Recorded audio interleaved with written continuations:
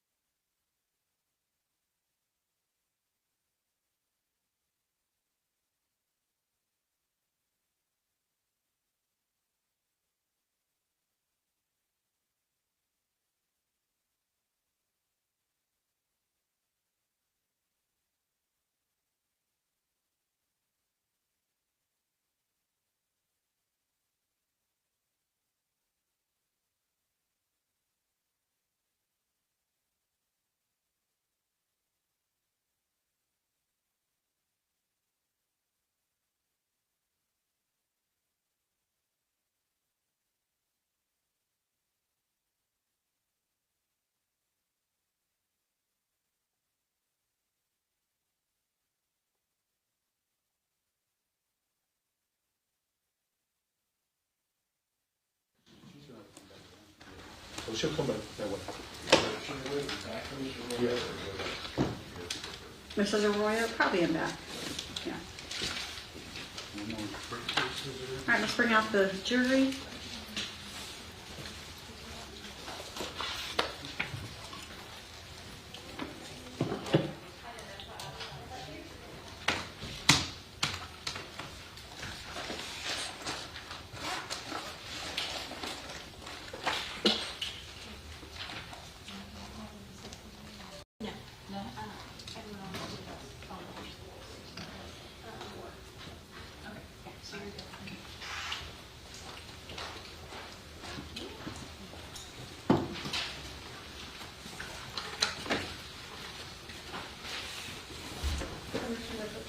Yes, ma'am. Mr. Wyckoff is back there waiting for you.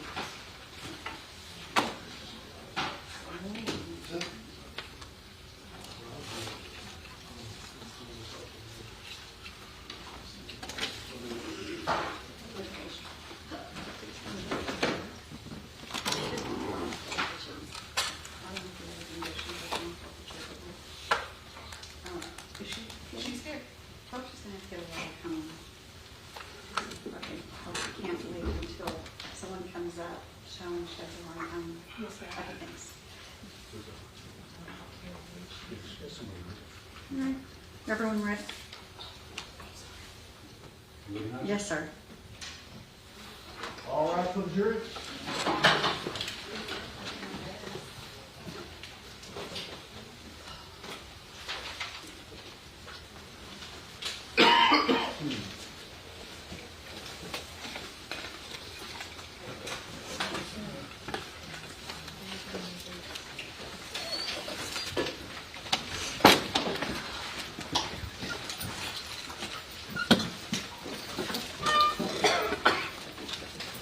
Please be seated.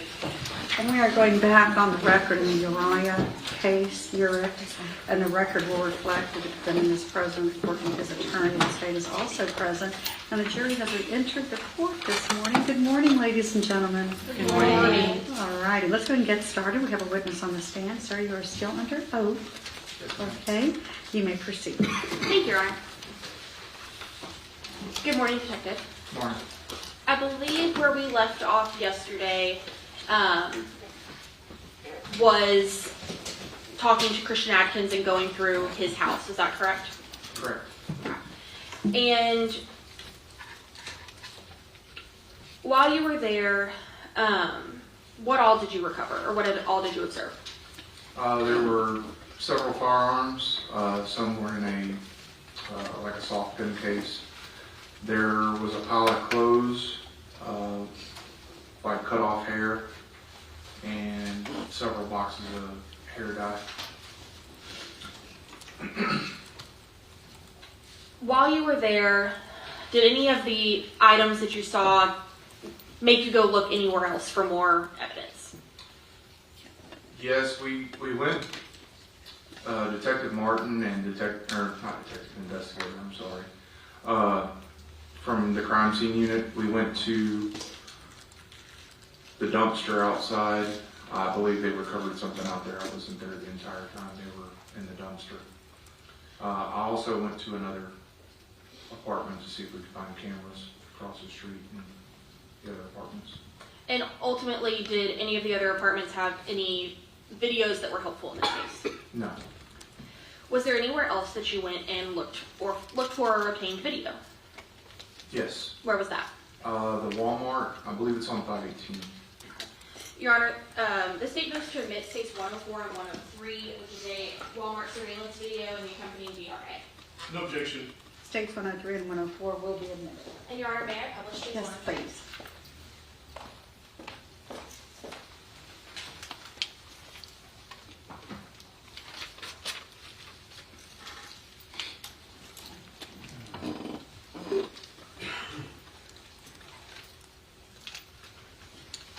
All right, Detective, what's up on the screen is states 103. How many videos did you obtain from Walmart? I believe it was broken into smaller files, but total I think there was 3 different views. I'm going to start with the first video labeled checkout. on States 103.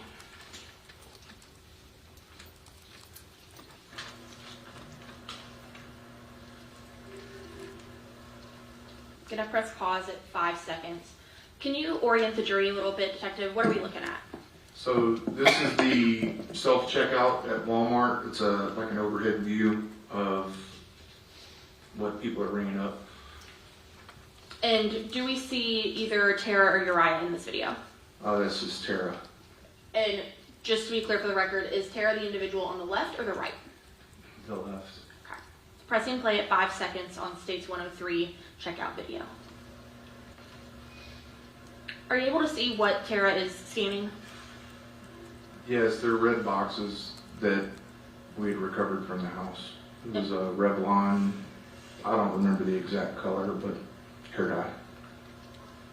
I believe there was a white box of it too. I don't remember the brand.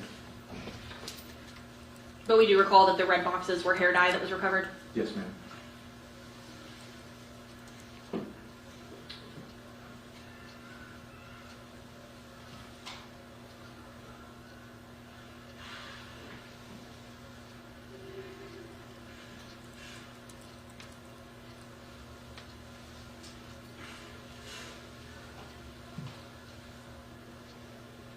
And are they paying with cash or card? Cash.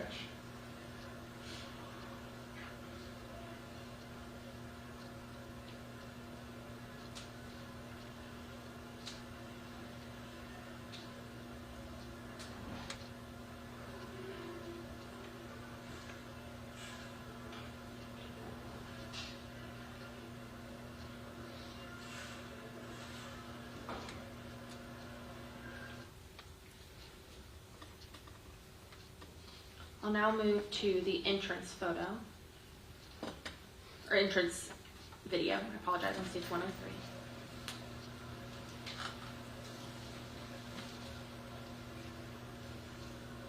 I'm pressing pause at 7 seconds. Detective, are you able to identify who's in this video?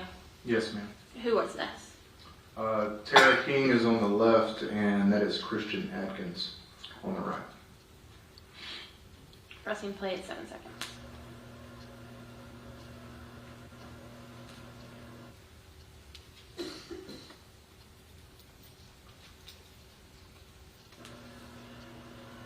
Pressing play on the parking lot video. At 4 seconds, Detective, is there anything pertinent in this still shot? Yes, the white Jeep on the right side, I believe it's the third or fourth car from the front of the store, is Christian Atkins' Jeep. Okay. Pressing play at 4 seconds.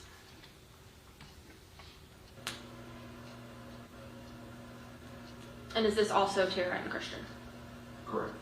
That's them leaving the store.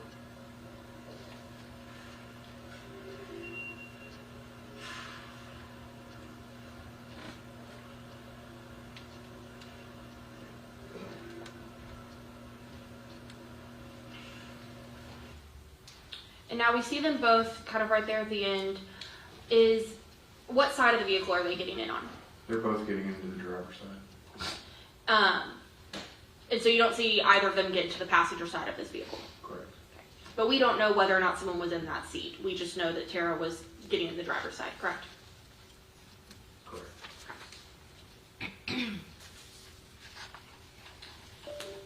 So after you obtained this Walmart video, what was the next step in your portion of the investigation?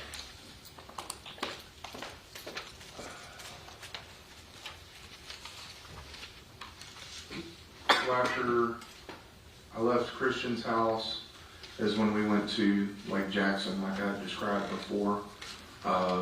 We ended up ruling that vehicle out and the drivers of that vehicle.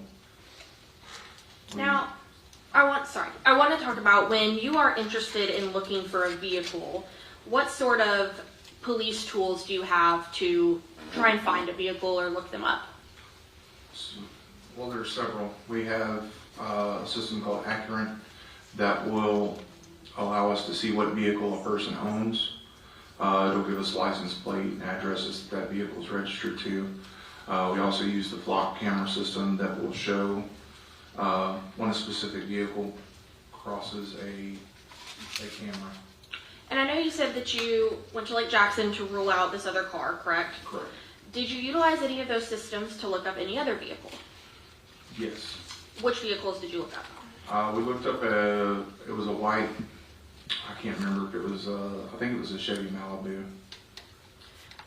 Did we also look up Christian Atkins' vehicle? Yes. And can you remind the jury what vehicle was Christian Atkins driving at that time? It was a white Jeep. It had blue or green, I think it was blue, door handles. It was pretty unique, stood out. And is that the Jeep we just saw at Walmart? Yes. Your Honor, may I approach this witness? Yes. Detective, I'm approaching you with what's been marked as tapes 106 and 107. Will you let me know if you recognize these documents? Yes. How do you recognize them? Those are flock camera images. And do they appear to have been altered in any way? No, there's no way to alter it. That I know of. I'm not a computer guy. Thank you. State moves to admit states 106 and 107. No objection. State 106 and 107 will be admitted. Yes, please.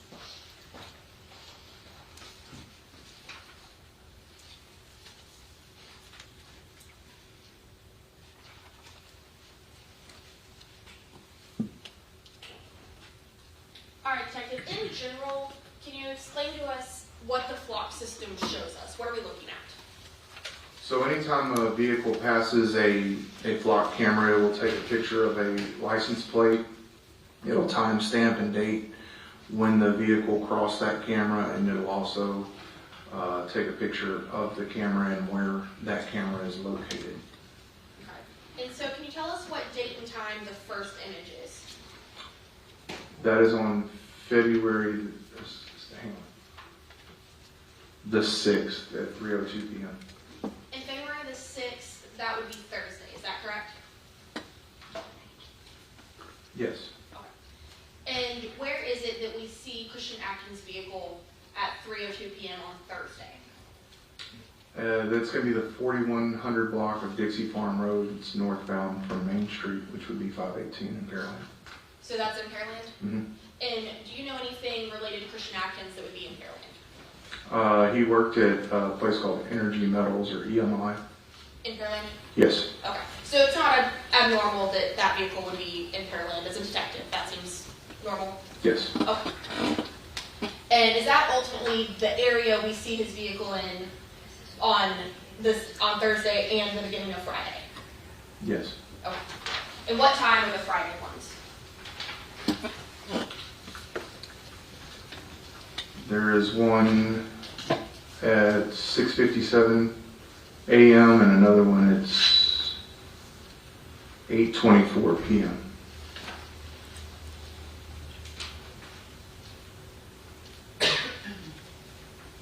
And these are actually a little bit before States 106, I apologize. When is this first image from? The first one is from the 5th, and that is at 8:09 p.m.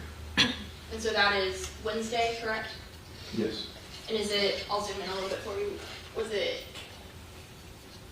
8:09 or 6:09? 6:09. Okay. And so is it fair to say Christian keeps getting captured, kind of coming and going from this Pearland area? Yes. Okay. And does that corroborate the information and timeline given to you by Christian?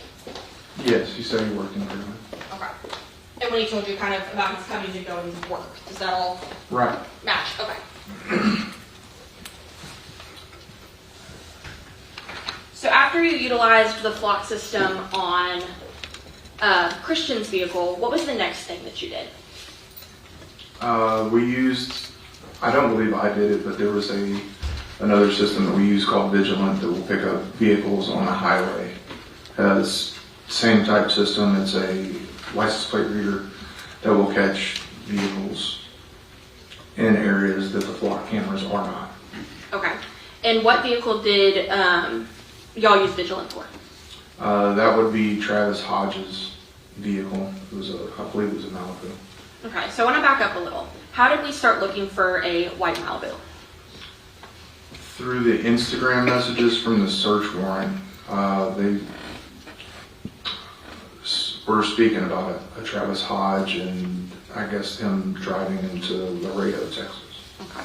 And so, did you utilize these police services to figure out what type of vehicle Travis Hodge drove? Correct. And then you said earlier that you ran that vehicle through flock, correct?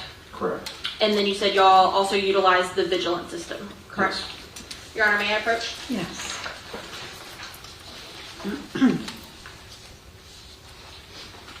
Detective, I'm approaching you with what's been marked as states 108 through 115. If you would please take a look at these documents and let me know if you recognize all of them.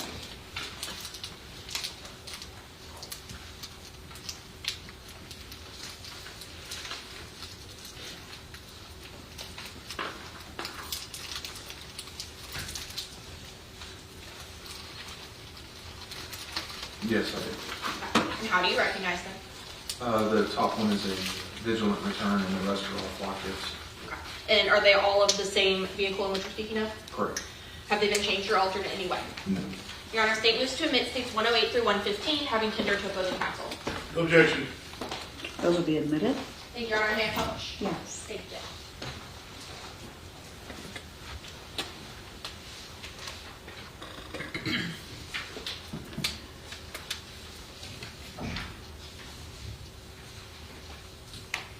All right. So I'm going to start backwards. We'll start with states 115. Is this the white Chevy Malibu you were talking to us about? Yes. And who was this vehicle registered to? Travis Hodge. And so what is the first date and time that you located a flock hit for Travis Hodge? This one is on February the 7th. And do you recall, I know I don't have a calendar in front of you, if we said February 6th was Thursday, what day is February 7th be? That would be a Friday. Okay. And you said this was in the morning? Yes, ma'am, at 10:09 p.m. And for those of us who may not be as Houston direction savvy, do you know about where in the city Memorial Drive and West Loop would be? I'm going to assume on the west side of Houston, outside the loop. Is it fair to say that Memorial Drive's in Houston? Correct. Okay. And throughout 10-7, we see, throughout 10-7, we see this vehicle kind of driving around this area. Is that fair? Yes, ma'am, except for the last picture. And what's the last picture? That's Highway 146, southbound at Bell Road. And do you know where about that would be? No, I do not. Okay, I could look at the map. no problem. Is 146 a road that extends all the way to Galveston County as well? Correct. Okay.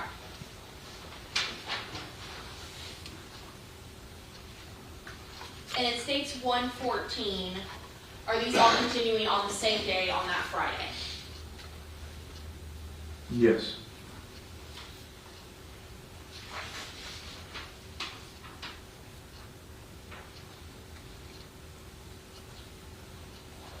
States 113. Is this all continuing on Friday? Yes. And are we getting later into the evening here? Yes. Okay. I want to bring your attention to the very last image.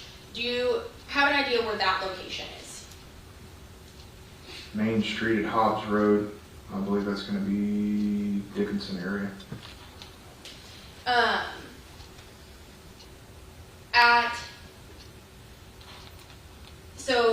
So you believe that's in the Dickinson area? The Hobbs Road, I believe, is Dickinson. Main Street, I'm not sure there's a Main Street in Dickinson. Okay. Do you know if Hobbs Street goes from Dickinson into League City? Yes. Okay.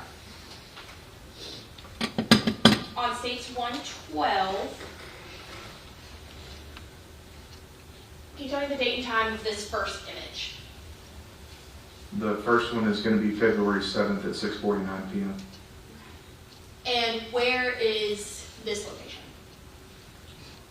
South Friendswood at West Ranch. And is it fair to say that that's in Friendswood? That'd be a good educated guess. Okay, but you don't know for sure? No. Okay, no problem. And we see 2 images from the 7th, is that correct? Correct. Okay. Then when is the next time that you see Mr. Hodges' car on 4th?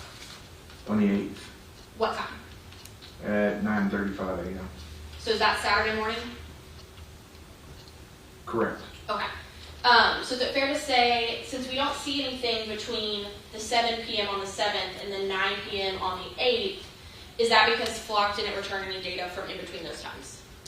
It's not that they didn't return data, it's that maybe that car didn't pass one of the flock cameras. Okay, so there was no images of that vehicle during that time? Correct. Okay.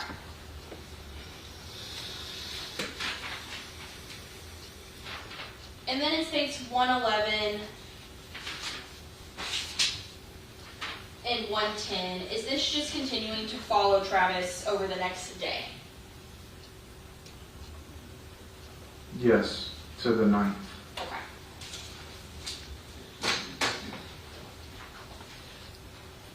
Now, you also stated that you utilized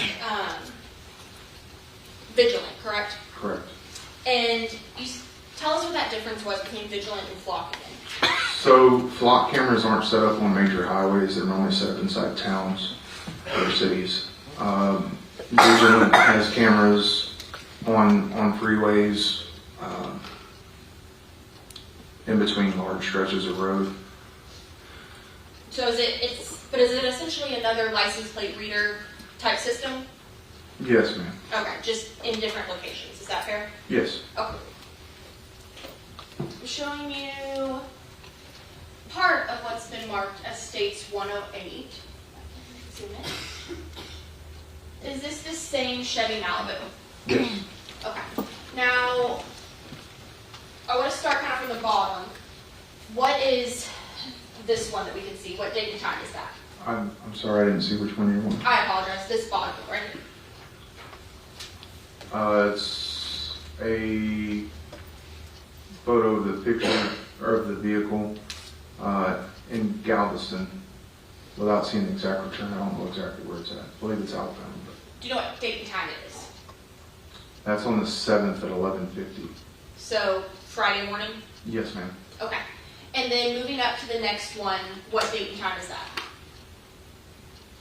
That is on the 7th as well at 12:15.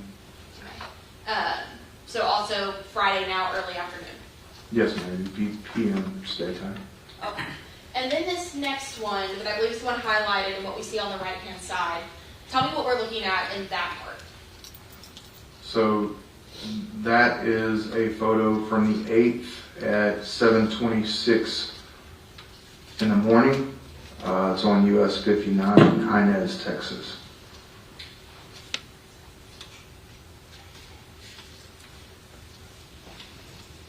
And on the other half of States 108, is this a map essentially of Texas? Correct, with the location of the vehicle, or the camera.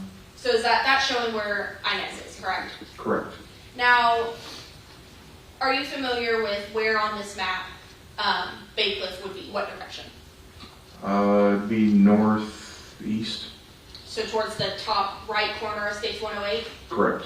And where would Laredo be? That would be southwest from there. So on the bottom left corner. Yes. So is it fair to say to get from Bacliff to Laredo, you pass through Inez? Yes. Is that one of the ways you could go? Yes.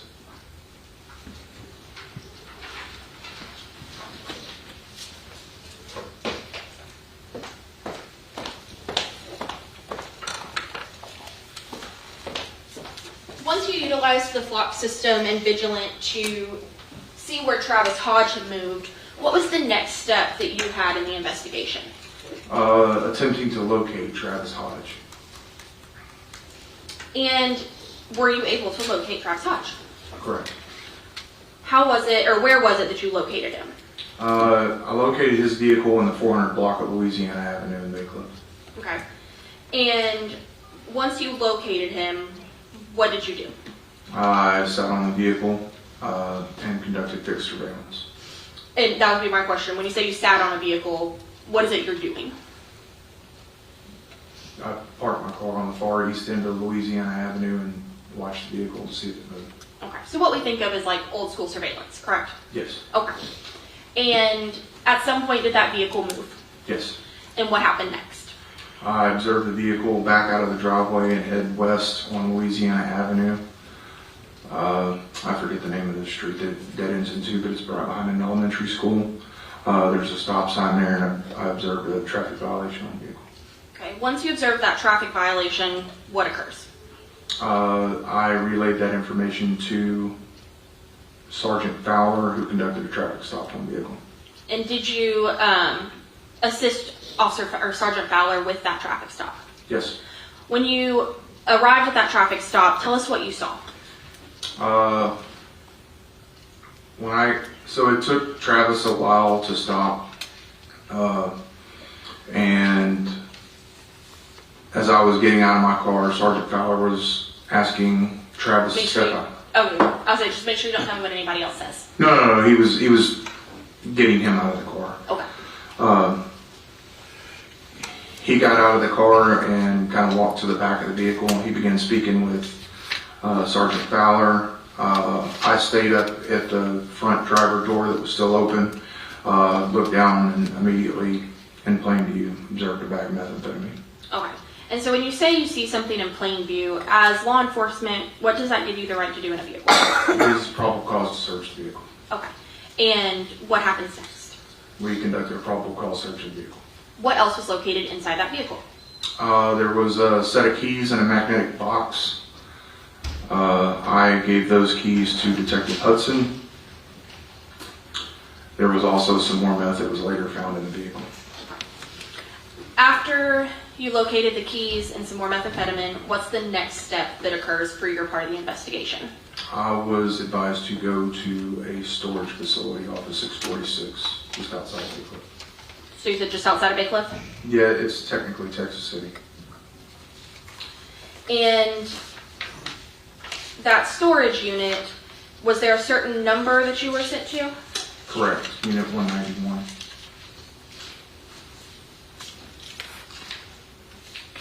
And what were you to do when you got to that storage facility? When I first got there, I spoke with the manager who was there. Speaking with her, I was able to obtain gate records of when Travis entered and exited that gate. Also got a rental contract from him and access in and out of the storage facility so that our other guys could come in. Your Honor, may I approach? Actually, I apologize. I don't need to approach yet. Okay. State's going to move to admit states 102 and, nope, not 102. I handed the wrong thing earlier. I'll fix that. States 104 and states 105A and B, which is the rental agreement and the accompanying business records affidavit. No objection. So that's 104 and 105 A and B? Yes, Your Honor. Okay. And may I approach? Those will be admitted, hearing no objection. Yes.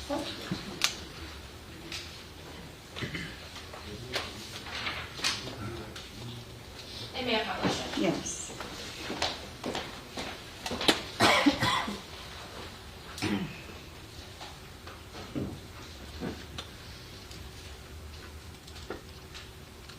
In states 104, detective, what is this?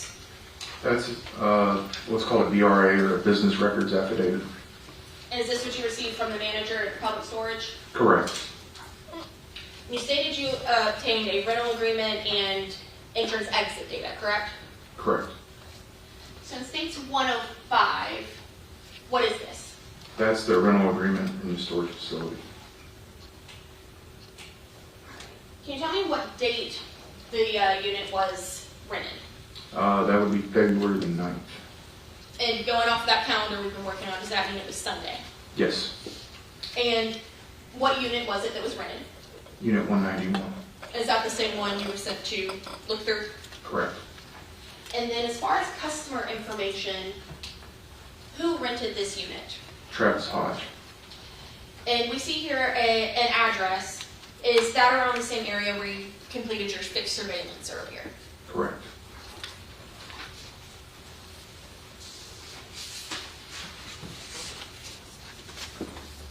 In states 105B, is this that entry and exit information that we talked about? Yes, ma'am. What is the first timestamp that Travis enters the storage unit? February 9th at 4:31 p.m. And does it also tell you how they entered? Yes, with a keypad. Okay. And is it fair to say that Travis comes and goes from this storage unit multiple times? Yes. And we see the date changes here at the bottom. When is it he comes back after that first day? The 14th. And does he come back a couple more days as time goes on? Yes, the 18th, 19th, and 25th. Now, do you recall what day it was that you stopped Travis? I do not. I can refer to my notes to you. If you would refresh your memory and then just look up at me once you feel refreshed.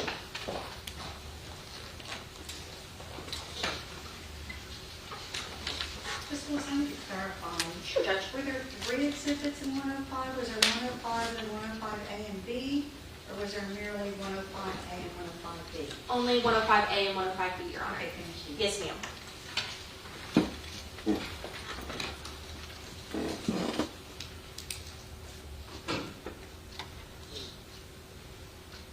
I'm ready. All right, what date was it? February the 26th. And so we just looked at that entrance and exit data. Is it fair to say that Travis came and went from that storage unit up until the day before y'all stopped him on traffic? Yes, ma'am. Once you obtained the information from the manager, Miss Lundy, what was the next thing that you did at the storage unit, if anything? I went to the storage unit where there was a consent search for the storage unit. And I know it may sound self-explanatory, but what's the difference between a consent search or, say, a search warrant like you executed on 472315? So consent search is when, say I want to search your car, I ask you, hey, can I search your car? You tell me yes. If you deny consent, I need to get in there to search whatever you have. I can apply for a search warrant as long as there's probable cause for that search warrant. I can obtain a search warrant, which is signed by a judge that authorizes me to go in there and search whatever I need to. And so is the consent for Unit 191 similar to the consent that Christian Atkins gave you to search his apartment? Yes. When you searched Unit 191, what did you observe? There were some firearms. I believe there were some magazines. There was a broken iPad. There wasn't a whole lot in there. But do you recall that there was a broken iPad and some firearms? Yes. Okay. Now, was it you who documented or collected the items in that storage unit, or did you observe while that happened? I just observed while that happened. And is that similar to what the house and ID team comes in? Yes. Okay. Once you completed that search of Unit 191, what was the next thing that you did as your part in the investigation?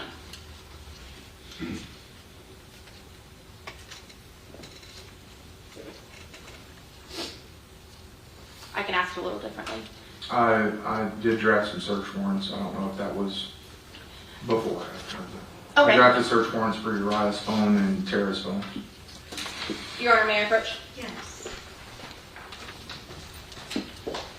Detective, I'm handing you what's been marked as states 100 and 101. If you would take a look at these documents and let me know if you recognize them. Yes. How do you recognize them? Those are search warrants that I wrote for the phone. Have they been changed or altered in any way? No, ma'am. Your Honor, state moves to admit states 100 and 101, tendering to opposing counsel. No objection. States 100 and 101 will be admitted. And may I publish, Your Honor? Yes. So, Detective, in states 100, is this your search warrant for Uriah's phone? Yes, ma'am. And then in states 101, is this your search warrant for Tara's phone? Yes, ma'am. And when you execute a search warrant on a cell phone, how does that work? What happens? So once the search warrant's obtained, the phone is then able to, the search warrant's executed by a forensic download through a system that we have. And is it you that completes that forensic download? No, ma'am. Okay. And so as far as any of the contents of the phones, that would be better asked to the person who forensically downloaded it. Is that correct? Correct, unless I went through the phone dump. Okay. Did you go through either of these phone dumps? No, I did not. Okay. Besides doing these search warrants, was there anything else additional you did as part of the investigation into this case? No, ma'am. I'll pass this witness, Your Honor. All rise for the jury. It'll be very quick.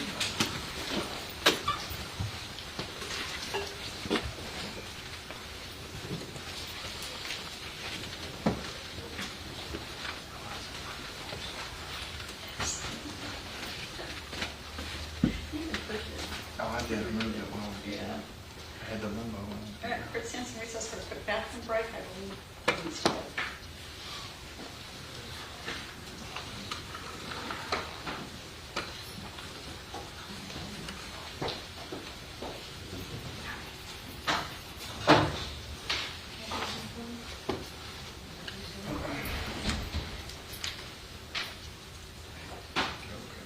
Very quick bathroom break. Yeah, exactly. Different floors and I'm just trying to see if they took.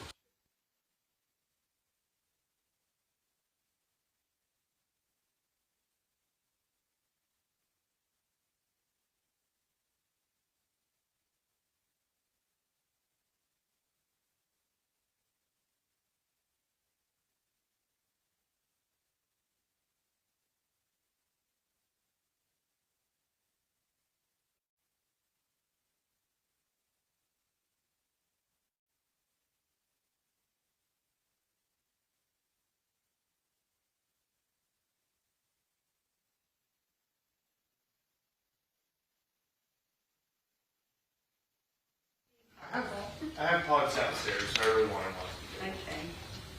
We got plenty of content here. I don't care. You can use What these. kind do you I have a plethora of different.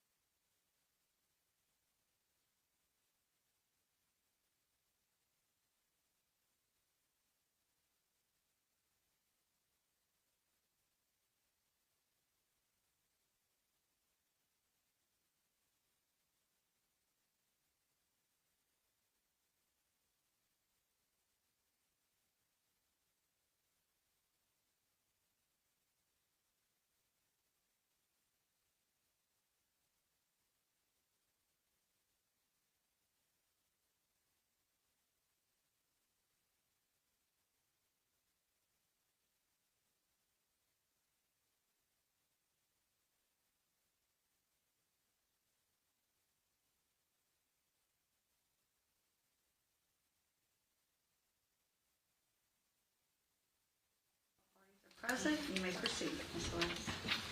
Hi, pass the witness. Okay, Mr. Atkins. Officer, my name is Bill Atkins, and I represent Mr. Urick, who's sitting here to my right. I've got a few questions for you. Originally, you responded to the house, correct? Correct. And it was in a pretty big state of disarray, right?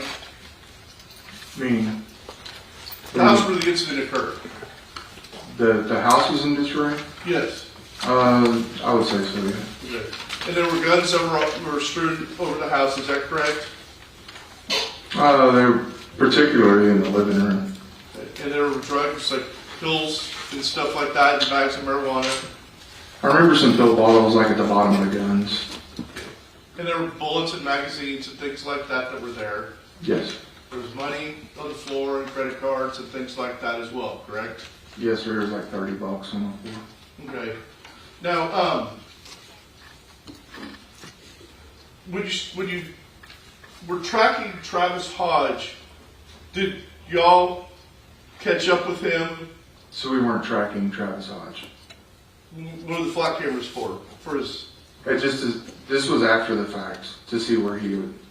After everything was said and done, that's when we learned about Travis after Uriah's arrest, and we found out about Travis later, and then we used the flock cameras to see where he had been. Okay. So we weren't actively tracking him. No. Tracking was maybe not the right word then, but I mean, when you were keeping tabs on Travis, that was based on information you'd gotten from the people in Laredo, correct? Or No, wrong? we didn't get any information from Laredo that I know of. How did Travis Hodge get involved then? Through the Instagram return that the other detectives had gotten. Okay, what did y'all know about him and his involvement at that point? We believe that he had driven Tara and Uriah to Laredo, and also believe that he was selling them methamphetamine.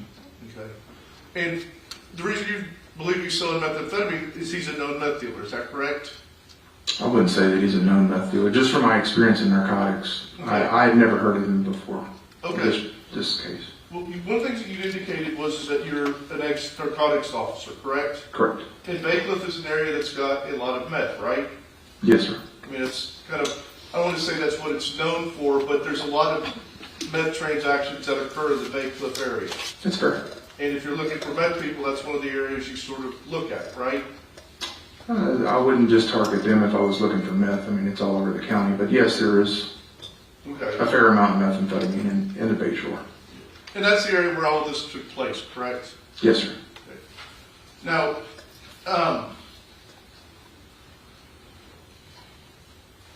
and you may, this is, I've sort of talked to some other people about this. I mean, but when you look at the house where the incident occurred, I mean, do you think that it was just in disarray because of what had happened there, or do you think that that was just the normal condition of that house? Sustained. Does that mean answer or no? You don't have to answer that. Oh, He's okay. going to rephrase his question. Oh, okay. When you've seen houses before, correct, where someone has come in with the sole intention of burglarizing it and has totally ransacked the house. Is that right? Yes. Did this house seem like that? Yes. Okay. So then, and given that, then what you're saying is you think that that was not the normal state of the house. Correct. Okay. Do you think the normal state of the house was clean? No. Okay. Do you think it was still messy? I wouldn't say messy. It was cluttered. The kitchen was pretty messy, and Tara's room was certainly messy. Okay. And those are not things that would have been ransacked on the day that everything happened, correct? Those two didn't appear to be ransacked. No. Okay. There was a lot of valuable stuff that was left behind and wide open when y'all got to the house, correct? Mainly the guns. Correct. Okay. And how many guns were there that were just sort of strewn about the house or the living room? I couldn't give you a number. Decent amount? I would say more than 5, less than 15. Okay.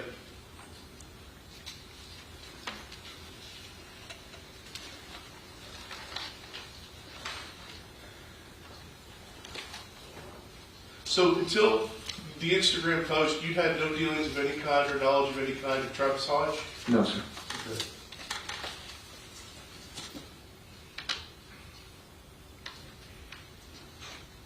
And you may or may not know the answer to this, but was Travis Hodge, was he just storing the items he had, or was he supposed to be selling the items he had?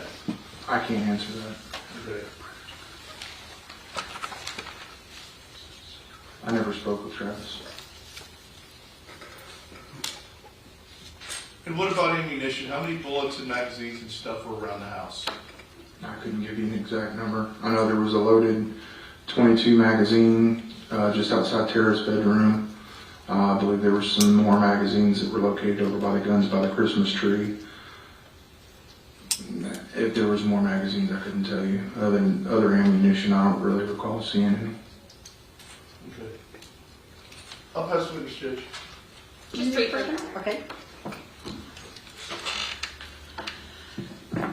Detective, Mr. Agnew was asking you a little bit about the state of the house and if it appeared ransacked, correct? Correct. And I believe what your comment was that the Tara's room and the kitchen didn't appear to be ransacked. Yes.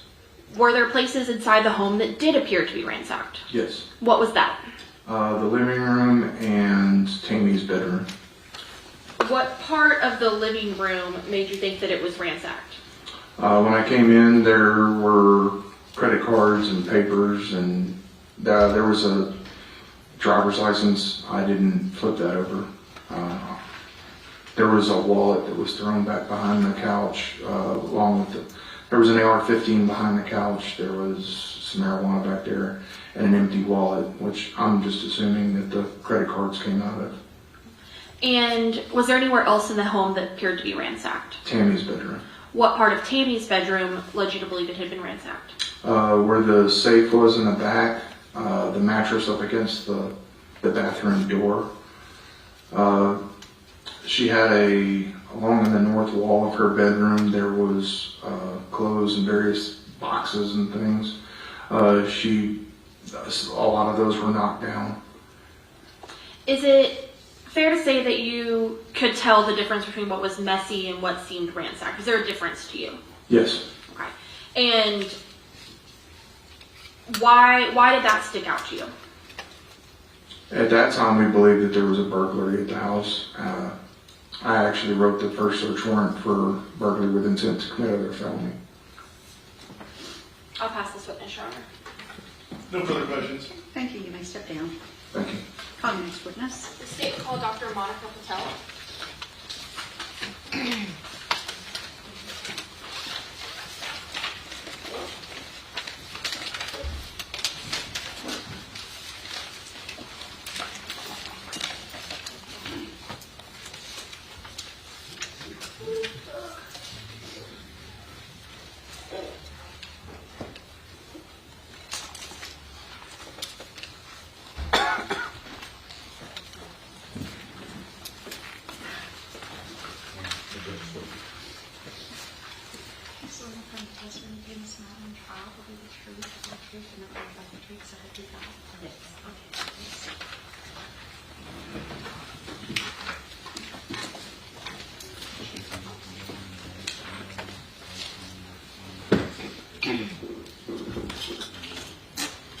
You may proceed.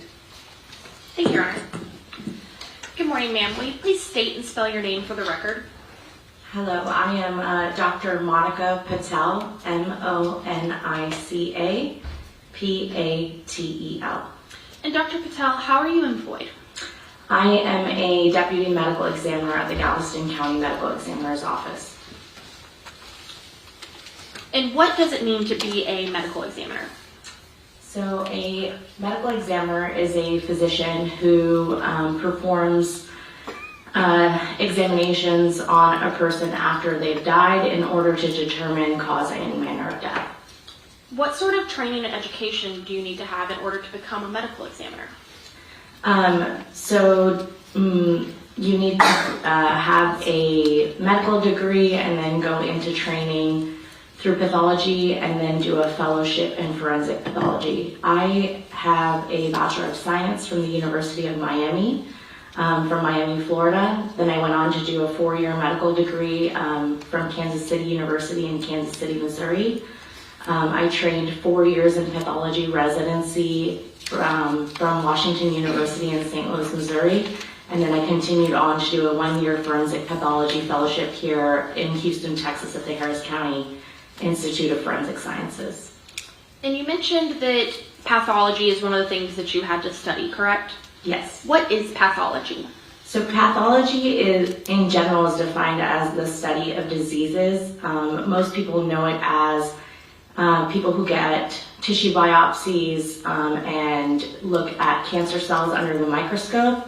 And then under that, you have several subspecialties, of which forensic pathology is one of them.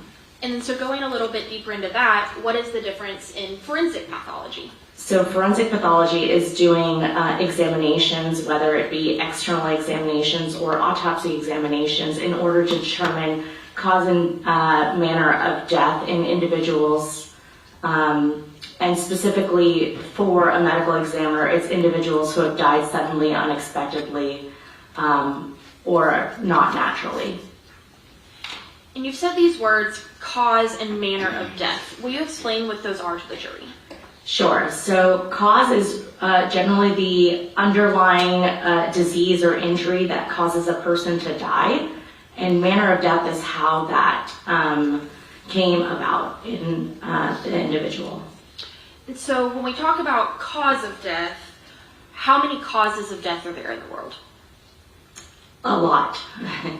So it's not a short list, is that fair? Correct. And just to help everyone to kind of understand, can you give us an example of a cause of death? Sure. In an elderly person who's got heart disease, it could be hypertensive and atherosclerotic cardiovascular disease. Another example would be somebody who has died from a drug overdose. It might be toxic effects of cocaine. So there is a variety of causes of death. And then we move to manner of death. How many manners of death are there?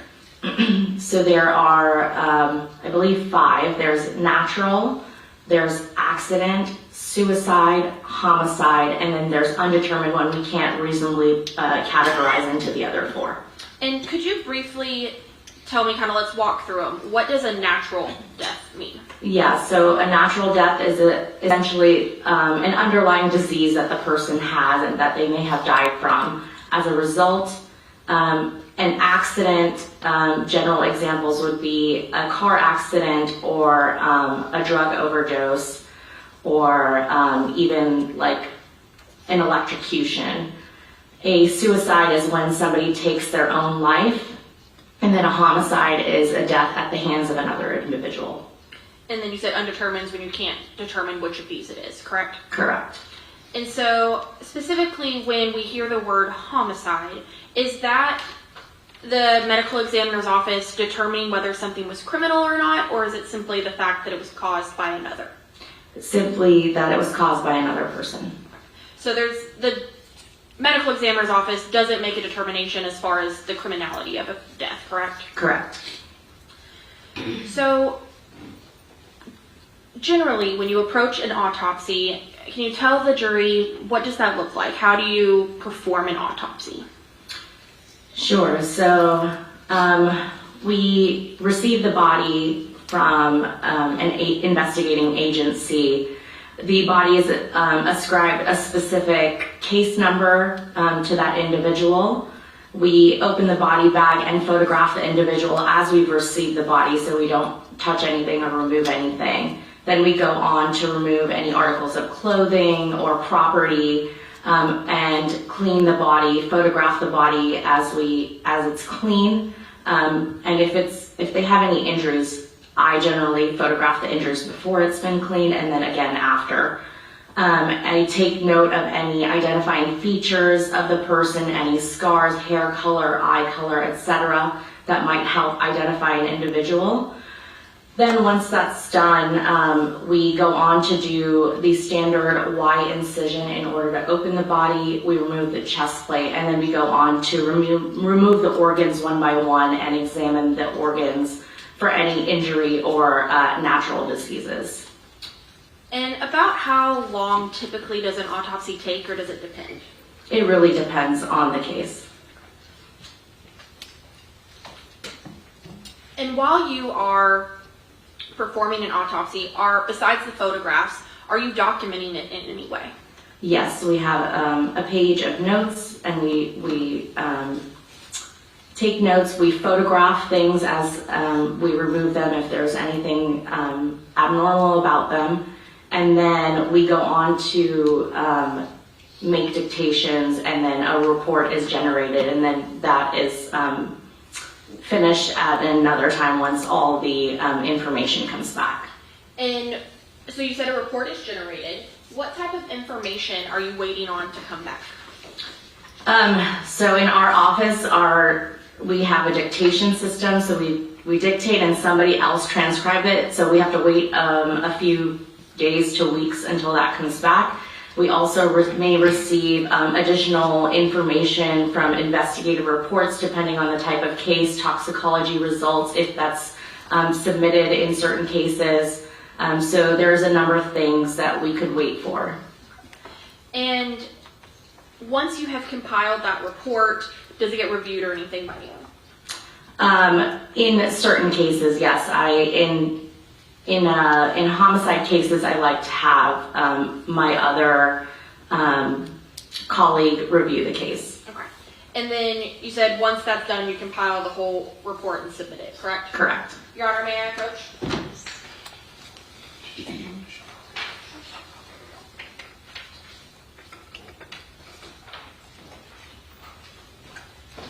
Dr. Patel, I'm approaching you with what's been marked as States 426. Will you look at this and let me know if you recognize it?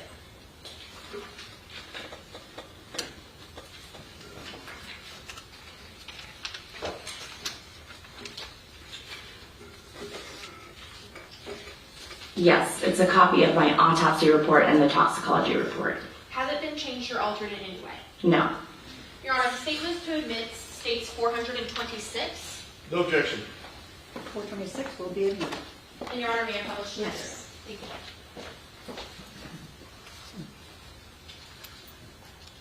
All right, Dr. Patel, I want to go through this kind of in sections so we can explain it to the jury, all right? Sure.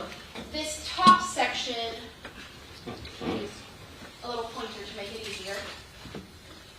This top section here, how do you gain this information? So that is generally written on the investigative report, but like I said, each individual gets a specific case number, and then the name of the deceased, the person or people who are investigating the case, the date of birth, etc., to give us the age, race, and gender, the date we perform the autopsy, and then me, the prosector, and then the requesting authority. Okay. And so this isn't information that you had personal knowledge of. You got some of this information from the agency who brought you the deceased. Correct. Okay. And then we move to autopsy findings. What does this section talk about? So that's what we have found at the autopsy that helps us in order to determine the cause and manner of death. And so here, I'm going to come back to this top portion, but I want to start down here. What cause of death did you determine for Mrs. King? A penetrating gunshot wound to the head. When you say penetrating gunshot wound, can you tell me what that means? So penetrating means that a bullet enters the decedent's body and doesn't leave the body. It's retained in the body. When you have something called a perforating gunshot wound, it means that the bullet or projectile went through the person's body and exited the person's body. So in this situation, being penetrating, that means the projectile remained within Mrs. King. Is that correct? Correct. Okay. And then what did you rule the manner of death? Homicide. And you explained earlier that that means it was caused by another, correct? Correct. Okay.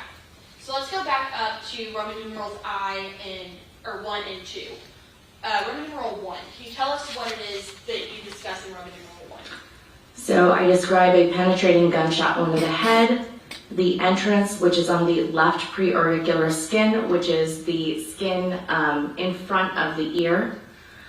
And then I discuss the path, and so it goes from the left skin in front of the ear. It enters into the oral cavity, into the soft tissues of the oropharynx. It goes through the trachea or the windpipe, through the right carotid artery, into the right chest cavity, through the upper lobe of the lung. The lung has 3 lobes, so it's in the upper portion of the right lung.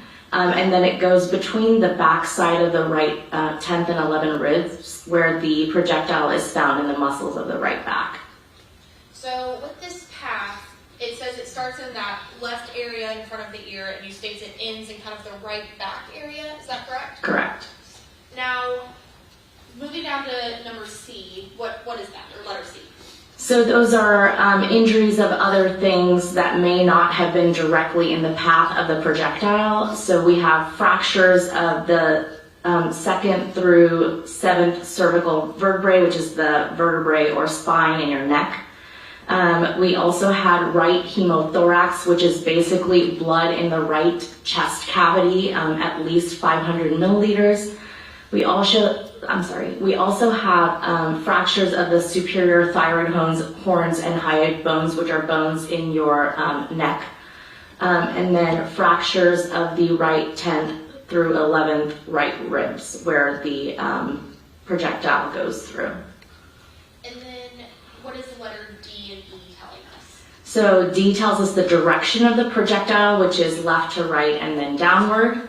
And then recovery means where the projectile was recovered from, which is the muscles of the right back. Now, I want to talk a little bit about path and direction. How do you determine left, right, up, down? How do you look at that? It's based on the positioning of the body as it is in anatomic position. So essentially it's when the decedent is lying, standing straight up with their arms forward. It doesn't actually mean the direction of the way the projectile was fired or the positioning of the body at wherever the body was found. And so, does that mean that you don't know when you do your autopsy how exactly the body was positioned at its time of death? Correct, not always. And so the way you report it is if the person was just standing straight, like hands by side, correct? With their palms facing forward, correct. Okay. So for Miss King, if she had been standing, it would have been coming from her left to her right and from up to down. Correct. Okay.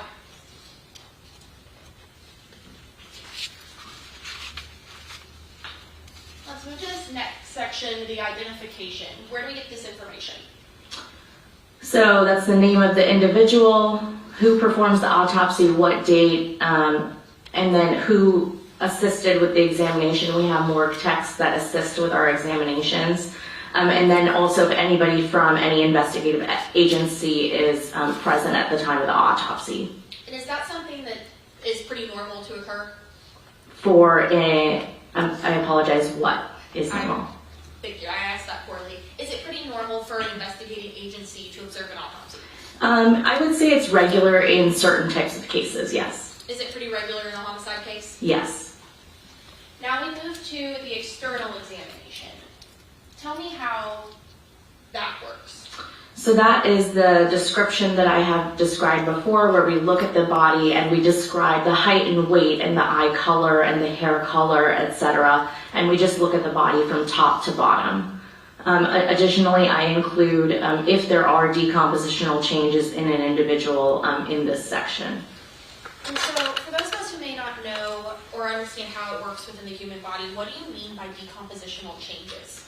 So decompositional changes are breakdown of the body after an individual has been dead for a certain amount of time. The types of changes that occur usually are from bacterial microbes that break down certain tissues of the body. So you'll get, for example, your skin can start slipping.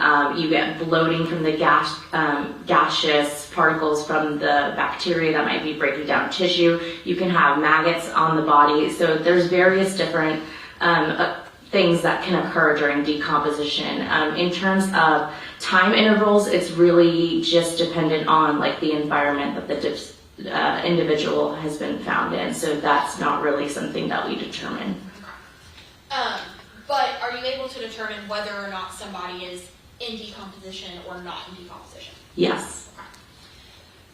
Now, for Ms. King's external examination, can you tell the jury a little bit about what you observed?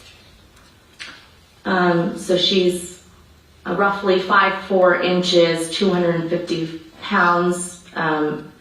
Rigor mortis, which is contraction of a dead body, has passed due to decompositional changes. We could not assess lividity, which is basically pooling of and seepage of blood from vessels, and that can kind of tell you the positioning of a body when it was potentially found dead. So if a person's lying on a certain side, sometimes it comes out to be like a cherry pink almost type color on that side, and you might be able to tell like how they may have been facing. But we can't in this case because of the decomposition. The type of hair color, which was gray ash brown, her eyes were dark, the corneas were cloudy because of the decomposition. We look for any hemorrhages in the conjunctiva of the eyes. And then we just look at general descriptions of like the nose, ears, the mouth, the neck, and then just general body areas. And then that last portion, what are you talking about here? That is the decompositional changes that I described earlier. Okay. Now, I know we can't go through kind of timelines on decomposition, but if somebody is deceased and immediately an autopsy performed, do they have any of these decompositional changes? It is unlikely unless it's in a wet environment such as water that accelerates decomposition, or a very hot environment and then the individual is a little bit larger. Sometimes that can happen. It really just depends. Okay. So it depends on those factors you were talking about earlier. There's a lot of things that change it, correct? Correct. Now, were you able to tell from what you knew about Ms. King and when you performed your autopsy on Ms. King, had she passed away that day? I cannot tell. Okay. But she appeared to have decomposition, correct? Correct. And would you call it, could you tell if it was early decomposition or had been decomposing for a little bit? I wouldn't say that she'd been decomposing for months. That's generally when they start becoming skeletonized and stuff like that. But I can't say definitively how many days to weeks, or probably not weeks, but days. Okay. Our next section, we talk about evidence of medical intervention, but we have none. What would medical intervention be? Yeah, so if somebody's found unresponsive and in emergency medical services or EMS comes by, sometimes they'll put electrodes on the person to see if their heart's beating, or a tube in their throat to see if they're to help them with breathing. So in this case, there was no medical intervention. And then we move to evidence of injury. Is this that same penetrating gunshot wound we spoke about on the first page? Correct. In this portion, do you give any more information about that wound? Maybe a little bit more detail on the size and where exactly it may be located, but the above section is generally the condensed version. Now, I want to bring our attention to the very last line of this, where you say it looks like no soot, stippling, or marginal, and I'll flip to the next page. Abrasion is identified. What is that? What are you talking about? So soot is described as burned gunpowder that comes out of the barrel of the gun and can be deposited on the skin, particularly in cases where the barrel is closer to the individual. Then we have stippling, which is unburned gunpowder that strikes the surface of the skin and almost causes little scrapes on the outside of the skin. And then marginal abrasion is essentially when a bullet enters decedent's body, and if it enters at a certain angle, it can scrape just like a certain portion of the wound, the edge of the wound, before it enters the body. And you had no signs of any of those items on this case, correct? Correct. And then subsection B, it looks like we're talking about that pathogen. Is that the same that we talked about earlier? Yes. Now, earlier you mentioned that there was blood in the right chest cavity, and you said at least 500 milliliters. Can you tell the jury, kind of in layman's terms, how much blood is that? So an average individual has about 5,000 milliliters of blood. So that's, 1/10, I believe, of somebody's blood volume, but we can't account for any blood that may have leaked out in the transport of the body. So I always say at least this much, whatever we have found. And typically, how much blood should be in your right chest cavity? None. So there being 500 milliliters is something notable, correct? Correct. Then we move to the internal examination. And can you let us know what we're talking about in the body cavities portion? So this is the description of all the body cavities. So we have the right chest, the left chest, the sac that holds the heart, we call that would be kind of a cavity, and then the peritoneum, which is the abdominal cavity. So we note if there's any other blood collections or any other things in there that should not be there. We describe if the organs are in their normal positions, and then if any organs are missing, essentially from surgical intervention. And was there anything largely of note in Ms. King's body cavities? Other than what was described above, no. And then we move to the head. Was there anything of note other than the description of the gunshot wound in Ms. King's head? No, but she did have a severely decomposed brain, so at some point evaluating the brain structures it gets difficult because the brain has no form. And then kind of same question for the cardiovascular system. Was there anything largely of note in the cardiovascular system of Mrs. King?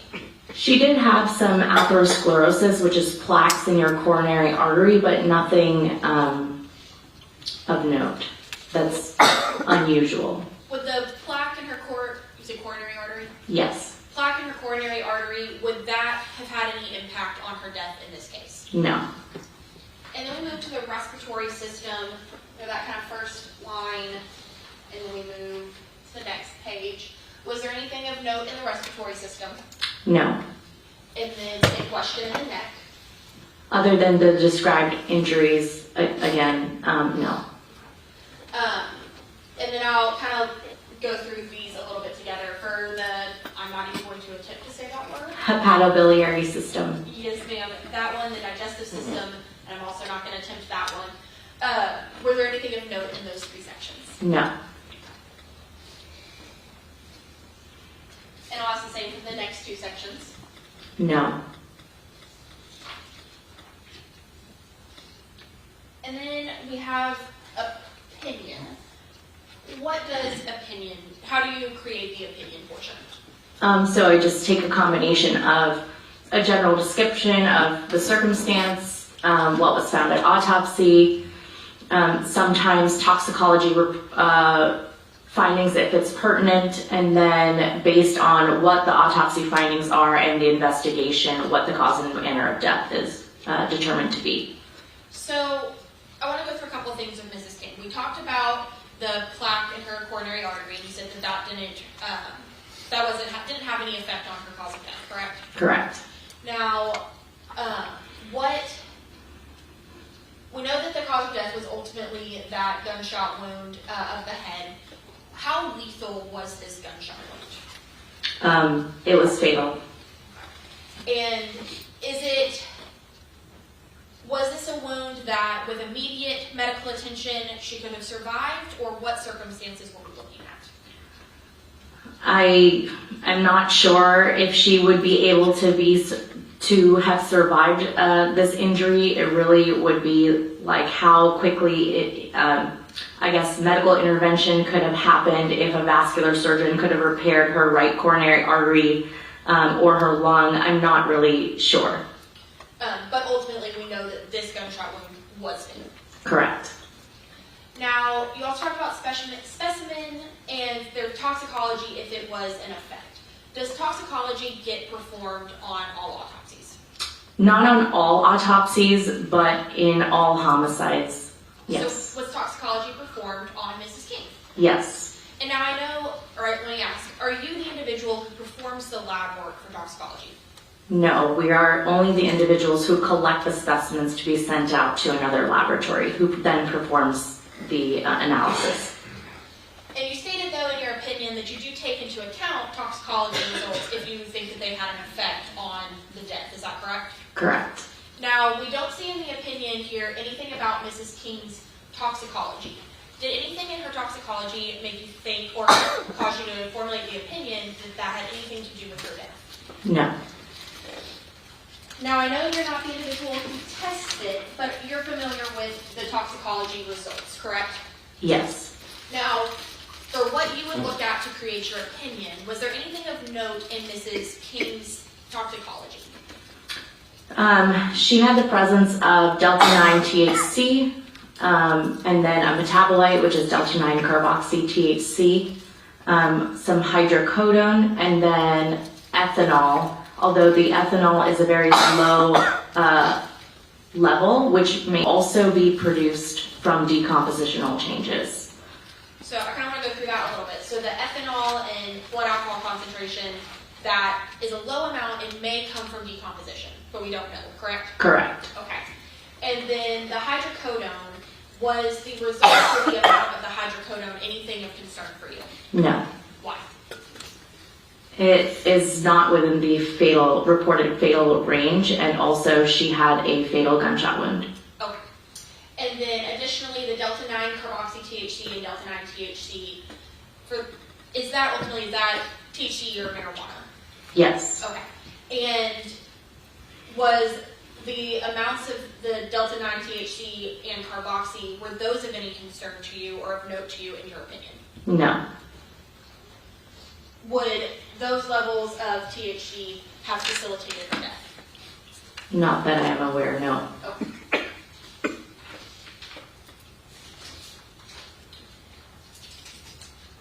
Now, you stated that you take photos as you perform your autopsy, is that correct? Yes. Now, because of the state of decomposition that Mrs. King was in, are the photos pleasant? I would say no. And would only a couple of photos be enough to let the jury see without giving them everything? I apologize, I don't understand the question. Are we able to show just a couple photos of Mrs. King to show her injury without showing all of your autopsy photos? Correct, yes. Your Honor, may I go to witness? Yes.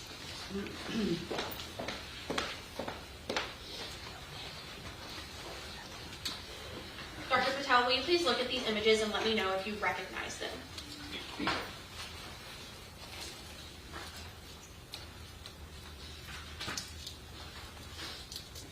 Yes. How do you recognize them? They have the specific case number that is for this decedent. And Your Honor, state moves to admit states 427 through 430. No objection. Thank you. No objection. States 427 through 430 will be And Your Honor, not on the overhead. We can publish them for deputy point. yes, ma'am, I can absolutely do that. Your Honor, may I approach real quick? Yes. Can you do approach?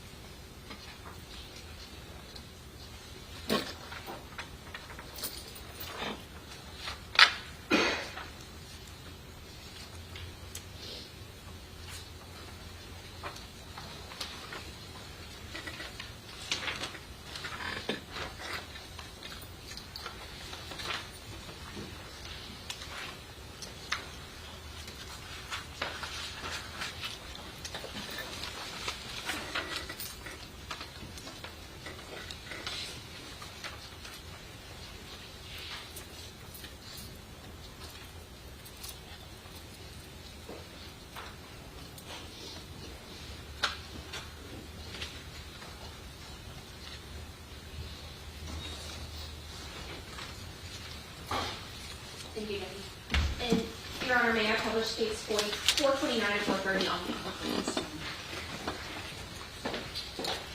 Now, Dr. Patel, you spoke about locating a projectile within Mrs. King, correct?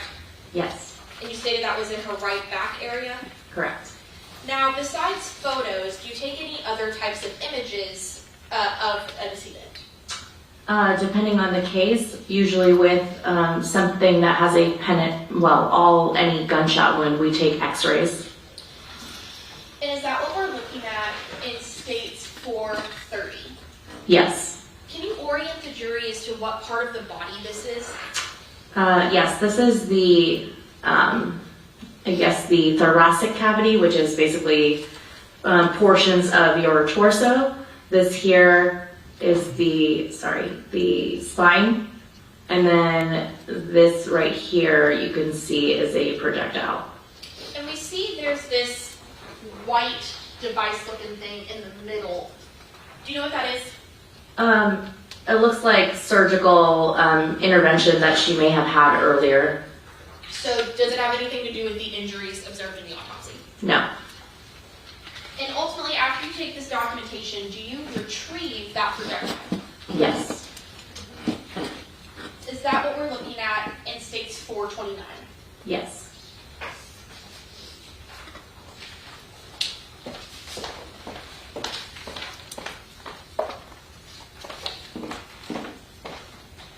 Your Honor, may I approach this witness? Yes.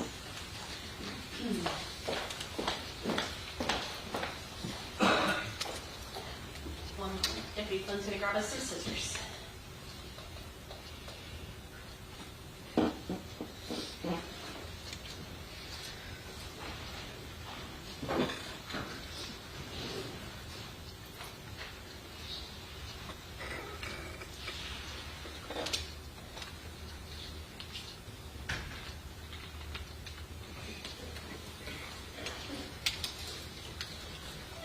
Alright, Dr. Patel, if you would, and if you would like to use any gloves, there is a set to your left. If you would open this package and then let me know if you recognize the content within.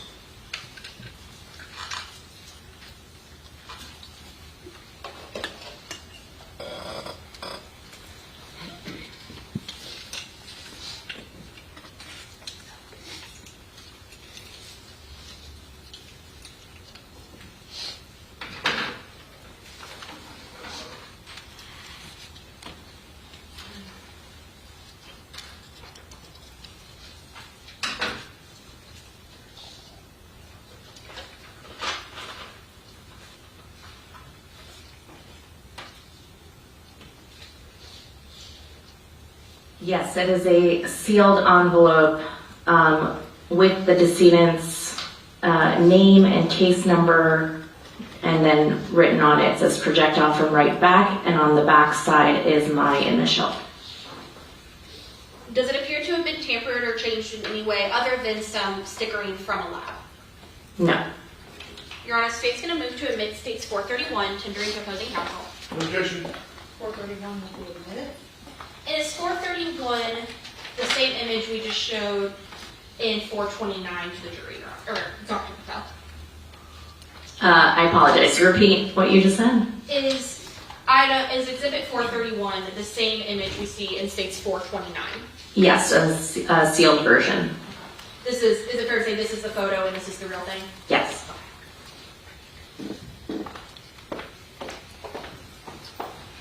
Once you complete your report and all of your documentation, do you have anything further to do with the criminal investigation in the case?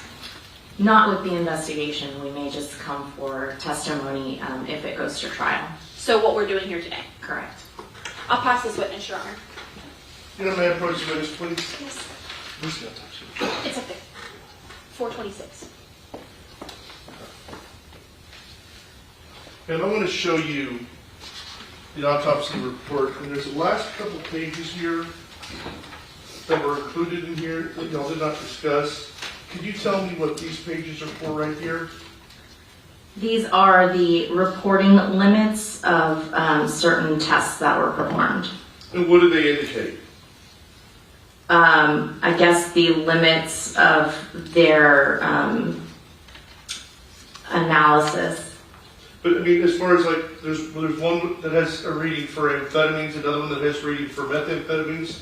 Does that mean that it's in their system or no? No, it was not reported to be in their system. And that's what I wanted to make clear. So these things here are showing that they're not in their system, but when you on the page we discussed earlier, those are showing that they were in their system, correct? Whatever is in the positive findings is something that was found in their blood, correct? So these two pages here are just really to exclude what was not in their system. Is that correct? I apologize. Can I say that again?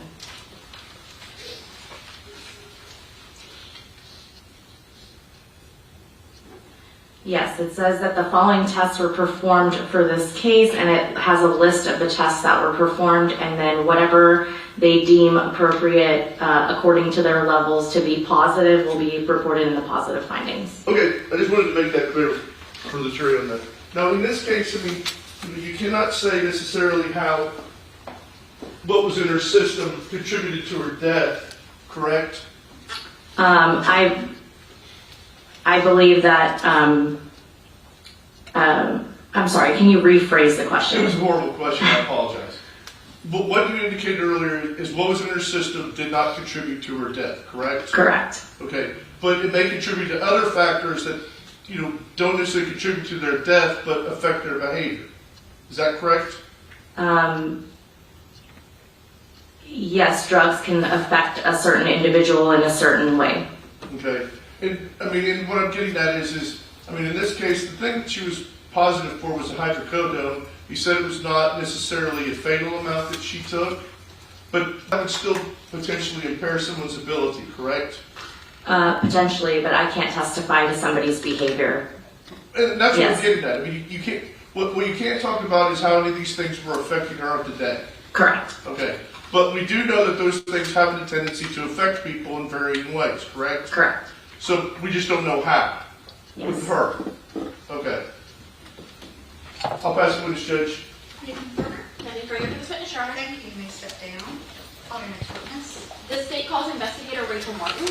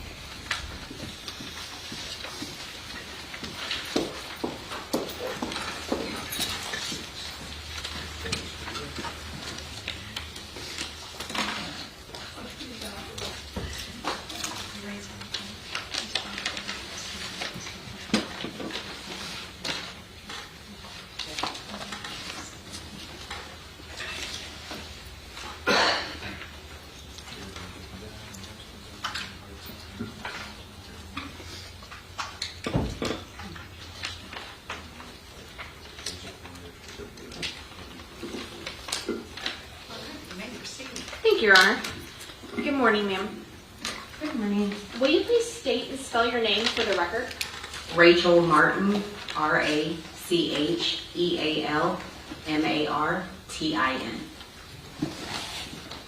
And Ms. Martin, what is your proper title currently in your position? I'm a crime scene investigator.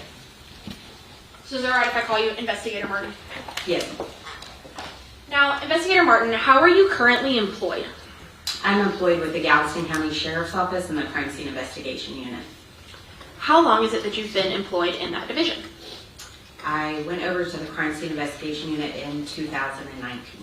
So roughly 6 years ago? Yes, ma'am. And what sort of training or experience did you need to have in order to start in the crime scene investigations unit? So you have to be a certified peace officer through the state of Texas. I'm an intermediate peace officer. And we've heard some testimony from other officers about to become a peace officer, you must go through an academy and get TCOL certified. Is that the same path that you took? Yes, ma'am, it is. And you said you hold an intermediate peace officer license? Yes, ma'am. Now, Was your entirety of your law enforcement career spent in the crime scene unit? No, ma'am, I was not. Where else were you? I began with the Sheriff's Office in 2014 in the Corrections Division. Made the decision to attend the Police Academy in 2015. Graduated from the Police Academy in 2016, where I remained employed with the Corrections Division until I came to the Crime Scene Unit in 2019. And so when you're employed with the Corrections Division, what does that mean? You're employed and you work in the jail. Okay. So what is generally the crime scene unit? So we respond to all major and some minor calls, anything from burglaries to homicides. We do a thorough investigation and then follow up any type of processing or laboratory runs, anything like that. Now, other than your intermediate peace officer license, do you have any sort of extra training or credentials that you've obtained in order to aid in your job? Yes, ma'am, I have. What are they? Okay, so I have roughly over 3,000 TCOL hours. TCOL is the Texas Commission on Law Enforcement. It's basically the governing certification board for the state of Texas for peace officers and jailers. I have a property and evidence certification through TEACS, which is an extension program through A&M for peace officer training. I have a property and evidence certification through TAPIT, which is another certifying body for property and evidence. I am an advanced fingerprint analyst. I received that training, basic, intermediate, and then my advanced through TechStack, which is just like a training, what would you call it? Like someone who provides training to peace officers, a training body. And I'm also a palm print analyst through that same training coordinator. Also through TEACS, I have my Forensic Investigator 1 certification and then my Forensic and Investigative Sciences certification as well. I'm a NIBIN operator. That's basically a national ballistics database that we input information into, and it gives us a readout.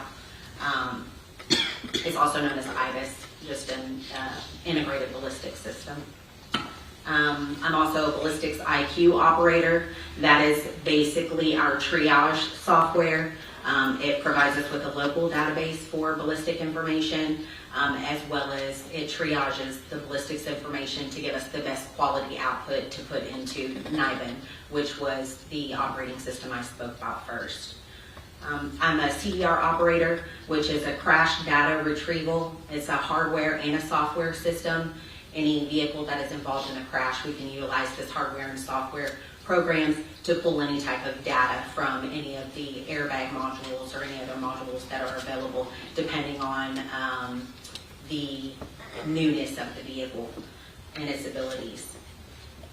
I'm certified as a crime scene investigator through the IAI, which is the International Association for Identification. It is basically a certifying body that gives us a test depending on what level analyst you're going for, and you must pass that test with at least an 80% to be certified. I did a 3-month National Forensics Academy at the University of Tennessee, where I received my crime scene investigator certification as well. They house you in Tennessee for 3 months, and you delve into all the different facets of crime scene, from fingerprints to skeletal retrieval at the body farm. While I was there, I received a basic certification for bloodstain pattern analysis, as well as a basic certification for shooting reconstruction.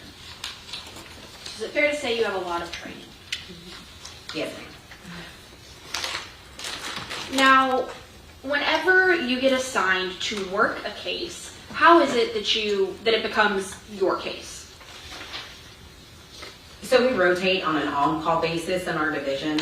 So typically if you're on call, you're the initial investigator that receives that call, that assignment. We do kind of rotate out like major cases, anything that deals with some sort of death or homicide, because you may receive 3 or 4 while you're on your on-call, and that's just too much of a workload, so it gets assigned out that way for those. But if you receive like a burglary call or something that you just go work that is on a smaller scale, if you're on the on-call rotation, then you take on that case. Now, when you are the lead on a case, do you do everything yourself, or how do you approach that? No, ma'am. So when we receive a case that's on a larger scale, it's typically all hands on deck. So our entire investigative team will come, and then as lead investigator, you will assign out duties to the other investigators to kind of divvy out the workload. I want to bring your attention to February 6th of 2025. Do you recall that date? Yes, ma'am. What were you doing on that date? I was on call. Okay. And so when you're on call, ultimately who calls you if there's a need for your services? Typically it's the first responder on scene that gives us a call. And did you receive a call on that day? Yes, ma'am, I did. Once you received that call, what did you do? I was briefed over the phone on what was initially seen on scene, and then I told them that I would be en route to the scene, and then I called my first line of contact, which is my Sergeant Patrick Ryan. I called him, advised him of the details, and then he made the calls then to the other investigators to get everyone over there on scene. Where was it that you went en route to? I believe the address is 4723 15th Street in Bacliff. And while this may sound like a silly question, what county and state is that in? Galveston County in the state of Texas. Now, when you arrived to this location, can you tell me what type of location this was? It was a residential home. And once you arrived as the lead investigator, what is the first step that you do? The first thing that we do is we meet with the first responders on scene and get a full rundown in person of what they saw and everything that took place, if anything had been moved or altered from the state when they initially arrived, so that we can go in with that information, but just get all of the details from them before going in and assessing the scene. And how is it that you have the authority to go into a scene? So when an unattended death has happened where someone is deceased outside of the medical hospital, it gives us the right to go in and do an investigation. And then sometimes do you ultimately require a search warrant? Correct, that is correct. And in this case, is that essentially what happened? Yes, ma'am, it is. Okay. Now, once you enter a home or a location, what do you do first? So we do an initial walkthrough and we basically assess the scene, try to find things that stick out, that look maybe out of place to us, and try to kind of put together an initial ideation of what took place in the residence. And when you walked into this residence, can you tell me what you observed? Sure. So initially going through the front door, you walk directly into the living room area. As I looked around the living room, I saw a couple things that stuck out to me. There was an open bag of dog food kind of out of place in the middle of the living room.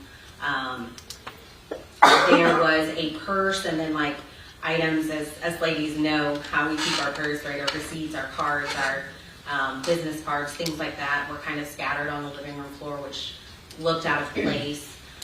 There were firearms sitting in the living room, which seemed a little out of place to me. And then there was some monetary, I can't remember the denomination, but there was some money as well, just kind of laid out on the floor. And once you looked through this living area, where did you go to next within the home? We walked through the living room, and then it takes you into the dining room area, which is also connected to the kitchen. And was there anything out of place or of note within the dining area?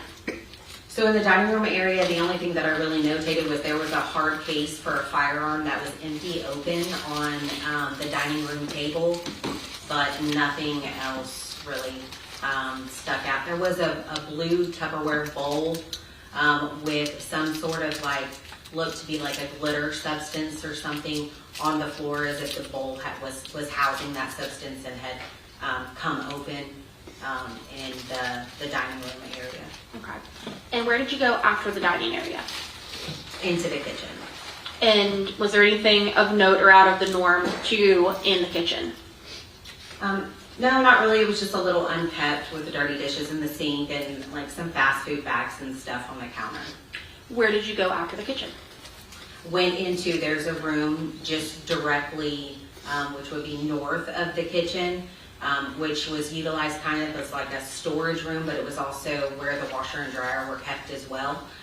So I went into that room next. And same question, was there anything out of the norm that you believed or something that caught your attention in the utility room? The utility room was packed pretty full of just random items, maybe kind of used as a storage space. Like I said, there was a little walkway path through the items that you could go, and then towards the end of the back of the room, there was a doorway with a washer and dryer kind of set off to the right, and then things were kind of turned over and laying into the walkway.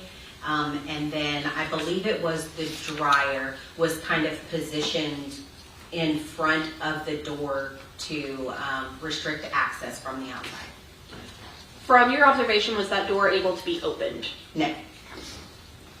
After looking through the utility room, where do you go next within the home? So I walked back through the kitchen, through the dining room, and then on the south wall of the dining room is an opening that leads to a hallway where there's 2 bedrooms and a restroom. So I went into the west end of the hallway, which is to the right, to the bedroom, the far west bedroom. And what was your observation about the far right bedroom? That bedroom was just kind of utilized as a storage area as well.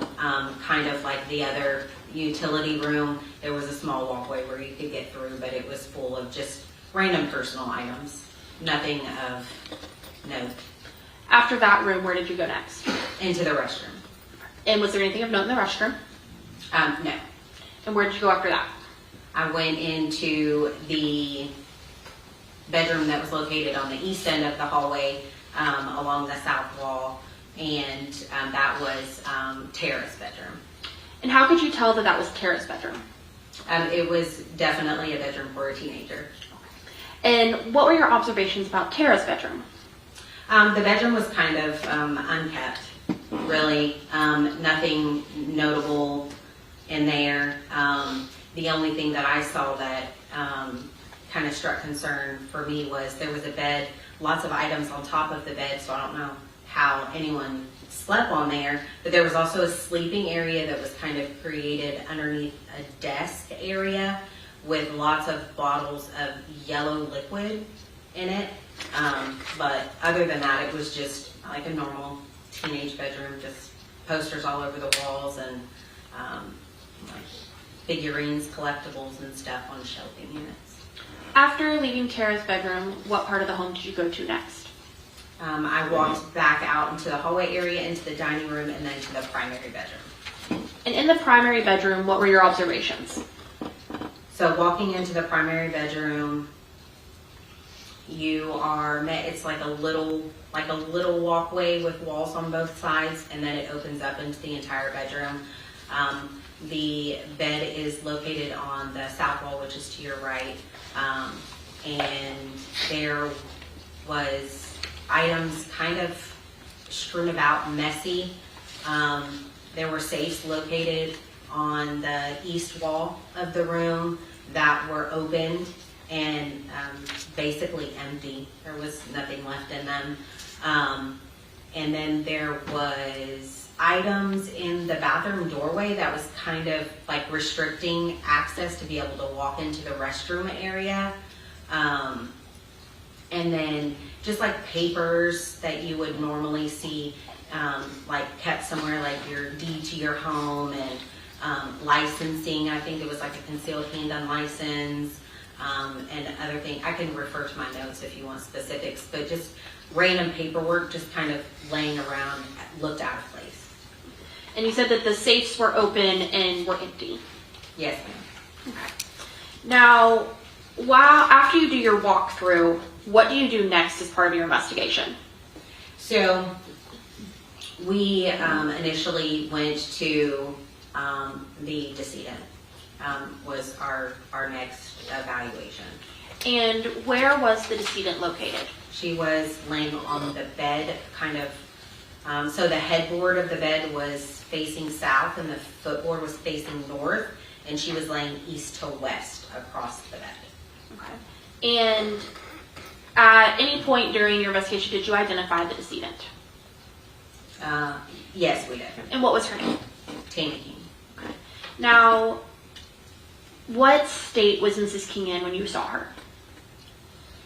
So we were unable to see a lot of her.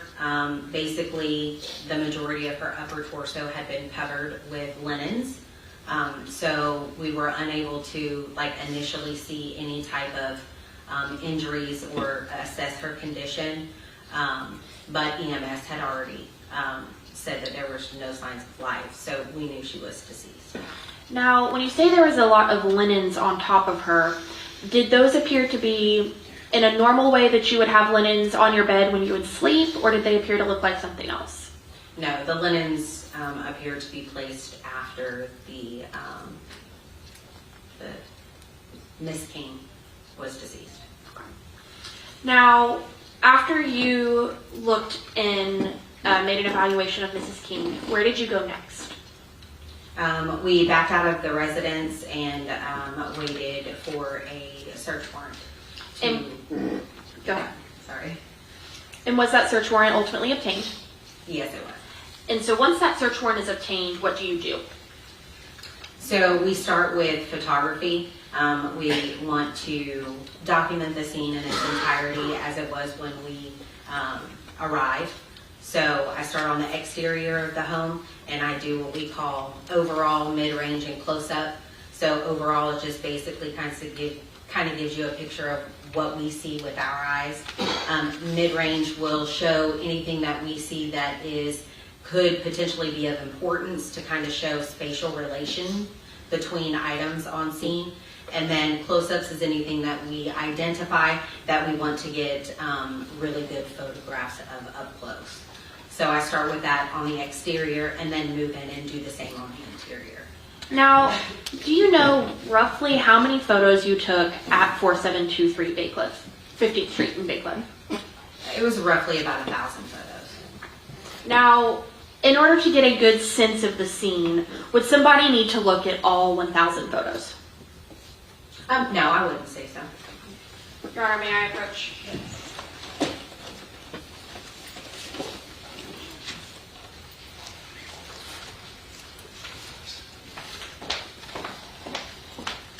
I'm handing you what's been marked, states 119 through 318.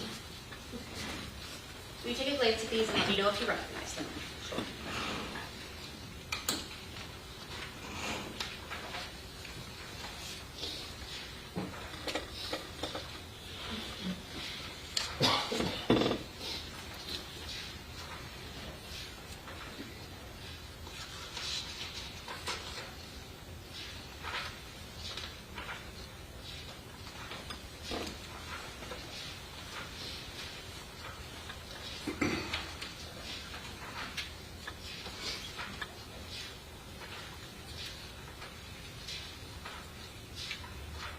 While she's looking at that, let's take a bathroom break. We'll be right back. All out for the jury?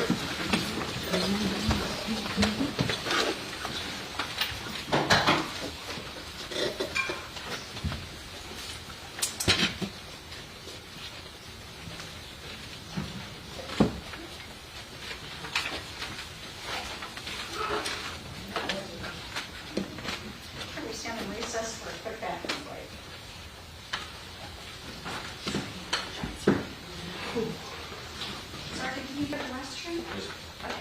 Have some water first? That's fine. Honestly, that's probably good. Exactly what that Bill, do you look at these 200 photographs and see if there are any objections? There's not gonna be objection. They give me everything on the spot, but it'll go over everything. And I'm not going to show all Okay. I wanted the jury to have them, but I'm not going to show them all.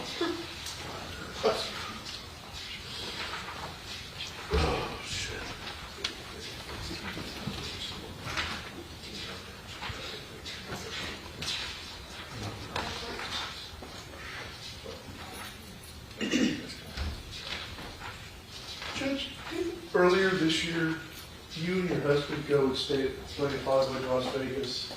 Yes. Did y'all have fun? I think we've been there a few months before.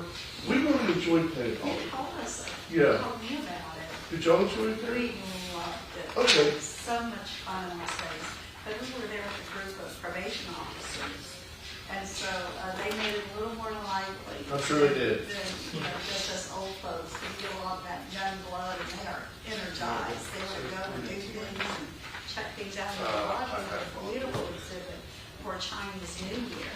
318 Did is you the see final. I did. I heard about it. Oh my gosh, that was amazing. You had dragons Yeah, and another one. pandas, all made out of flowers. I would love to see that. I've heard about it. We're thinking about putting it back this year, kind of like the week before Christmas or something like that, that weekend before Christmas. And apparently, when we were there, one of our Uber drivers told us that's the territory very cheap to go to. Not a lot of people go to, not New Year's is off the roof, and then you got the Super Bowl and Christmas, yeah. Christmas, they said Christmas is a slow time for them. Okay, well, that's good to know. Maybe try one of the other casinos further down the strip. Right. Yeah, because they have some of these Or 94, restaurants. yeah, there's 93, but 91, I'm not sure. Michelin Those are restaurants just and cool, all, and then 90. but there are lots of really great restaurants that we didn't get a chance to go to. What's it, the Gordon Ramsay?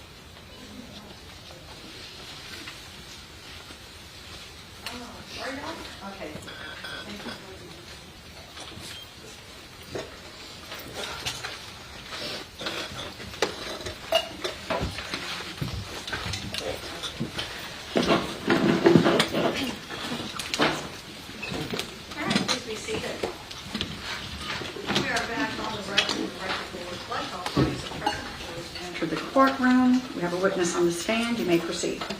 Thank you, Your Honor. May I reapproach the witness? Yes. Mr. Martin, where we left off is I handed you a rather thick stack of images to review. Have you reviewed these images? Yes, ma'am, I have. Do you recognize them? Yes, ma'am, I do. And have they been changed or altered in any way other than the sticker added by the state? No, ma'am. Now, Your Honor, state moves to admit states 119 through 318. 318. You're right, Your Honor. I previously gendered to opposing counsel. No objection. Hearing no objection, states 119 through 318 will be admitted. Now, Investigator Martin, may I publish, Your Honor? Yes. Now, Investigator Martin, we spoke earlier that you took roughly 1,000 photos on scene at Mrs. King's house, correct? Yes, ma'am. Now, do these roughly 200 photos give a good cross-section for the jury to observe the scene? Yes, ma'am, it does. Now, while these are admitted to evidence for the jury, can we get the picture of the scene by showing fewer of these images? Yes, ma'am. No problem.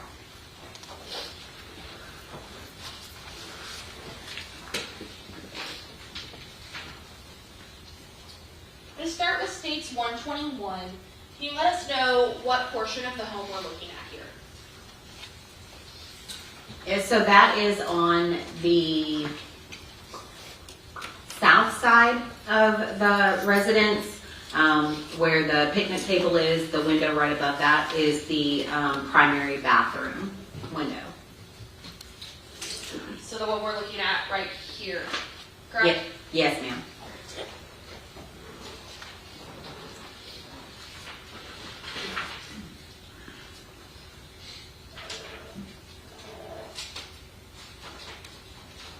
Now we see that it is daylight in these images. Was it daylight when you first arrived on scene? No, ma'am, it was not. In states 139, is this a better image of what the scene looked like when you first arrived? Yes, ma'am, it is. And what portion of the home is this?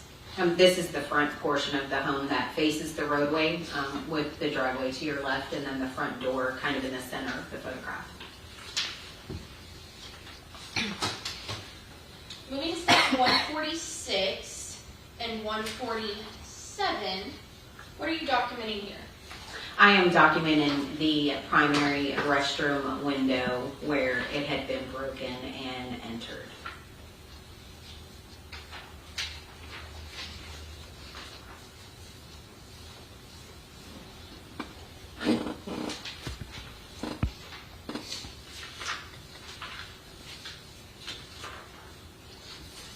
Now in stage 165, what are we documenting?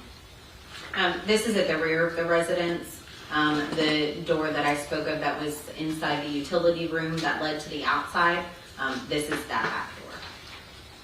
And in 166, what are we looking at here?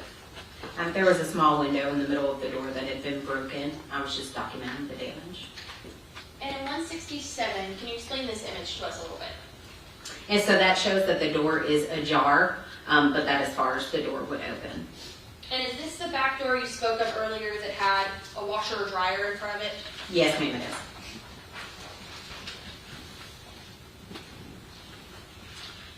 And so after you fully document the exterior of the home, you stated that you document the interior in a similar way, correct? Yes, ma'am, I do. Now in page 177, what are we looking at? That's the exterior of the residence. There is a carport kind of adjacent to the residence, almost connected, that is enclosed kind of with brown, like tarp material kind of curtains. And inside that carport area, what was in there? Just random stuff that you would store in like a utility shed, like bicycles and lawn mowers, just things that you would typically find in like a storage shed. And within the same room, was there, what else was there? What are we looking at?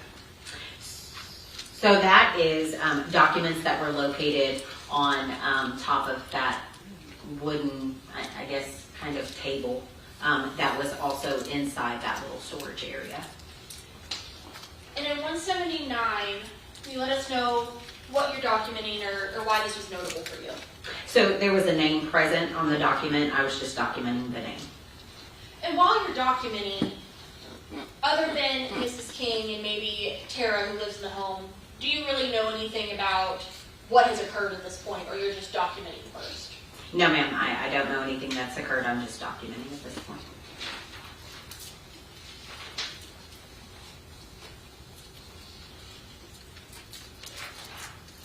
All right. In page 184, what are we looking at? So that is a photograph of the living room area of the residence from the, I guess, foyer or front door of the residence, just inside the front door. And earlier when I asked you what was of note in this room, some of the things you stated, and correct me if I'm wrong, was the dog food and some cards, correct? Correct, yes, ma'am. You should have a laser pointer next to you. Are you able to utilize that and let us know where those items are in this image, if you can see them? Sure. Okay, so there is the bag of dog food here, and then the cards and other items that look to be like purse contents were here on the floor just east of this coffee table. And is that what we see in 186? Is that a little bit better of a view? Yes, ma'am, right here.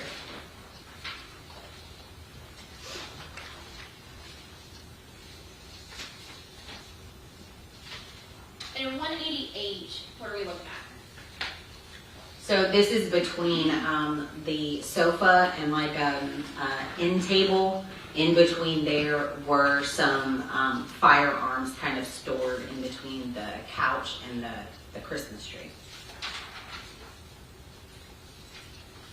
And I want to go back to that a little bit. In 188, can we see what this is towards the kind of bottom middle of 188? Are we able to tell what it is, or would a closer picture be helpful? Yeah, a closer picture would be helpful. No. I don't want to misspeak. Let's look at 6190. Yeah. So that is a like purse with prescription bottles. And was there anything of note about this purse that you observed while at the home? Yes, there was a red substance on the purse, which appeared to be blood, and then later was a presumptive test was conducted, and it tested positive for blood. And ultimately, did y'all collect that purse? Yes, ma'am, we did. Your Honor, may I approach the witness? Yes. I'm approaching you, Investigator Martin, with what's been temporarily marked as States 91. Will you look at this item and let me know if you recognize it?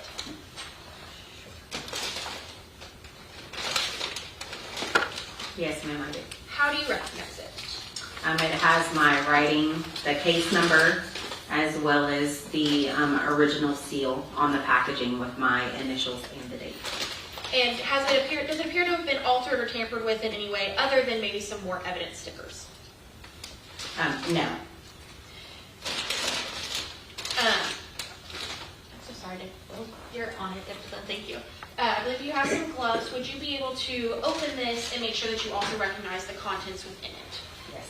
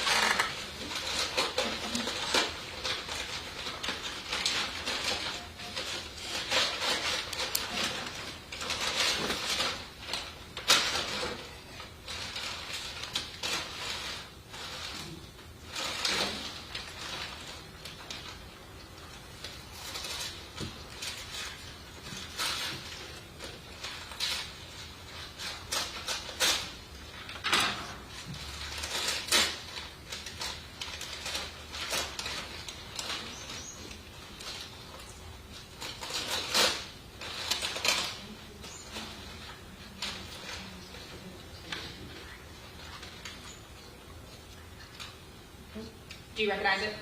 Yes, ma'am, I do. Okay. And does that appear to be what we are discussing in States 190? Yes, ma'am, it is. Your Honor, at this time, the state would move to admit States 91. If Mr. Agnew would like to come look at it, I don't want to touch it because I don't have gloves on.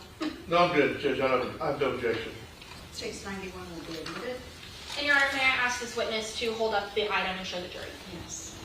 Would you do that for us, please, Ms. Fairmont?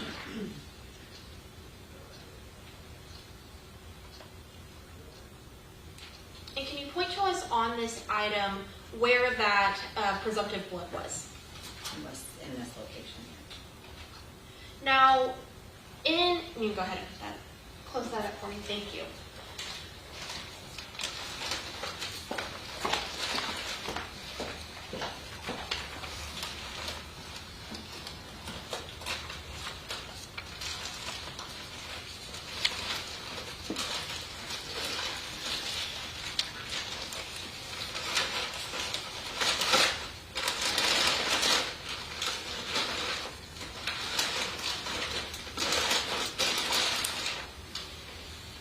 Thank you. Now, in the living room area where you were documenting, did there appear to be any blood or blood-like looking patterns where this purse was located? No, ma'am. Was there any blood or blood-appearing substances that were located anywhere in the living room? No, ma'am, not to my knowledge. Was there blood located anywhere else inside the home? Yes, ma'am, there was. Where was that? In the primary bedroom. Okay, so it is now Noon, and I like to stay consistent if possible. So let's go ahead and take our lunch break, and we will see you back here at 1. All rise for the jury.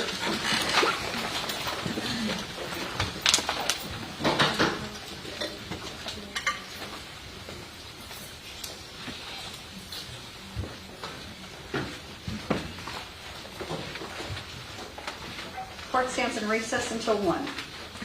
Jeremy, do you have a minute?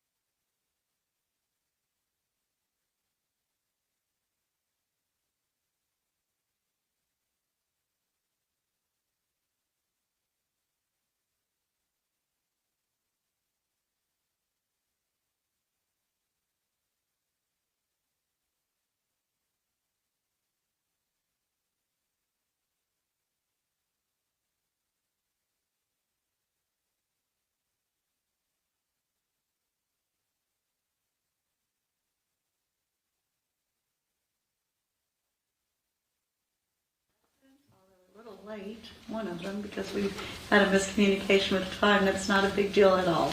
I'll just have to be a little clearer next time when we're coming back. I usually throw in not island time, actual time, so perhaps you were on island time, but no worries. Okay, we're ready to get going? Yes, ma'am. All right, go right ahead. May I reapproach the exhibits? Yes, And may I republish? yes. Thank you, Your Honor.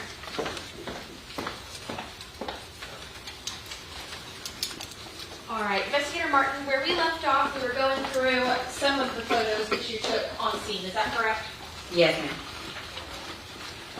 Now, earlier we looked at some of the cards that were left on the floor. Is that what we are looking at in States 193? Yes, ma'am, it is. And in general, could you tell what types of cards these were? Not initially. A lot of them were face down. Couldn't tell by the backs of them what exactly they were. But once we collected the evidence, then we were able to see what they were. And with these cards, whose driver's license did you find? Tammy King. And is this Tammy King we see in this driver's license, is that the same Tammy King who is deceased in her bedroom? Yes, ma'am, it is.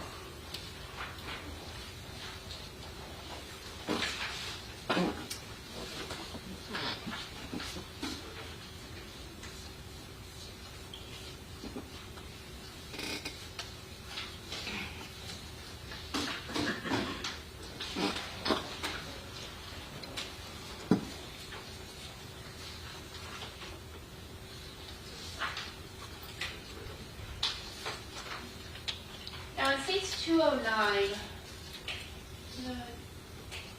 zoom in a bit.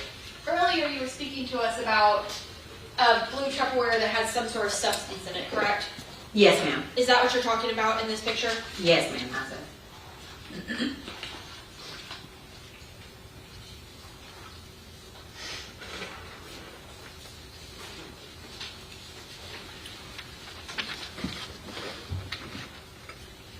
Now in States 217, where are we in the home and what are we looking at here?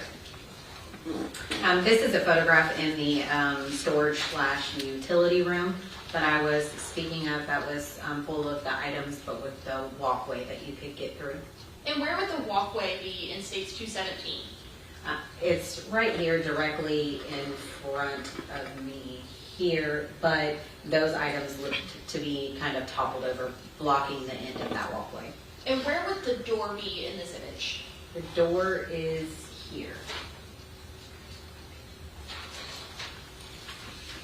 And earlier you talked about the kind of washer dryer looked like it had been moved. Can you explain kind of what we're looking at in States 219? Sure, so this is walking up that walkway. Those are the items that you saw kind of toppled over, blocking the end of it and blocking the doorway as well. I would assume that the appliances would be aligned, but this appliance, which is the dryer, was pulled forward, blocking a portion of that doorway. Did that seem to be where all of this stuff, like we're seeing in 221, typically would be? Unfortunately, I had never been to this residence before, so I don't know how the residence was set up prior to my arrival on that date, but I would assume to utilize the appliances that those items wouldn't be up against the dryer door. And is part of your job as an investigator, like you said, you haven't been to these locations before, but it's part of your job to look for things that may be out of place. Yes, ma'am, it is. And so is that something that you noted as this might be out of place? Yes, ma'am, it was.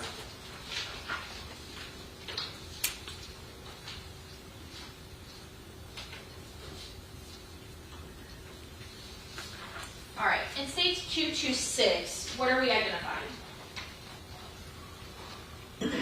Excuse me. This is a photograph in the hallway that we spoke about that led to the 2 bedrooms, one belonging to Tara, and then the restroom area. This is at the corner. This leads out into the dining room here, and then this is the door that goes into Tara's bedroom. This is just outside. And what do we see on top of kind of all that stuff in the center of 226? It was a magazine to a firearm.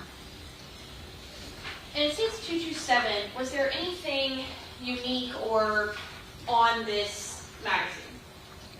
Yes, there was. What was that? There was a black permanent marker with the initials JK at the bottom of the magazine. And through your investigation, did you learn who JK was? Yes, ma'am, I did. Who was JK? It was Tammy King's husband who was deceased, I think, a year or two prior to this date. So it had previously belonged, or had markings of the initials of Miss King's husband, is that correct? Yes, ma'am.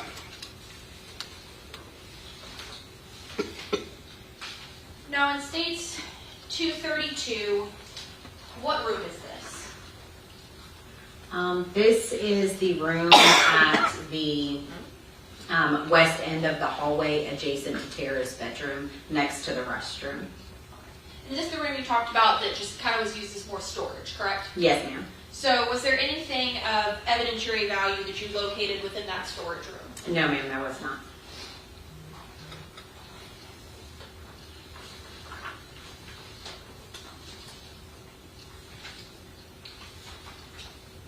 Now in 238, which room is this? This is Tara King's bedroom. And is 239 a continuation of that bedroom? Yes, ma'am, it is. And same with 240? Yes, ma'am, it is.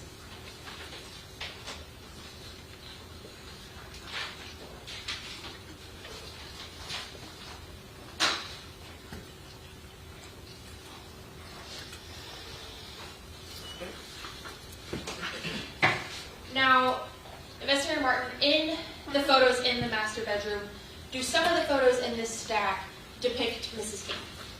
Yes, they do. Okay.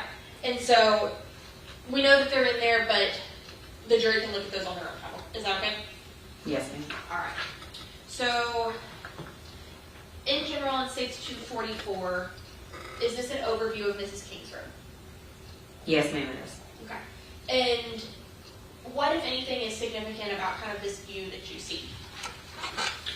So as I described earlier, the setup of the bedroom, the headboard here is along the south wall, the footboard is here, and then this is Tammy King here, and this is the upper torso and head area of her with the linens. Now, you also spoke about something else that was significant within Mrs. King's bedroom, and I believe that was some safes. Is that correct? Yes, ma'am. Now, in States 47, are you able to direct the jury where those safes were? Yeah, so they were located here along the east wall of the bedroom in the back corner just outside of the door to the primary bathroom. And is this the safe that you said looked like, for the most part, was empty? Yes, ma'am. Do you recall, was this safe one that used a key or a combination lock, or do you know? I'm unsure. No problem.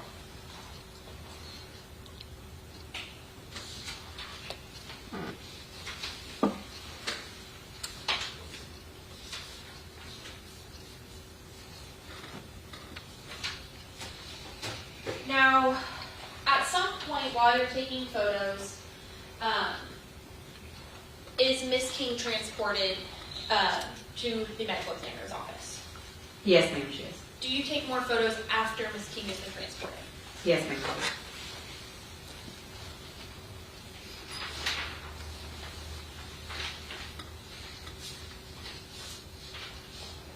Before I get to that, you stated earlier there was some papers and things strewn about. Is that correct? Yes, ma'am. What are we looking at in States 257? So this is a corner bedpost of Tammy King's bed, and then this was sitting on top, kind of halfway on the bed, halfway on the bedpost.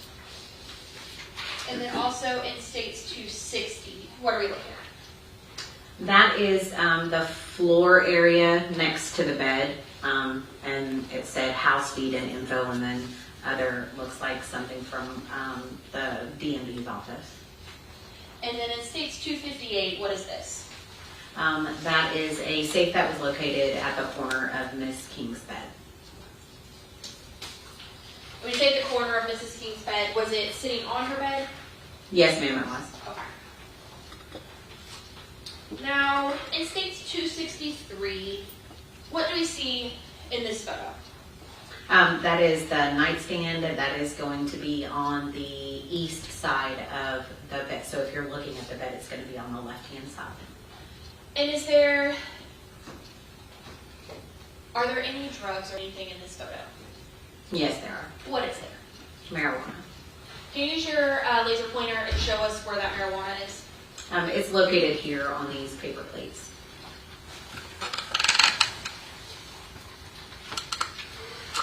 And in state 264, I apologize. What are we documenting? There were, and this is just a photograph of one, but there was multiple light pills located on the floor of the bedroom, just kind of scattered around. So I took photos of those pills. And did you identify those pills by chance? No, I did not. Okay.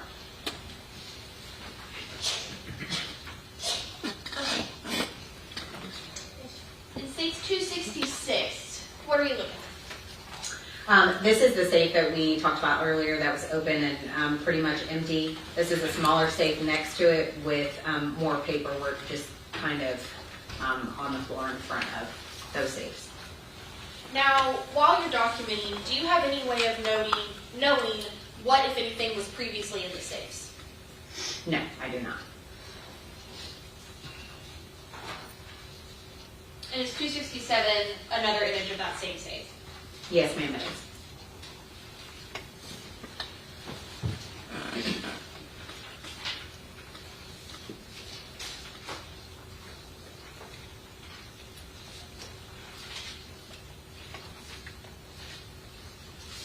In 274, what are you documenting?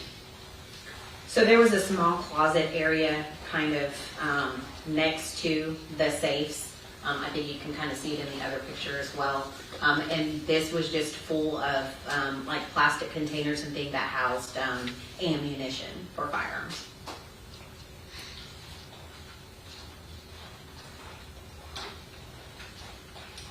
Now, earlier we talked about the purse in the living room having what appeared to be blood spatter on it, correct?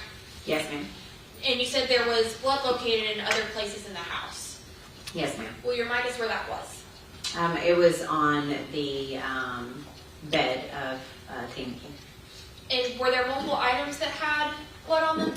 Yes, so how we initially identified that some sort of bloodletting event had happened is there was personal items around the body, like a phone charger and water bottles and stuff that had some blood stains on them. Is that what we are looking at in states 281? Yes, ma'am.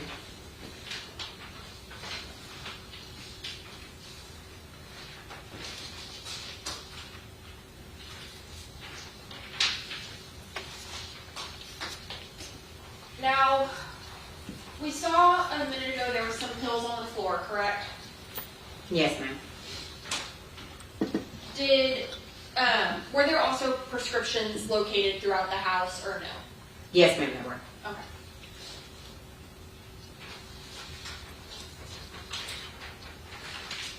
Was there anything else of note that you located within Mrs. King's room? That's a very broad question, I'm sorry. Let me rephrase that. Once you identified, as you said, there was a bloodletting event, did you find any weapons or anything that goes with weapons within Mrs. King's room besides the safe? Yes, ma'am, I did. What did you locate? So we located a live round, which is basically just the ammo itself that's unfired. We located 2 live rounds, 22 LR, which is a 22 caliber long rifle ammunition, on the floor of the bedroom, one on the floor of the bedroom, and then one kind of nestled in a pile of clothing that was in front of one of the armoires that was along the west wall. I also found a spent 5.56 casing underneath her bed near the head, I guess, of the bed, the headboard of the bed on the floor underneath. And then we also found a tote that had multiple firearms inside the tote in her bedroom as well, and then the closet with the containers of ammunition. And I think there was maybe a firearm or two that was in that open safe. So when we're talking about live ammunition versus spent casing, making sure I understand what you said, live ammunition is going to be an unfired round, and a spent casing is going to be the remainder of a fired round. Is that correct? Yes, ma'am, that's correct. And you stated the 2 live rounds were .22 caliber and the spent was .556. Is that correct? Yes, ma'am, that's correct. Generally, what's the difference there? If we're just talking about size in reference to ammunition, a 22 caliber ammunition is much smaller in size than a 5.56 ammunition, which is going to be more of a longer, high-powered ammunition as opposed to a 22 caliber. So, generally speaking, would these 2 calibers of ammunition come from 2 different types of weapons? Not necessarily. You can have a 22 caliber rifle, and you can have a 5.56 rifle. So you wouldn't have a 5.56 handgun, I guess, unless it would be like an AR pistol. But they could both come from the same type of firearm, but the 5.56 ammunition is going to be more high powered than a 22. So could they come from the same type of firearm, but would they come from the same firearm? No, they would not be fired from the same firearm. Okay. Now in states 292, what are we looking at? That is the floor of Tammy King's bedroom, that just north of the footboard. On the floor, that's the 22 LR ammunition that I discovered. That is the live round, so it hasn't been fired. Your Honor, may I approach the witness? Yes.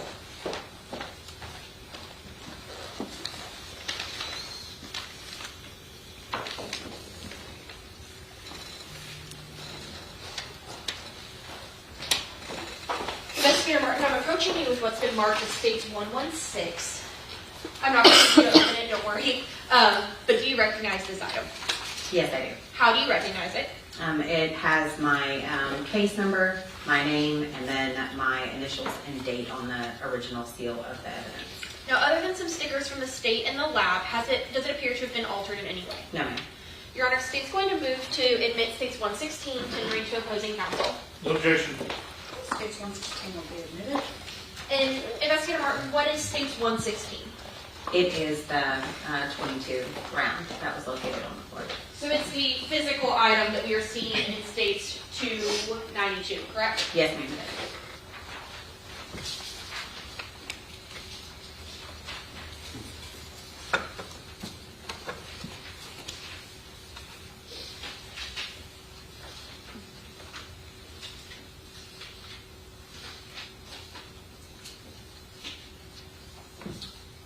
And then you stated you also found another live round, correct? Yes, ma'am, I did. Your Honor, may I approach this witness again? Yes.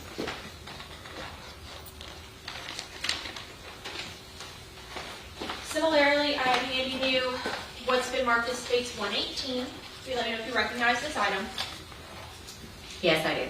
And same question, how do you recognize it? It has the case number, my name, and my initials and date on the original seal. And other than any stickering added by the state or the lab, does it appear to have been altered in any way? No, it has not. Your Honor, state moves to admit States 118. No objection. Okay, there are no objections. States 118 will be admitted. Investigator Martin, what is States 118?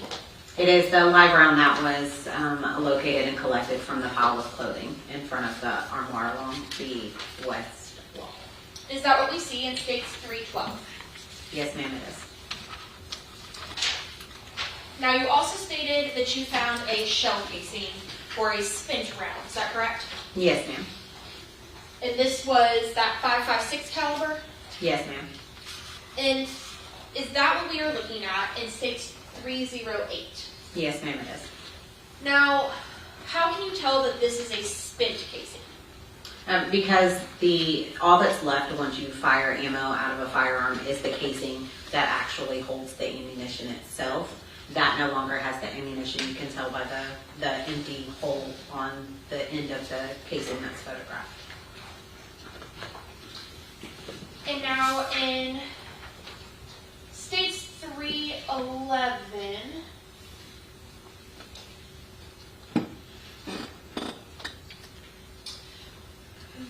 where would this shell casing be inside space 311? It is not pictured, just the evidence placard is pictured because the evidence is under the bed near the headboard.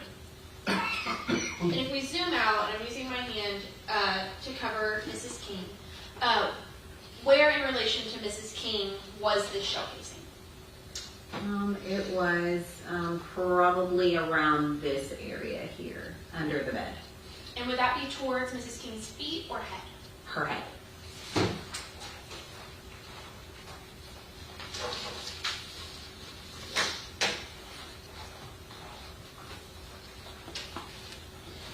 Your Honor, may I approach the witness again? Yes, ma'am. Thank you, Your Honor.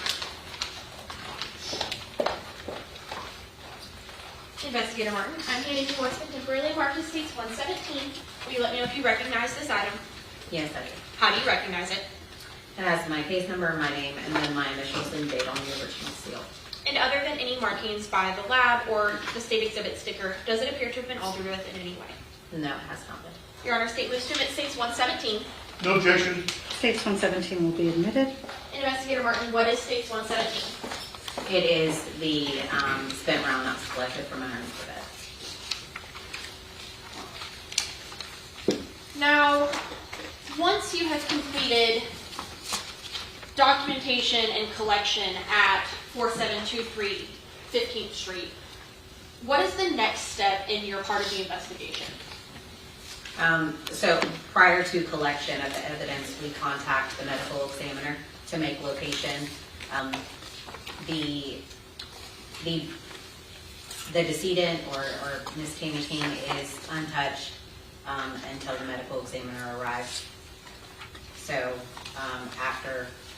prior to collecting any evidence so that the medical examiner can see the scene in its totality, we contact and allow him to make scene first before we do any collection.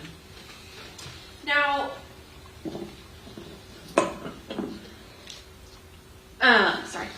while you were collecting evidence, is it you that typically picks it up and puts it in bags, or how does that work?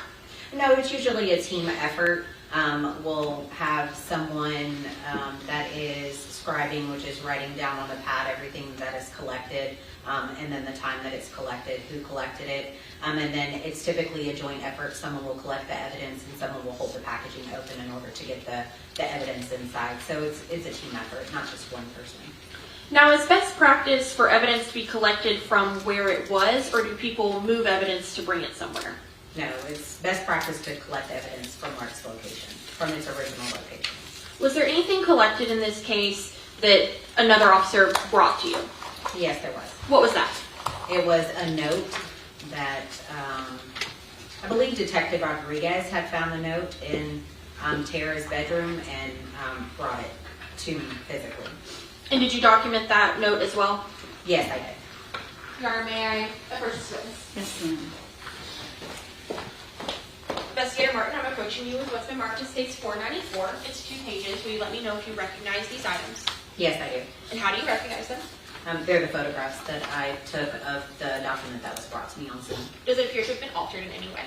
No, ma'am, it has not been. Your Honor, statements to admit States 494. No objection. Stage 494 will be admitted. Investigator Martin, is the note legible in States 494? Yes, ma'am, it is. And did you read it when you observed it? Yes, ma'am, I did. Ultimately, does it have anything to do with the death of Mrs. King, or is it mostly Tara talking about her family and the people in her life? Yeah, it had nothing in regards to any criminal activity. So once the medical examiner investigator arrives, what do you do next? We typically go with the medical examiner through the scene, kind of give him a walkthrough as we're done when we first arrive on scene, and let him know like what we found. He takes his photographs, and then we move to the body, and then do any type of documenting, collection, or anything from the body area, and then he does his thorough investigation. And then once the body car arrives, the body car will remove the decedent. So were you with the medical examiner investigator when he was examining Mrs. King? Yes, ma'am, I was. And did you observe any injury to Mrs. King? Yes, ma'am, I did. What did you observe? She had what appeared to be a gunshot wound to the left side of her head. After observing the medical examiner investigator with Mrs. King and waiting on, as you said, the body car to arrive, what comes next for you and your team? So we'll finish collecting any evidence that is uncollected at that time. We'll do a couple what we call final walkthroughs, just to make sure that we've retrieved everything, we didn't miss anything, nothing else sticks out, nothing else that needs to be collected. And then once the body is removed from its original location, I take photographs of where the body was at without it being present. And once that part is completed, what comes next? We'll kind of do like a debrief at the end, and make sure that everything has, like, all the steps have been completed. And then once we ensure that all the steps have been completed, then we clear the scene and take the evidence back to the office. And does all of the evidence go back to the office, or does sometimes it go different places? No, so unfortunately in this case, there were multiple linens that were removed from Tammy King, and we have a sterile drying cabinet that we use. Unfortunately, it wasn't big enough to house all of the linens that were removed from her. So we did have an investigator transport some of those linens to the medical examiner's office, where they have multiple drying cabinets where we were able to dry those without any type of cross-contamination taking place. And once those items are dried, what do you do with them? So in this instance, we dried, I think, one of the sheets at our office, and then the remaining sheets and clothing at the medical examiner's office. They called to let us know, I believe it was the following day or 2 days after, that they were dry. So we went, we picked them up, put the dried items back into the original packaging that it was collected in, brought it down to the office, and then I processed those items. When you say you processed those items, what does that mean?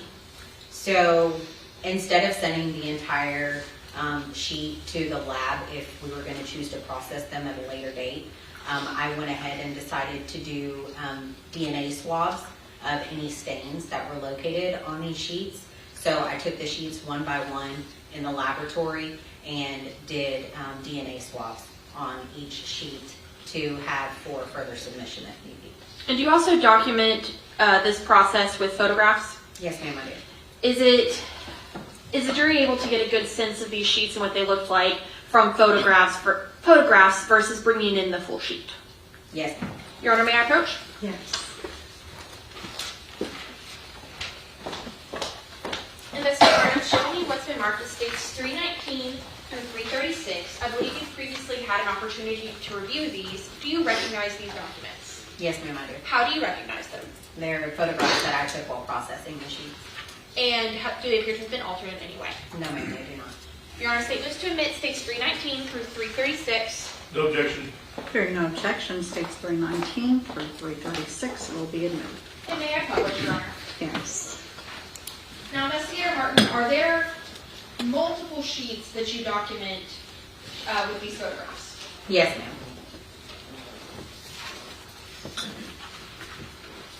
And what type of staining or items did you observe on these sheets? So there were multiple sheets that you would put on your bed. There was also a thin blanket, also a shirt, a white kind of spaghetti strap shirt, and then if I recall, the brand Yogi-O, I think. I ended up looking it up so that I could document it properly, and it looks to be like some sort of cover that you would use for a special beanbag chair almost. And it states 323 and it states 327. Are these some of the staining that you were talking about earlier? Yes, ma'am, it is. And is that documented throughout the course of these photos, 319 through 346? Yes, ma'am, it is. And did a few or many of the sheets have this sort of staining on them? Majority of the sheets have that stain on them.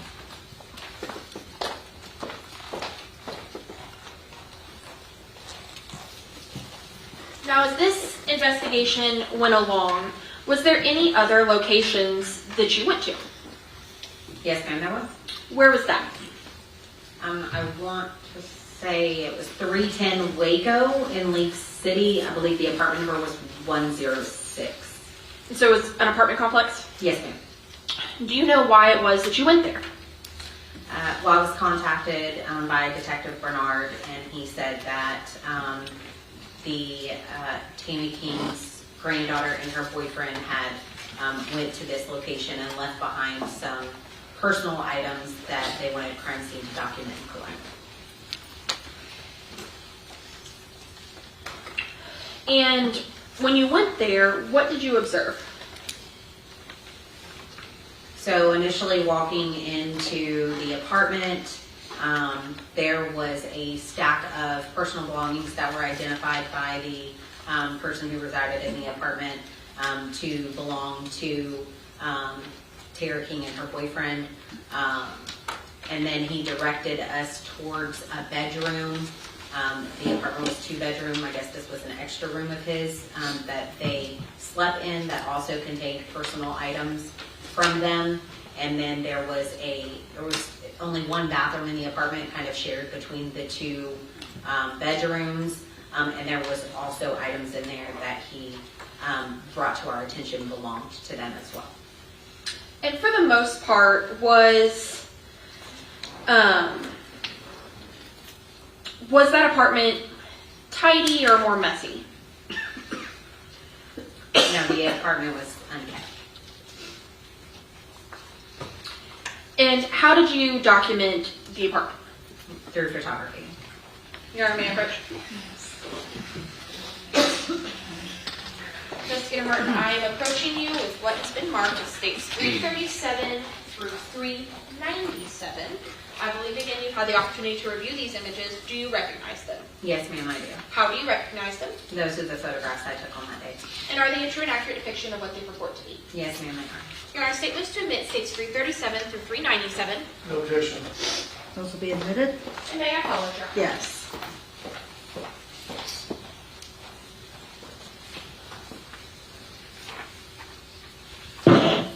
Investigator Martin, is this the front of the apartment in which you searched that day? Yes, ma'am, it is.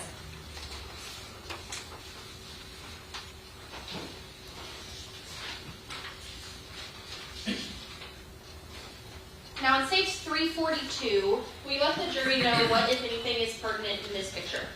Okay, so the initial picture, it was this door. So this is the front of the apartment.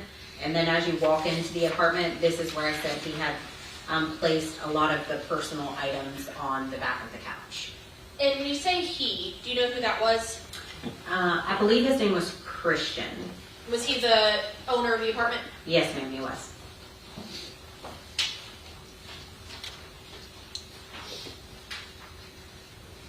And in stage 344, are you able to tell the jury what it is that we're observing here? So this is in the dining room area of the apartment. There was also personal items that he had kind of gathered up and placed on the kitchen table and then on the chair here as well. And what are some of those items that you can see? This plastic container, it houses ammunition, is here. There was a rifle bag. I think it had 2 firearms in it. And then another plastic container. I know one of these was empty. I think it was the darker colored one that was empty, and this one still had ammunition in it. And then this plastic bag had a lot of trash from hair dye boxes and things that come inside those hair dye boxes. And if I zoom in on that first clear container, was there anything identifiable on that container? Yes, there was. What was that? It was the initials JK in the black permanent marker.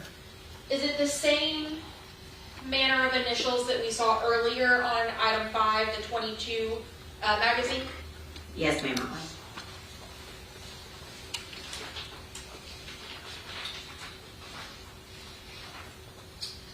What is it we are looking at in states 347? So this is from the corner in the, I guess you would call it the guest bedroom of the apartment. This is the air mattress that Mr. Christian said that they had utilized while they were staying there.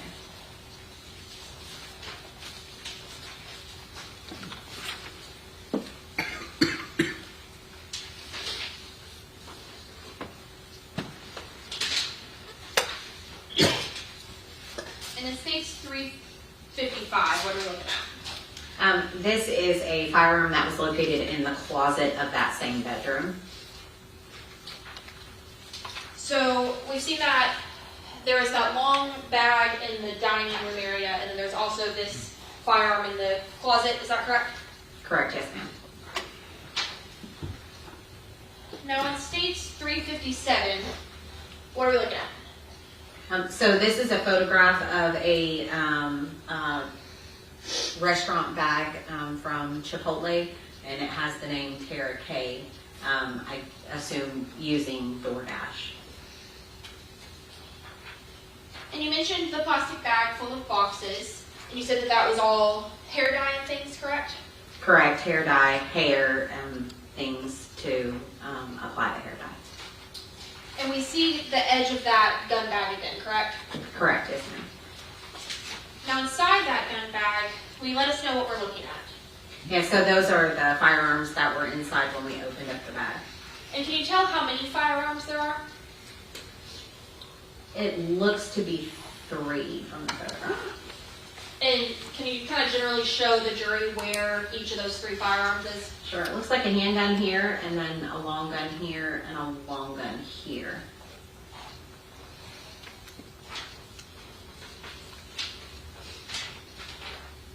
Earlier we spoke about that ammunition box. Is that those initials you were talking about? Yes, ma'am, it is. And that's in states 362. Now, what are we documenting in states 363? This was a pill bottle that was with all of the items that he said belonged to those 2 individuals. Now, was there a name observable on this item? There was not a full name. The last name King, I believe, was on the bottle, but I don't believe there was a first name. And are you able to see any writing that says what it's for? It looks to say chest pain on it, and then blood something. I don't know what that is. And then more, I would assume, would be mourning. So were you able to see what type of prescription this was for? I don't believe that it said that. I could refer back to my photos or my notes, but I don't believe the type of medication was left on the label. It had been removed. That was my next question. Can we tell that there's something kind of taken away from the bottom of this? Yes, ma'am. But it looks to be that it's something for the morning for chest pain, correct? Correct, yes, ma'am. And prescribed to somebody with the last name King. Correct.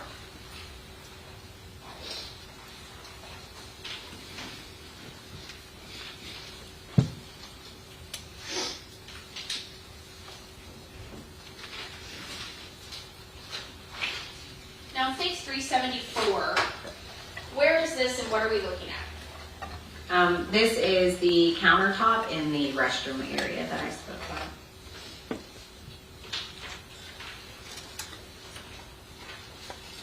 And what are those, that red document, what is that?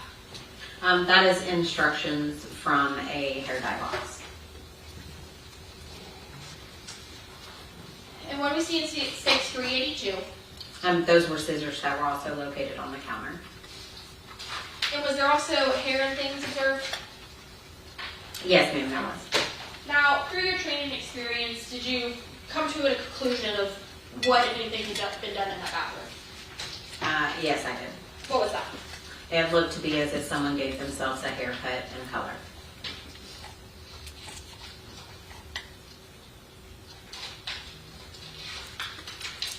Now in states 387, what is this that we're looking at? So there was a small kind of end table located, or entertainment center bookshelf thing located in the bedroom, the secondary bedroom, and this was located on top of that. And did you take photos of both sides of this item? Yes, ma'am, I did. Could you tell what this item was? Initially, I could tell just through experience that it was a Cash App card, I believe. Okay. And in states 388, who does this Cash App card belong to? It has the name Tammy King on it.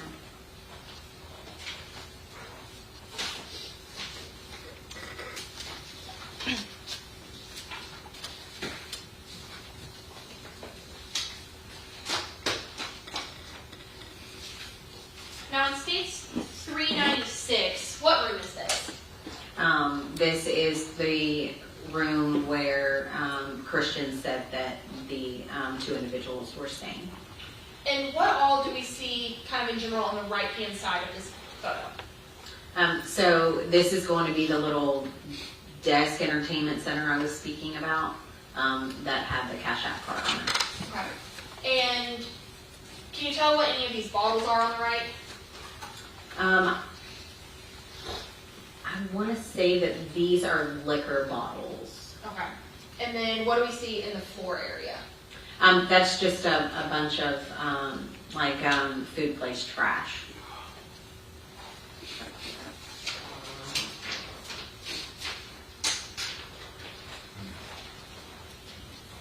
Now, once you documented and collected evidence from inside 310 Waco apartment 106, what was the next thing that you did?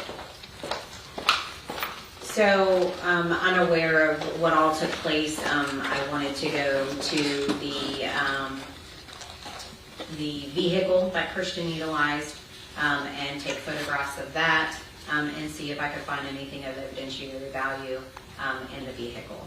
And what vehicle was it that you took pictures of and looked at? It was a white Jeep with like blue accents, like the handles and things. And did you find anything of evidentiary value inside Christian's Jeep? No, I did find a receipt outside of the Jeep on the ground that I did end up collecting, but further found out it didn't have any evidentiary value. Once that was completed, what was the next thing that you did as part of your investigation? So, knowing that they were there for 2 days, I wanted to go and check the dumpster to see if anything of evidentiary value or anything notable had been thrown away. And did you locate anything in the dumpster? I did. I located a few items, socks, I believe, that looked to have some sort of substance on it. Later turned out not to be evidentiary, but those were collected. So is it fair to say that you checked multiple things and then determined if it had evidentiary value or not? Yes. Okay. Yes, ma'am. On that day, was there anything further that you did as part of the investigation? I took photographs of the residents once we got done doing collection, and then transported the items that I collected back to the office for packaging and submission for proper storage. After that, what comes next? So we all met, the crime scene unit and the major crimes division sat down and had a meeting to determine what items we wanted to process, what processes we wanted to have done, as well as what items we wanted to process. So you said you meet with the crime scene unit and major crimes. So is it fair to say that it's kind of a collaborative effort to determine what gets tested? Correct, yes. And what sort of things get tested in general, or what can get tested? So the laboratory, the DPS Crime Lab, offers a wide variety of testing that can take place. DNA, friction ridge analysis, which is fingerprints, ballistic evidence, anything, you can test narcotics, just a wide variety of things that can get tested. Unfortunately, they do have a limit, so the purpose of the meeting is to sit down and decide collectively as a team the priority of the items that need to go initially because of that limit, and then determine later on if anything needs to go after that testing is completed. And did you send anything off for testing in this case? Yes, ma'am, I did. What sort? You don't have to give me the full list, but what sorts of items did you send off for testing? So we decided to send the purse, some firearms that were collected from the living room area, the .22 magazine that was collected from outside of Tara's bedroom.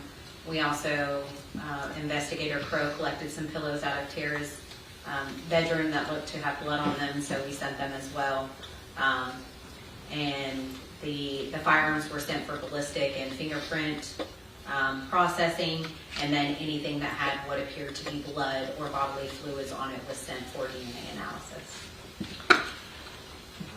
Was that time, that initial first set of items, the only time that you or your agency sent something to the lab? No, it was not.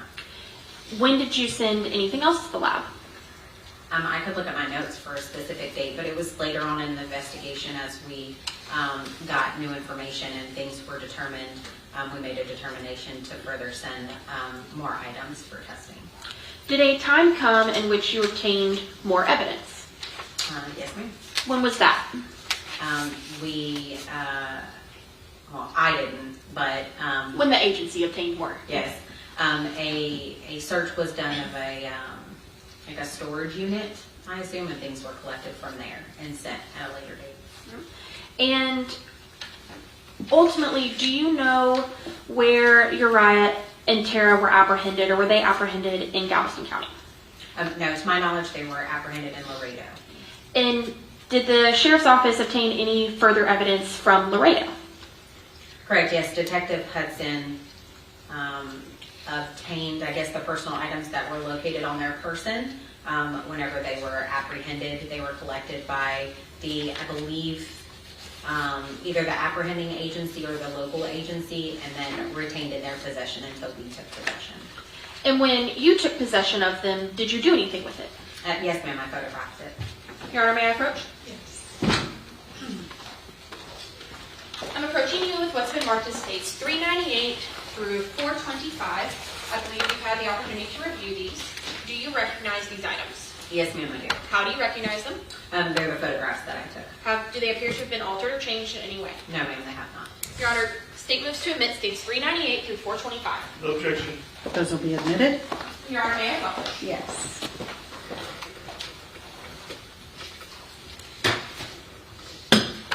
All right. Investigator Martin, what are we looking at first in states 398? So this box was initially closed. We opened it, but it looks to be some sort of apparatus that goes to maybe a firearm or like a stove of some sort. So some sort of firearm accessory. Correct. Yes, ma'am. Then it states 401. Can you tell me what we're looking at here? So this is a lot of just personal effects. A watch, a vape, a lighter on, I think what it's called is a lighter buddy that connects to your belt loops. This is a mechanical pencil set with different types of lead, a hat, and then also this here was a red dot sight, which is also an apparatus that can be affixed to a firearm. And what is it that we see in the far right of state 401? A watch. Oh, and some pocket knives, and then some beat headphones. And in states 403, is this a better image of kind of some more items? Yes, ma'am. That just includes more of the personal effects here, the pocket knives, a wall block to a phone charger. Looks like some sort of multi-tool here, deodorant, socks.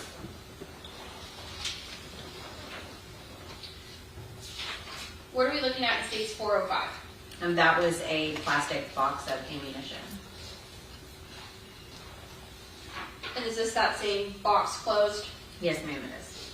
Is that similar or different from the boxes located at Christian Atkins' home? Similar. Now in states 407, what are we looking at? This is a prescription pill bottle with ammunition inside. In states 408, what are we looking at? This is some sort of bottle. I don't know if it's prescription or not. And then it looks like two ends of either restaurant straws or the straws that come in like the Yeti cups and the smaller ones, the shorter type of straws. Plastic pieces of some sort. In states 409, what are we looking at? This is a prescription pill bottle that was also found with the items with the name Jaden Landry on it. And this may sound like a silly question. Was this property located with Jaden Landry or with someone else? No, that property was located with Uriah and Tara.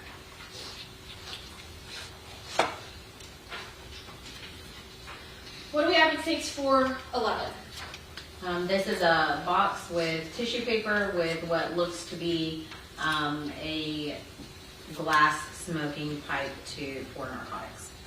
And is there anything with that smoking pipe? Yes, that's a small bag of narcotics, which I assume is, well, I'm not going to assume. It's just a bag of what appears to be narcotics. And is that because ultimately you don't test what a narcotic is, that goes to a lab? Correct, yes ma'am. But from your training experience, that appears to be narcotics. Correct, yes ma'am.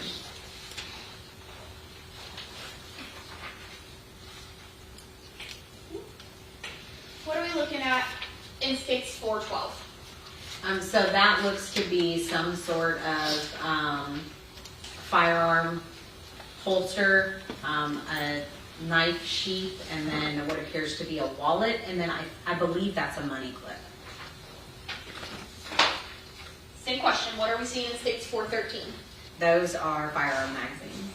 Is there anything identifiable or unique about these firearm magazines? Yes, some of them have the same JK initials on them in the black permanent marker.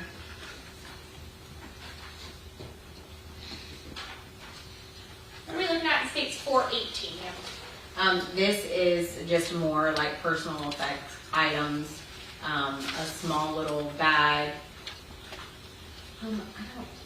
I'm unsure what that is. Maybe a coin of some sort. Charging cords. If I zoom in a little Yeah, bit. there we go. There you go. Yeah, it's like maybe some sort of collector's coin, some change, just personal items, some gum.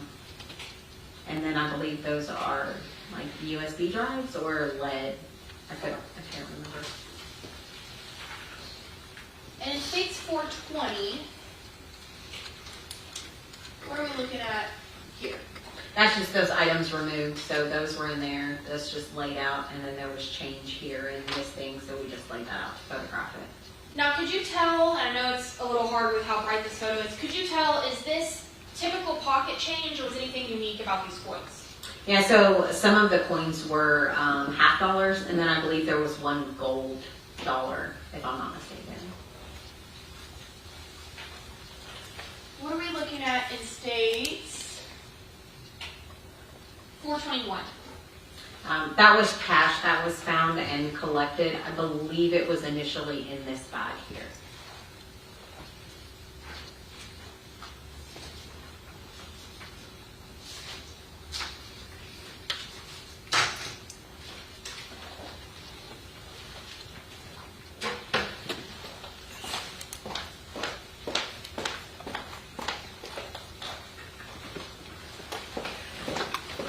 Now, once you collected and documented those items, what came next in your investigation? So those items were packaged and then submitted to property and evidence for proper storage. After that, what, if anything, was your next part of the investigation? Besides determining like further items of evidentiary value that needed to go to the lab for further processing, I just stayed apprised of the details, but that pretty much ends my involvement in the case, besides here today testifying. Thank you. I'll pass this witness, Your Honor. Okay, Mr. Agnew? No questions. Okay, thank you, Ms. Fanning. Call the next witness. The state calls Officer Rodolfo Salinas.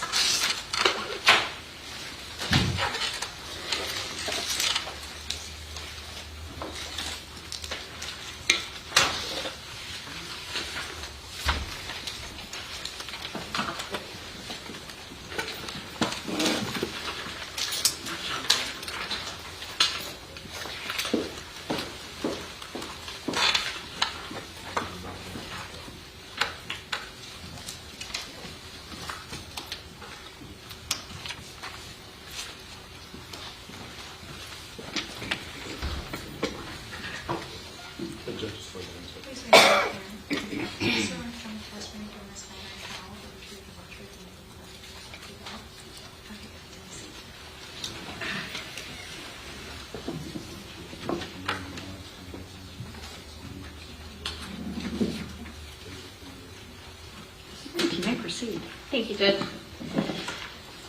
Good afternoon, sir. Good afternoon. What is your name? Rodolfo Salinas Street. Can you spell that for us? Rodollfo for my first name. Last name is spelled Salinas. All right, and how are you currently employed? I'm currently employed with Metro PD for Houston Transit Authority. I was formerly employed with the Freer Police Department. And so does that mean that you are a peace officer? Yes, ma'am. How long have you been a peace officer? About 2 years now. And you said you are currently with Houston Metro, correct? Yes, ma'am. But previously you were with the Freer Police Department? Yes, ma'am. Where is Freer? It's south of San Antonio, Texas, just an hour away from Laredo. And about how far away from Houston is Freer? From here to Freer, about 6 to 7 hours. Now, when you worked at Freer Police Department, what role did you have? Patrol officer. And as a patrol officer, did you work day shift or night shift? Night shift.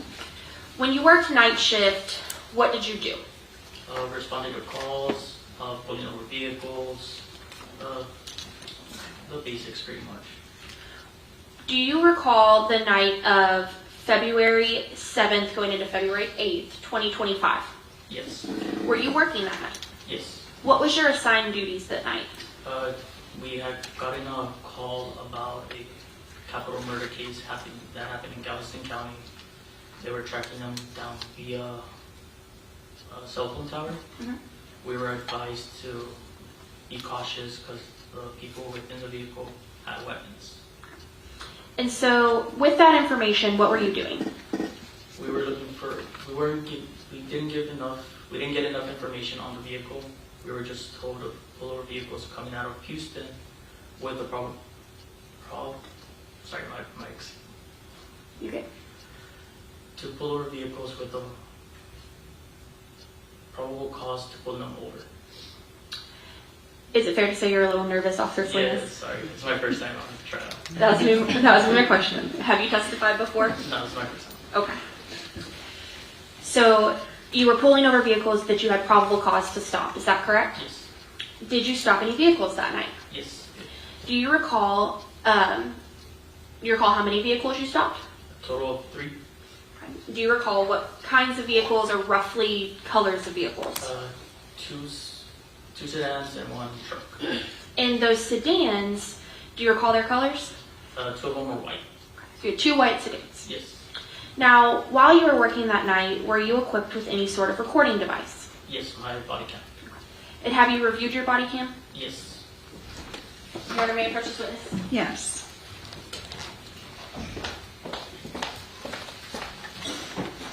I'm showing you what's been marked as states 435. Have you reviewed the contents of what's on this USB? Yes. Has it been changed or altered in any way? No. Your Honor, state moves to admit states 435. No objection. 435 will be admitted. And may I publish, Your Honor? Yes.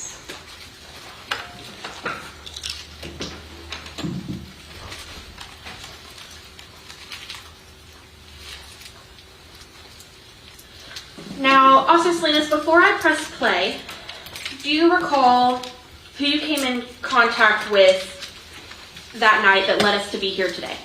Yes. Who was that? The gentleman over there. Okay. And did your body cam collect the entire interaction you had with the vehicle? Yes.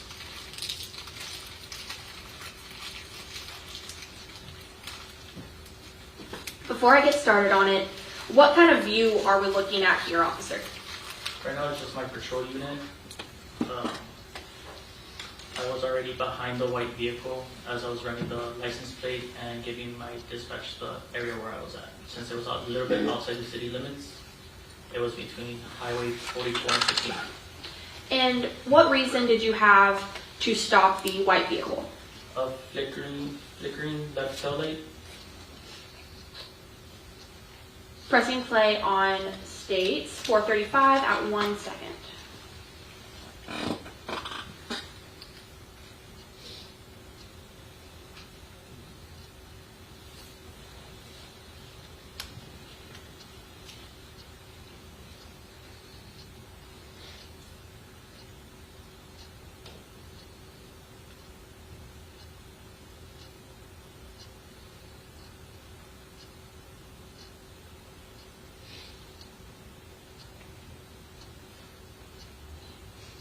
Is this you initiating your traffic stop? Yes, ma'am.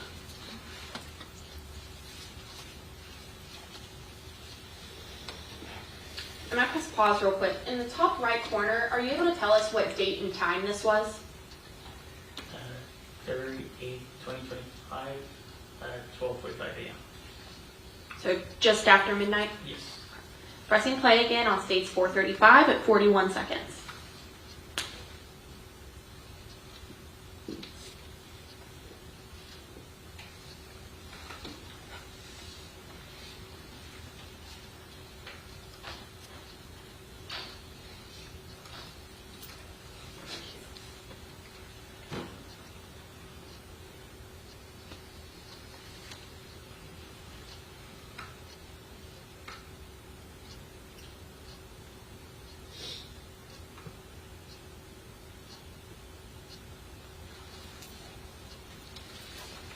Now, when you're walking up to the vehicle, are you able to tell if there's more than one person in the vehicle?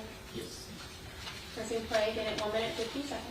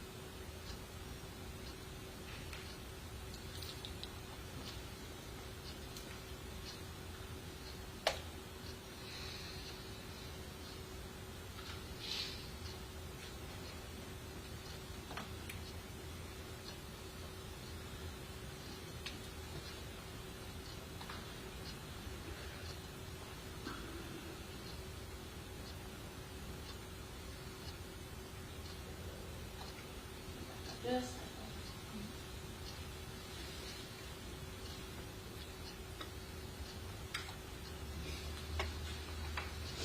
I know it's a little hard to see, but there's a computer right in front of you. Are you able to read the name on this driver's license? I know it was Mr. Hobbs. Does Hodge sound about right? Yes, ma'am. And we see it right here in this corner. Yes, ma'am. Does the name Travis Wayne Hodge sound familiar? Yes. And so that's who was driving that vehicle, correct? Yes, ma'am. And when you ran that driver's license, did anything come back?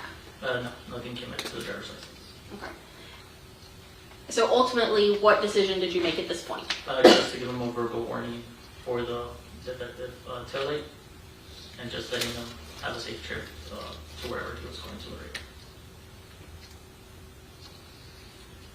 later. And were you able to see that there was also individuals in the back seat? Yes, I noticed as soon as I gave him his driver's license that there were two other individuals in the back. Okay. And ultimately, did you identify who the individuals in the back seat were? Not until later. Okay. After you let them go and you gave Mr. Hodge his license back, what did you do? I just went back inside the city limits of Freer because I was already outside the city limits of Freer. And then did you have anything else to do with this case until we got here today? No. I'll pass this witness, Your Honor. No questions. Okay, thank you, sir. Have a safe trip home. You. All right, calling next witness. The state called Travis Hodge. Okay. We need to take a stretch break. I was told you all want a bathroom break? Bathroom break. Okay, let's take a bathroom break. All rise for the jury.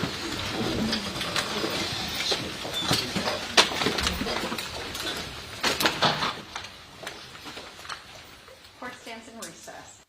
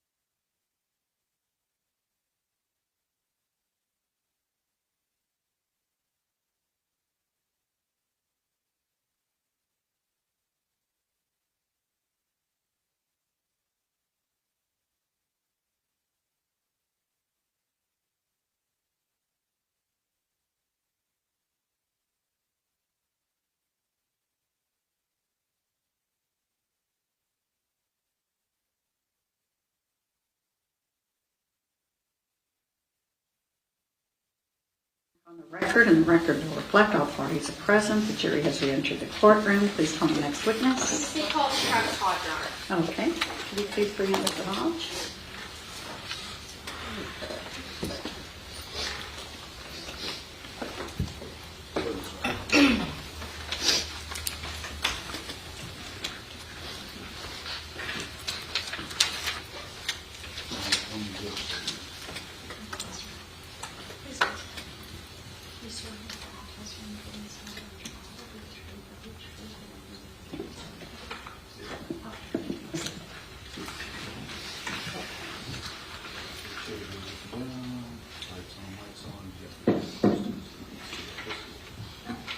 All right, you may proceed. Thank you, Your Honor. Good afternoon, Mr. Hodge. Good afternoon. Will you please state and spell your name for the record? Travis Wayne Hodge, Travis Wayne Hodge. And Mr. Hodge, how old are you? I'm 36 years old. How are you currently employed? I'm currently unemployed now. All right. And I guess a better question is, where do you currently reside? Galveston County Jail. Before you were in Galveston County Jail, what did you do for a living? I was a maintenance worker at a hotel And where is it that you lived? in Bacliff. Have you lived in Bacliff your whole life? No, How long have you lived in Bacliff? I moved to Bacliff in November of 23. So about 2 years ago? Yes, Where was it that you lived prior to Bacliff? with my cousin at 3106 Georgia Street. And why was it that you moved to Bacliff? When I got out of prison, I didn't have anywhere to go, so my cousin came and picked me up and moved me in with him. So you just mentioned that you've previously been to prison, is that correct? Yes, ma'am. What did you previously go to prison for? For drugs. Are drugs something that you have had pretty frequent interactions with? Yes, ma'am. When we talk about drug interactions, let's just cut to the chase. What do you do with drugs? I'm a drug user. I use methamphetamines. You use methamphetamines. Do you also sell methamphetamines? I was not intentionally trying to, but unfortunately I was. So, while it might not have been what you set out to do, you have sold drugs for profit, correct? I wouldn't say for profit. It was, if I had it, I sold it. Okay. Now, when you were selling methamphetamines, did you only sell to people you knew or people you didn't know, or how did you find customers? To people I knew. I want to ask you, do you know anyone by the name of Uriah Urick? I do now know that Uriah Urick is also somebody that I knew by Percy. So, you know that the person you know of as Percy has the actual name Uriah Urick, is that correct? Yes, ma'am. Do you see the person you know as Percy in the courtroom? Yes, ma'am. Can you please tell me where he's seated and an item of clothing? In the blue, or black or blue shirt over there.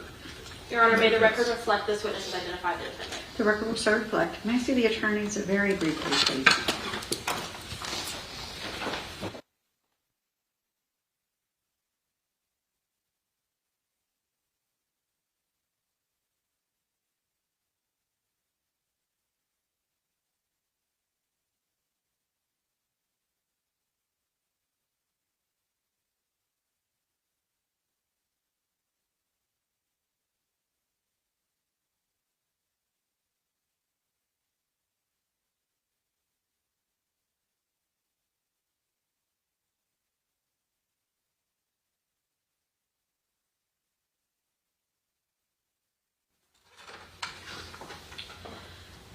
Mr. Hodge, how did you meet Percy?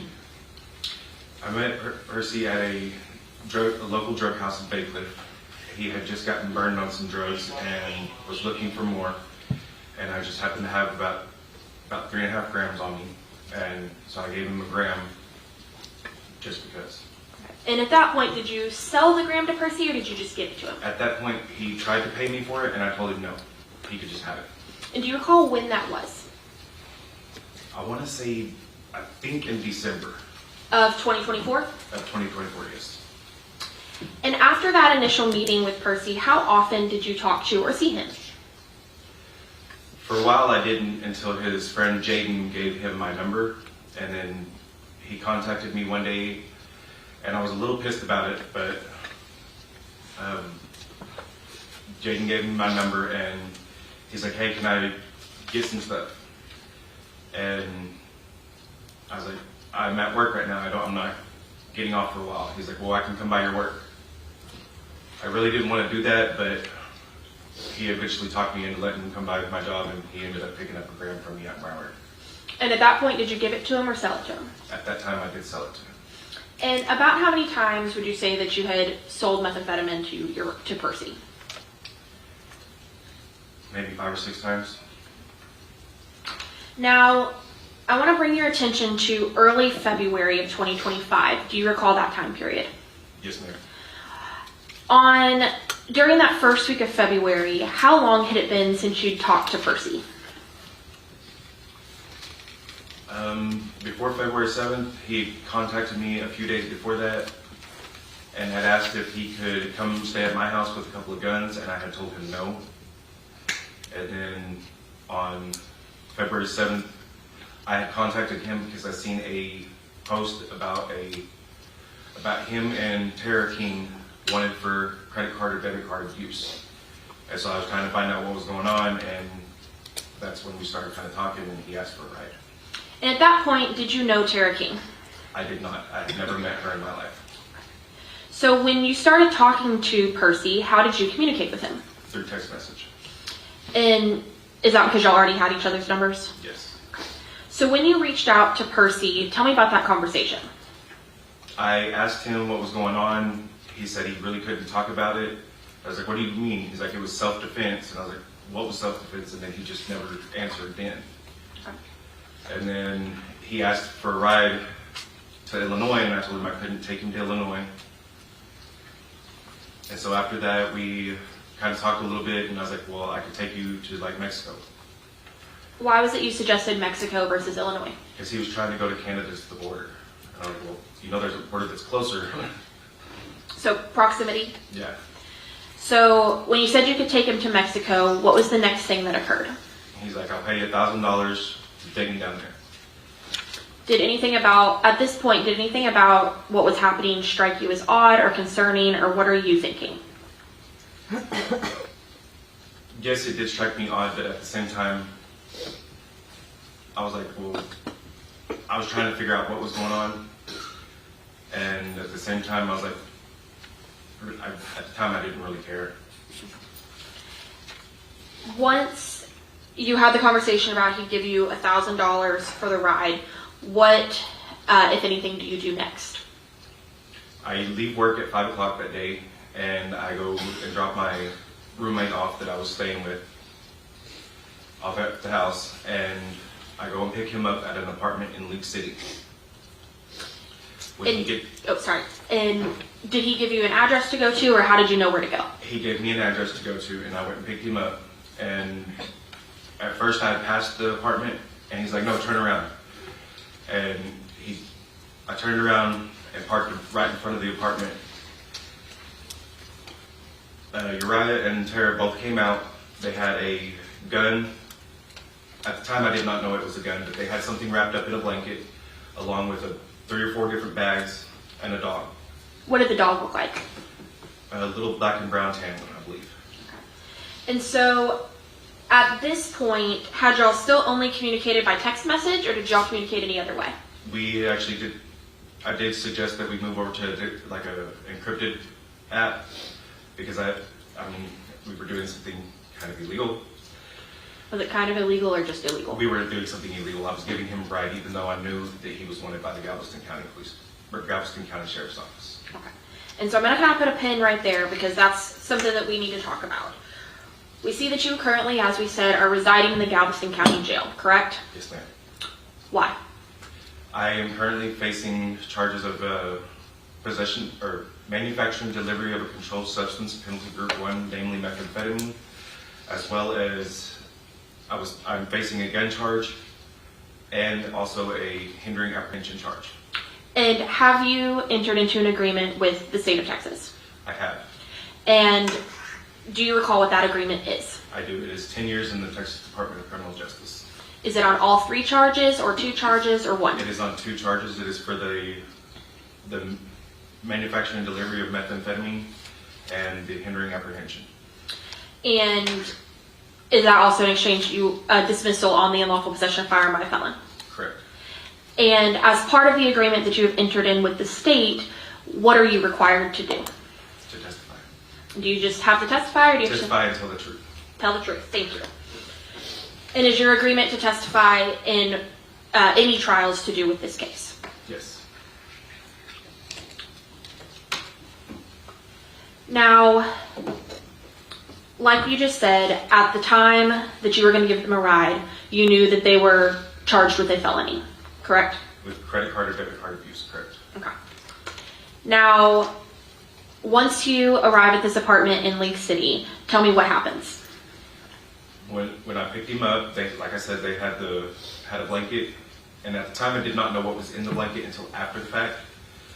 But Uriah gets in on the passenger side, he throws in the blanket, and he has a couple of shoulder bags, and he throws them in the car.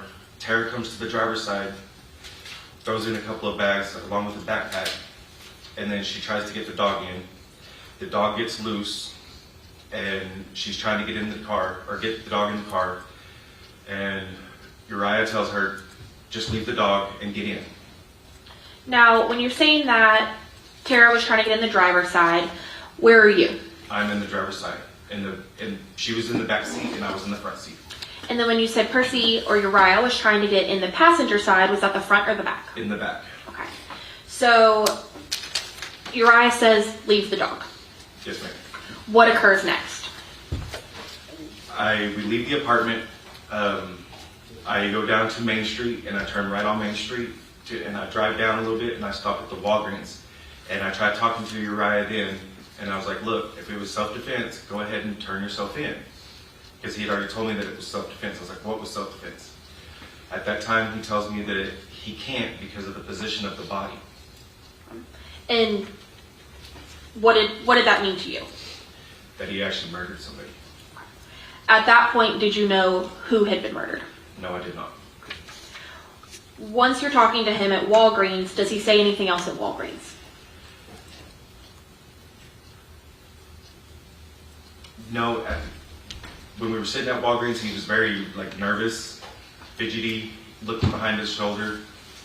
I think he thought I was setting him up because he kept looking out the back window. Once we got on the highway and started off towards, I believe, Alvin, he hands me $500, and then we stopped in Alvin. So at this point, what is Tara doing?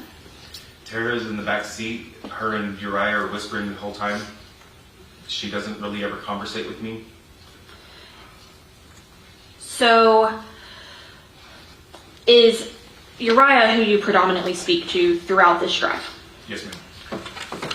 But Tara and Uriah are communicating. Yes, ma'am. What happens next?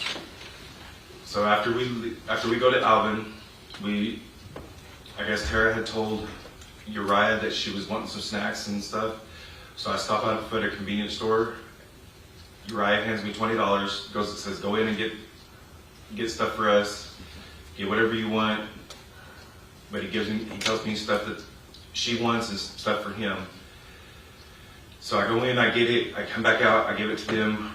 In the parking lot of the convenience store, we both roll a bowl. I have my own stuff. I'm going to pause for a second. For those of us who may not be as drug savvy, what do you mean by roll a bowl? So when I say roll a bowl, we have a glass pipe that has methamphetamine in it, and you literally roll it back and forth for it to smoke. Okay. And you said you have your own stuff? I have my own stuff. Uriah has his own stuff. I don't know if this is stuff that I had given him 2 or 3 days before or not. Okay. So you just knew that you each had your own substances to use? Yes. Okay. So do just you and Uriah smoke at that point, or what does Tara do? No, ma'am. She's also in the back seat, and Uriah helps her light the bowl and roll it because me using drugs for over 15 years, I kind of know the signs of when somebody's new. And I could tell that she had just recently started smoking. Is it fair to say she didn't seem as confident in using the narcotics? Correct. Okay. So after you stop and get the snacks in Alvin and utilize the methamphetamine, what happens next? We leave from there and we start driving towards Laredo. I'm not sure of the exact route, but I do know that at one point in time we do get pulled over in Freer, Texas. When you get pulled over in Freer, tell me about that. What happens? We were all very nervous. I mean, I've got 2 people in my vehicle. They're wanted by Galveston County, and then I have a meth pipe on me. I know he has a meth pipe on him. Other than that, I'm not, like, I'm nervous because, I mean, they're wanted by Galveston County for credit card, debit card abuse. Now, at this point in the drive, is the credit card, debit card abuse still the only charge you know about? As of when I got back, I even looked online, and as of February 8th, yes. Okay. But Uriah had told you about there being an individual who is deceased. Yes, ma'am. Okay. Now, when you get pulled over by Freer, walk me through exactly what happens during that stop. So I know I'm coming over a hill, and I see the cop, and I for some reason I knew we were gonna get pulled over because as soon as I topped the hill, he turned around, and so I knew that we were gonna get pulled over. I don't know why, I just knew we were going to. Now, earlier when you were talking about Tara and Uriah putting things in your vehicle, you said there was a firearm wrapped up in a blanket, but you didn't know that yet. I knew that there was something that they threw in the back. I didn't know what it was until after he had told me later told me that night. I knew that the guns were there, or the gun was there. So by the time you got stopped at Freer, did you know there was a firearm in the car? Yes, ma'am. And where was that firearm, to your knowledge? In the back seat, in the floorboard. So when this officer pulls you over, what happens? The officer comes to the passenger side window, asks me for my driver's license.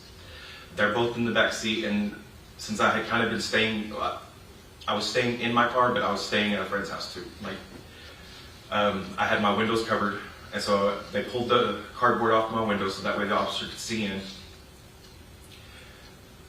While the officer was in the back running my name, Uriah's digging around in the back, in the floorboard.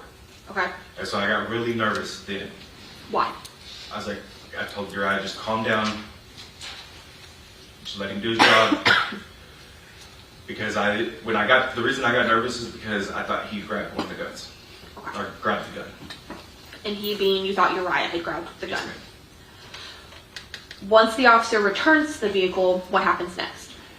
He tells me that my headlight was blinking, but it's not blinking now, so he can't really do nothing about it.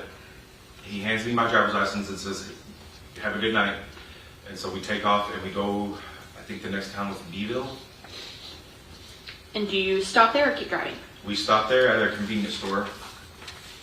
Tara has to go to the bathroom, so her and I both go in. She goes to the bathroom, I go to the bathroom. I stop and get some no-dos because I had ran out of meth already. Then we go across the street to the Whataburger and get something to eat.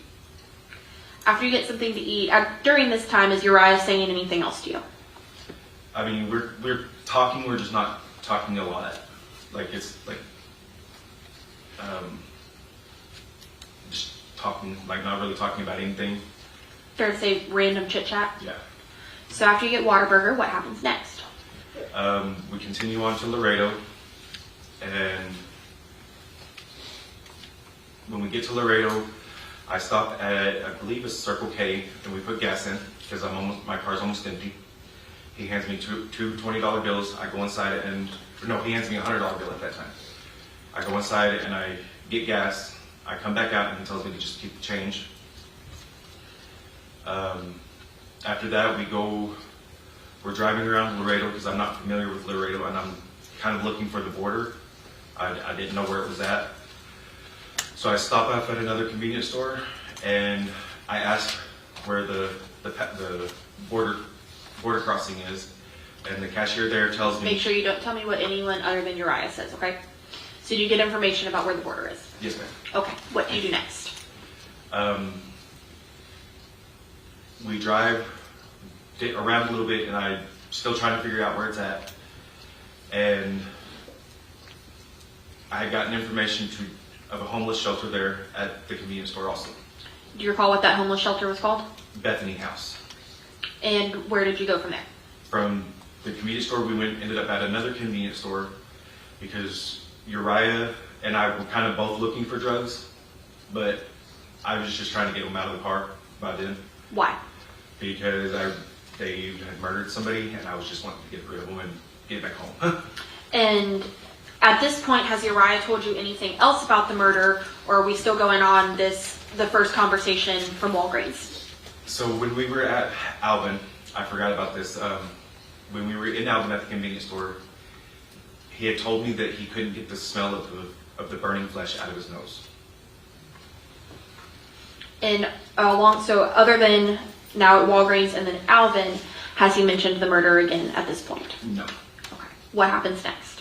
So after we stop at the convenience store and we see a bunch of homeless people hanging out on the side, Uriah gets out of the vehicle. It goes and talks to him for a minute. He comes back and tells me to go across the street to the motel. I do. Then he comes back from being over there, gets in the car and tells me that I need to take these guns and do whatever I want to with them. At this point, you said these guns. At this point, how many guns did you know were in the vehicle? At the time, only one. When we got to the motel or hotel, whatever it is, I found out that there was two. And did you observe those guns? At that time, no. I did not take them out and look at them, no. He tells me to throw them in my trunk because I told him that I was a convicted felon. He's like, I can't take these guns. I don't like guns to begin with. And I had told Uriah previously, do not get in my car with guns. And he still did. So when he tells you you need to take these guns, what happens? So I get out and I put the guns in my trunk. And I drive them to Bethany House. I drop them off at Bethany House. They take off everything that they're going to take with them. I leave from Bethany House and I drive back. So when you are talking to Uriah about the guns, do you ask him anything about the guns? No, at that time, no. I asked him the next morning if one of them was a murder weapon, and he told me yes. Did he tell you which one? He told me the 5.56, which is an AR-15. So the next morning, and how did he tell you this? Over the phone or? He told me through WhatsApp. And earlier you talked about you wanted to go to that app because you were doing something illegal. What is your understanding about why if you're going to talk about something illegal, to do it on WhatsApp? Because it's encrypted and it's harder to hack. So is it fair to say law enforcement may not be able to obtain those messages as easily? Yes, ma'am. So on WhatsApp the next morning, Uriah tells you that the 5.56 is the murder weapon. Yes, ma'am. After you said that after you dropped them off at Bethany House, you drove home, correct? Yes, ma'am. Now, after you dropped them off, obviously you talked to Uriah again the next morning. Yes, what ma'am. kind of communication did you have with Uriah after leaving Laredo? We were messaging through WhatsApp still. And what did y'all talk about? I guess he was looking up online or talking to people about crossing the border, and they kept telling him that he needed to drive across or somebody needed to take him. And he's like, I need somebody to take me. And I was like, well, I'm already back in Bacliff, so you're on your own pretty much. And after that next morning where y'all discussed the murder weapon, did y'all continue talking? He texted me a couple of times, and I texted back. I was like, dude, I'm at work. I was like, I'm trying to work. I texted him. I think the last thing I texted him was about consequences. Sometimes we got to just face our consequences. So on that Saturday, which would have been that next morning that you come back, what do you do once you're back in Bacliff? I go to work. And what do you do with the 2 guns at this point? At that point, they were still in my vehicle. Is that where they remain? No. What happens next? I ended up talking to a friend of mine and telling her about what happened. And so she takes the guns for a couple of days at her house, and where she was staying, and then she gets kicked out. And so in the process of all this, I go and rent a storage unit on the 9th, I think, and I put all my stuff in storage. Well, then when she gets kicked out of where she was staying at here in Galveston, I went and picked up all her stuff too, along with the guns. I bring them back to Bacliff. I put them all in a storage unit, along with her stuff. And so, making sure I track, the firearms went from your vehicle to your friend's home, then to a storage unit you rented in Bacliff, correct? Yes, ma'am. Do you recall what storage unit number you had? I want to say either 91 or 191. Once you put the firearms inside that storage unit, did you ever move them again? From there, no. Was that the last thing that happened with your involvement in this case? Until I got arrested, yes. So let's talk about that day. Yes, ma'am. Do you recall what day you got arrested? February 26th. Tell me what you were doing that day. I was on my way to work. I left my house at a little bit before 9, because I had to be at work at 9. But I think I might have actually been running late that day. Okay. I leave my house off where I was staying at on Louisiana. I turned right on Roberts, and then I turned right again on another street, and then I turned left, I believe, on that is Gordy Road. And I drive all the way down Gordy Road, and I get pulled over right at the Double Shoe Gentleman's Club. Do you recall why you got pulled over? I was informed at the time that I did not use my blinker, and then he backtracked and said that I did not stop at that stop sign, and when I challenged him on that, he informed me, oh, well, no, you actually didn't use your blinker. And once you have this conversation, what happens? He pulls me out of the car, puts me in handcuffs, and I was like, why am I being arrested over a traffic violation? He goes, we'll Make talk sure you about don't tell me what anybody else says. it. I know that's hard. So ultimately you get pulled out of the vehicle and placed in handcuffs. Yes, ma'am. Where do you go from there? From there, I go to the substation in Bacliff. And when you're at the substation in Bacliff, what do you do? What's happening? I'm interrogated over the murder that happened. So when you are first getting pulled out of your vehicle, is there anything in the front seat or door area of your car? There's a less than a gram in my driver's side door. Unfortunately, in the back seat, there was quite a bit more meth in my vehicle. So when you're at this substation, what are you doing? I'm talking with detectives and telling them what happened, and gave them permission to go into my storage unit where the guns were, because I did tell them that I did have the guns, and I knew that's what they were looking for. I gave them the keys to my storage unit along with the consent, and they went and searched my storage unit and found the guns.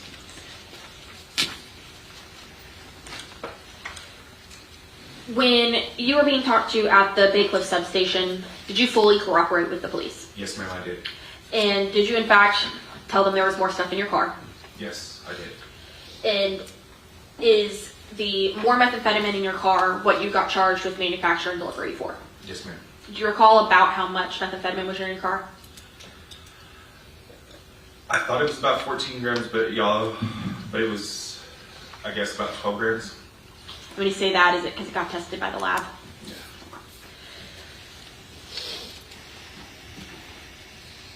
When you were talking to them, you said you also gave them consent to search your storage unit, correct? Yes, ma'am.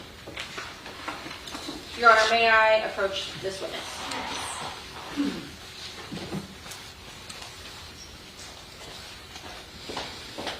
All right, Mr. Hodge, I'm approaching you with what's been marked as states 432, 433, and 434. Without telling me what they are, tell me if you recognize these documents. Yes, ma'am. Is there something on these documents that lets you recognize them or identify them? My signature on all three of them. Other than this red sticker from the state, do they look like they've been changed in any way since you last saw them? They look like they've been copied. They look like they've been copied, not an original. Is that fair? Other than that, are they the same? Yes, ma'am. Your Honor, state moves to admit states 432, 433, and 434. No objection. May I publish? Yes.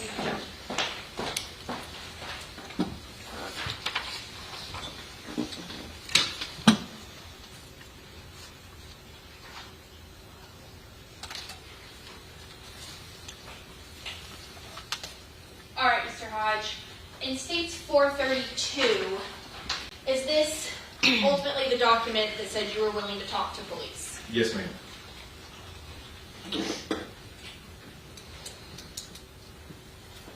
And are all of these statements rights that were written? Yes, ma'am. And is this your initial on the left-hand side? Yes, ma'am. Similar question in 433. What was it you were consenting for here? DNA testing of my saliva, a buccal swab. So that you let them take your DNA. Yes, ma'am. And last but not least, in 434, we see your name there at the top again, correct? Yes, ma'am. And what is it you are consenting to search at this point? The storage unit that I had in my name. And as you said earlier, it was storage unit 191, correct? Yes, ma'am.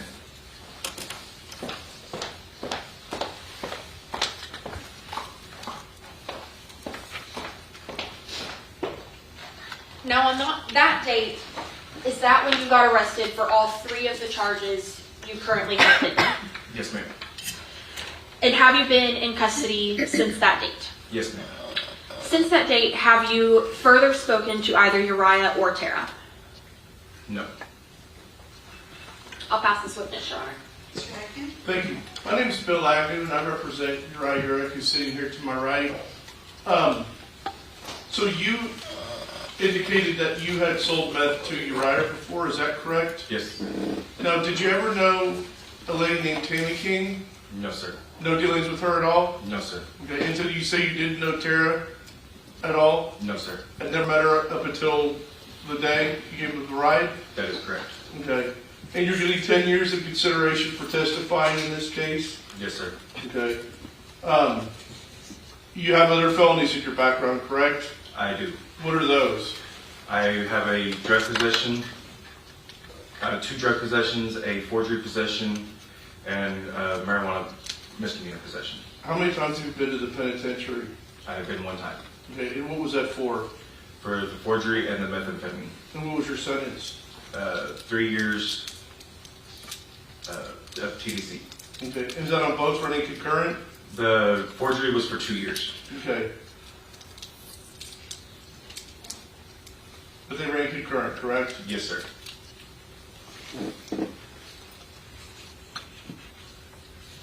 So in the case that you've got, which is the unlawful possession of a firearm by a felon, or the drug case, could easily both be enhanced up to a 2nd degree, correct? The gun charge is a 3rd degree, I believe, and the manufacturing and delivery is a 1st degree felony. So both of those with your priors could be enhanced. Same objection calls for a legal conclusion. Sustained. So your sentence in this case is going to be 10 years, whereas the 1st degree case would be ranging from 5 to 99 years to life, correct? Yes, sir. Potentially higher. Yes, sir. Okay. That's witness. Anything further? Just very briefly, Your Honor. Okay. And you stated, Mr. Hodge, that you're aware that the hindering charge is a 3rd degree, correct? Yes, ma'am. And that's the charge associated with this case? Yes, ma'am. Do you happen to know the punishment range of a 3rd degree? From 2 to 10. And you are receiving 10 years? Yes, ma'am. Pass this witness, Your Honor. No further questions? Okay. Then thank you, Ann. Our next witness, please. Can we approach real quick, Carmen? Yes.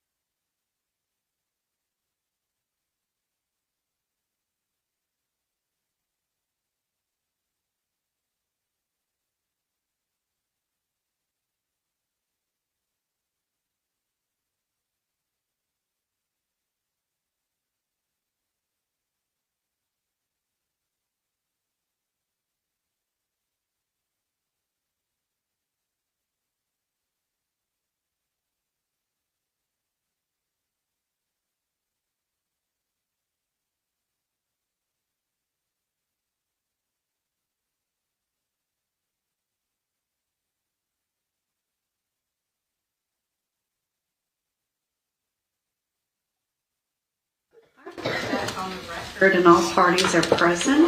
Please call your next witness. Same call, Ira Fowler.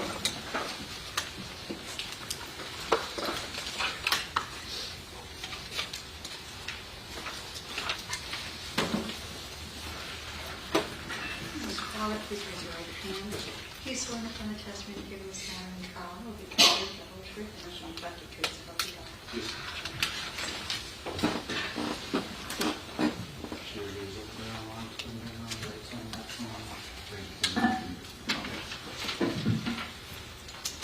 You may proceed. Thank you, Judge. Good afternoon, sir. Could you please state and spell your name for the record? Ira Fowler. It's IRA, F as in Frank, OWLER. And where do you work? Galveston County Sheriff's Office. And what's your position in the Galveston County Sheriff's Office? I'm a sergeant over the crime reduction unit. Okay. So, Sergeant Fowler, I kind of just want to go into a little bit of your training and experience. Have you always been at the Sheriff's Office? No, sir. I actually worked for the Texas City Police Department for approximately 20 years, where I retired in August of 2024. Okay. And so when did you first become a police officer? 2002. And did you initially start with Texas City PD? No, sir. I started at the Port of Galveston Police Department. Okay. And how long were you there for? 2.5 years.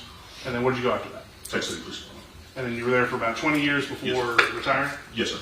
And in your retirement, you joined the Sheriff's Office? Yes, sir. Okay.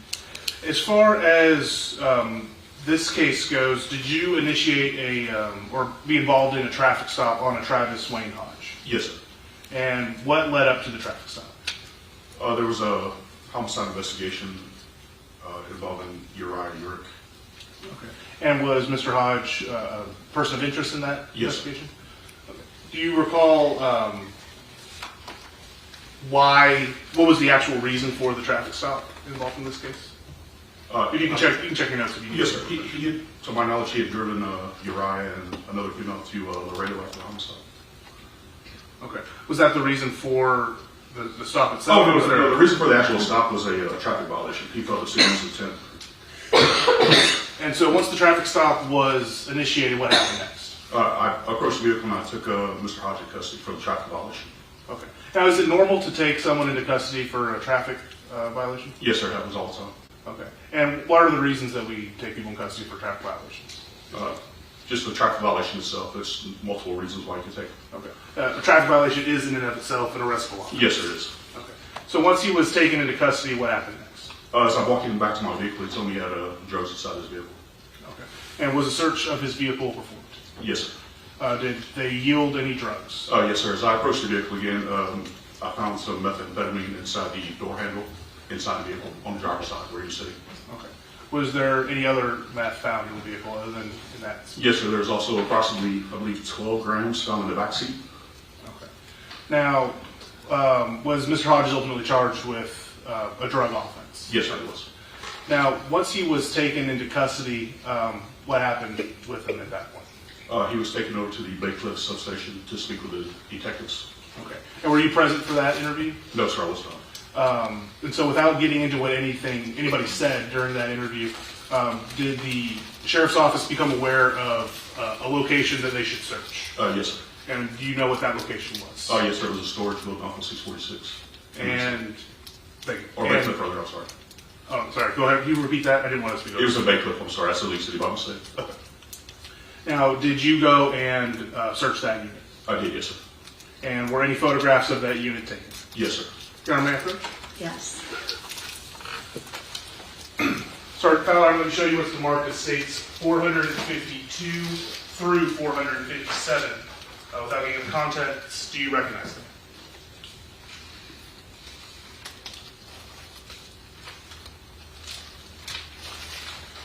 Yes, sir.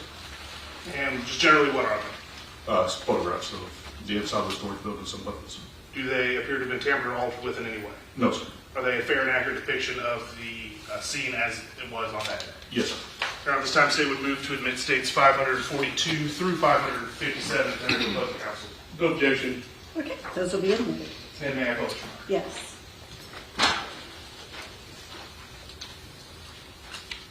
So Sergeant Fowler, we'll start with zooming out on the Elmo so we can actually see the photo. Start with 542 here. What is this a photograph of? That's to be the door to the storage unit, 191. And going on to 453, what is that one looking at? That's the inside of 191 of the storage unit. See if I can get it focus better. There we go. And are you aware of where the guns were located in the storage unit? Yes, sir. They're in the back where the black bag are. Okay, so Yes, sir. In that do area. you have a laser pointer up there? Yes, sir. There's this area here. Okay. Now, who, to your knowledge, owned this storage unit or was renting it, rather? It was Mr. Hodges. Do you know why he had these guns being placed in the storage unit? To my knowledge, he had stored them there after he left with Uriah. Okay. Do you know who the actual owner of the guns were prior to Mr. Hodges taking ownership? It was the victim of the homicide. Going into states 554, what are we looking at here? Against Reinhardt, I believe we have some confusion about the exhibit numbers. I'm looking at the exhibit, and that's a 400, not a 500. Yes, And John, I'm initially you said 452, and then it switched to 552, but I just want the record to be totally accurate. We're looking at exhibits 452 through 457, correct? That is correct, Your All Honor. I right, was and misspeaking. those, hearing no objection, those are admitted. All right, you may proceed. Okay, thank you. And just to further clarify the record, this first photo of Unit 191, that states 452? Yes, sir. And then the second photo I showed you was states 453? Yes, sir. And then this third photo I'm showing you here is 454, is that fair? Yes, sir. Okay. Sorry for misspeaking there. But what are we looking at in 454? That's a bag with a handgun inside of it. And the handgun is here. Now going back to 453, do you know where that container is on this photo? It's here. I'm showing you what's been marked as states 455. What are we looking at here? These are magazines to a rifle. And backtracking once again to 453, you see where that bag is here at this photo. Yes, sir. It's back here as well. Next up, we have 456. What is that? This is a AR-15 style rifle. And are you aware of anything about that gun? No, sir. I believe it was used in the homicide, or it was recovered from the house there. Okay. And going back to I keep doing that. States 453. Where is this rifle located? Here. And then we have on states 457. Turn it this way. Is that just a collection of all three of those items in one photograph? Yes, sir. It is.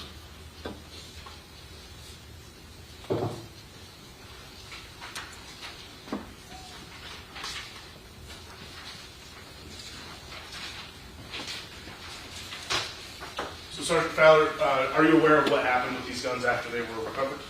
Yes, sir. They were logged as evidence. And do you have any knowledge about what happened to them once they were logged in as evidence? I do not know, sir. Beyond this traffic stop and the recovery of the guns, did you have any further involvement in this case, in the investigation? No, sir. Pass the witness, Judge. Mr. Aldrin? No questions? Thank you, sir. You may step down. Thank you. Call your next witness. The state calls Detective Espinosa, Your Honor. Okay.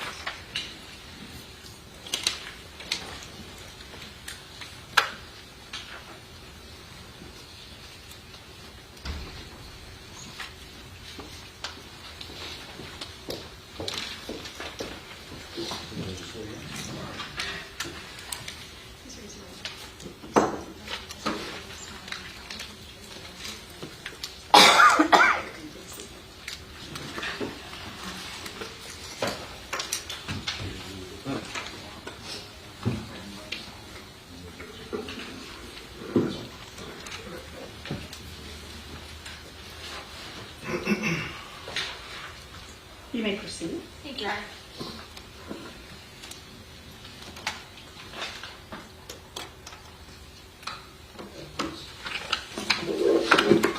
Good afternoon, Detective. Will you please state and spell your name for the record? Yes, Arturo Espinosa. It's Arturo. Last name Espinosa. And Detective Espinosa, how are you currently employed? With the Galveston County Sheriff's Office. How long have you been employed with the Galveston County Sheriff's Office? With the Sheriff's Office, I've been employed for 8 years with the Sheriff's Office. Is that the entirety of your law enforcement career? No, ma'am. How long have you been in law enforcement? Been in law enforcement as a police officer for 17 years. What was the first, well, let me back up. We've heard testimony from some other officers about in order to become a peace officer, you must go to academy and pass a TCOL certification. Did you do those same steps? Yes. What was the first role you had in law enforcement? The first role I had in law enforcement as a peace officer? Yes, sir. As a peace officer, I started off at the Bayou Vista Police Department here in Texas. And what role were you in? I was a patrolman. About how long? I was at the Bayou Vista Police Department for about 10 months. After that, where did you go? From there, I went to go work at the Santa Fe Police Department. It's also in Galveston County, and I was there for about a little over 8 years. What roles did you hold at the Santa Fe Police Department? At Santa Fe Police, I worked the 8 years on patrol, and of the 8 years, 2 years as a patrol sergeant. After your 8 years at the Santa Fe Police Department, where did you go? That's when I came over to the Galveston County Sheriff's Office. I got hired into the patrol division. How long was it you were in the patrol division at the Sheriff's Office?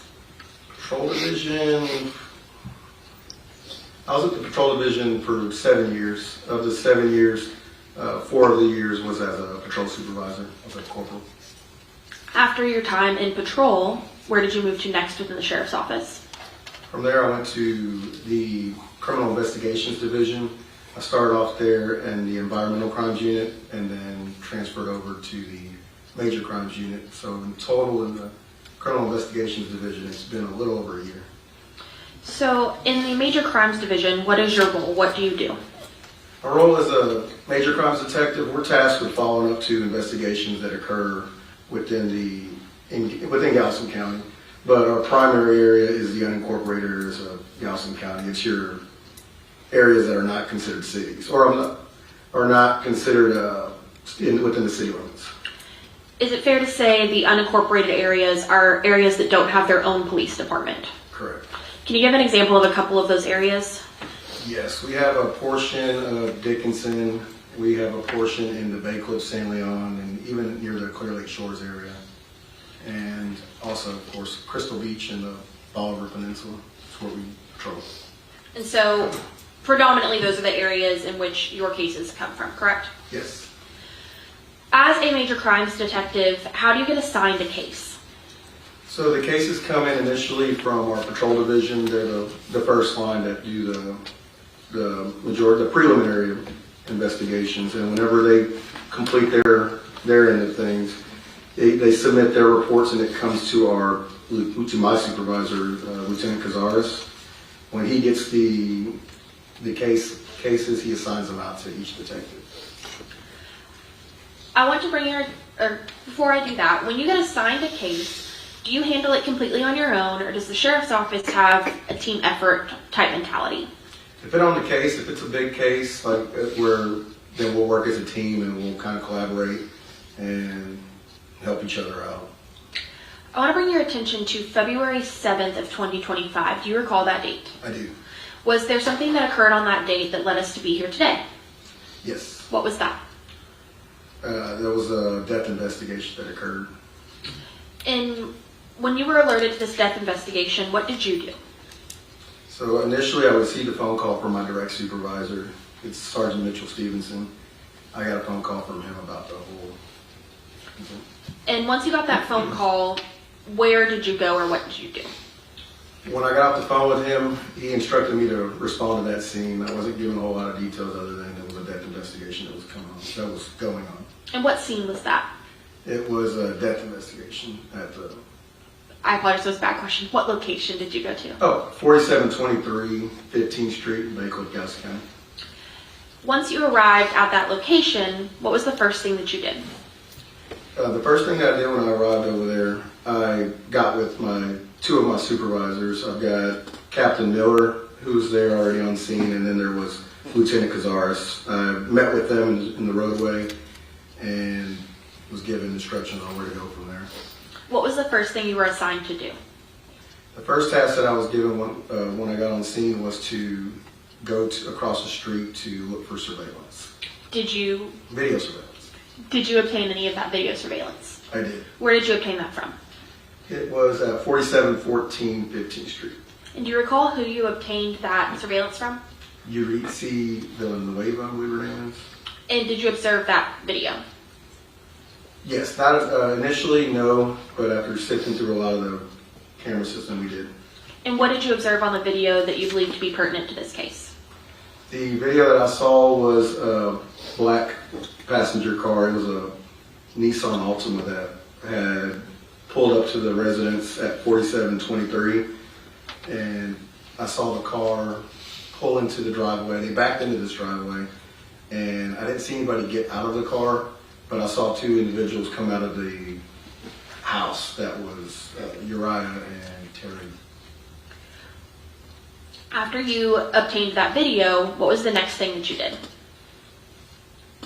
After the video, I brought it and uploaded it to our server. Did you do anything else on scene at the house?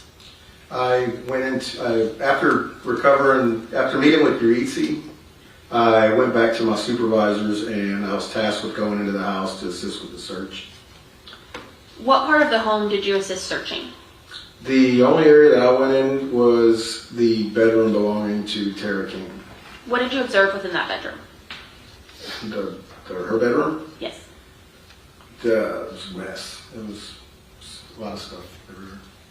Was there anything that stood out to you as odd or important other than it was a mess? I didn't stay in there long. There was a lot of trash in there. I mean, that stands out to me. I mean, the way as messy as it was. There was some water bottles that I remember seeing that were filled with what I thought was urine, and that was near a computer desk that was in there. But there was a bunch.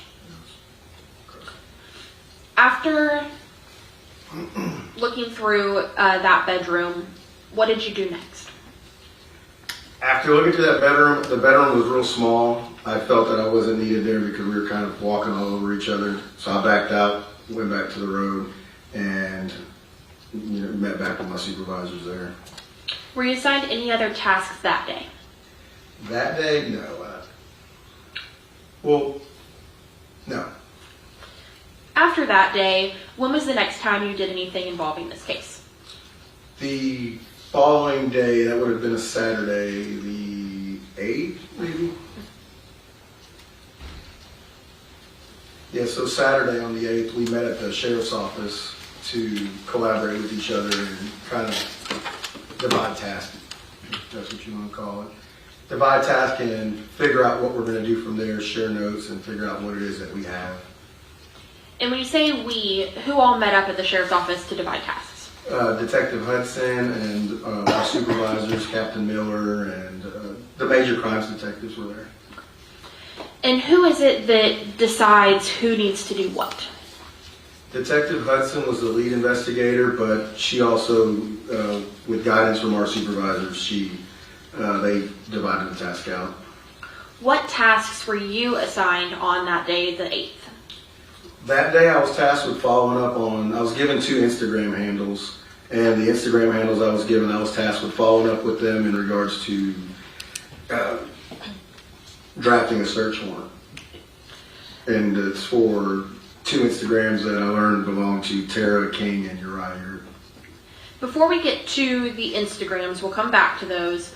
Was there any other tasks that you had with this case regarding any evidence that was located? There was.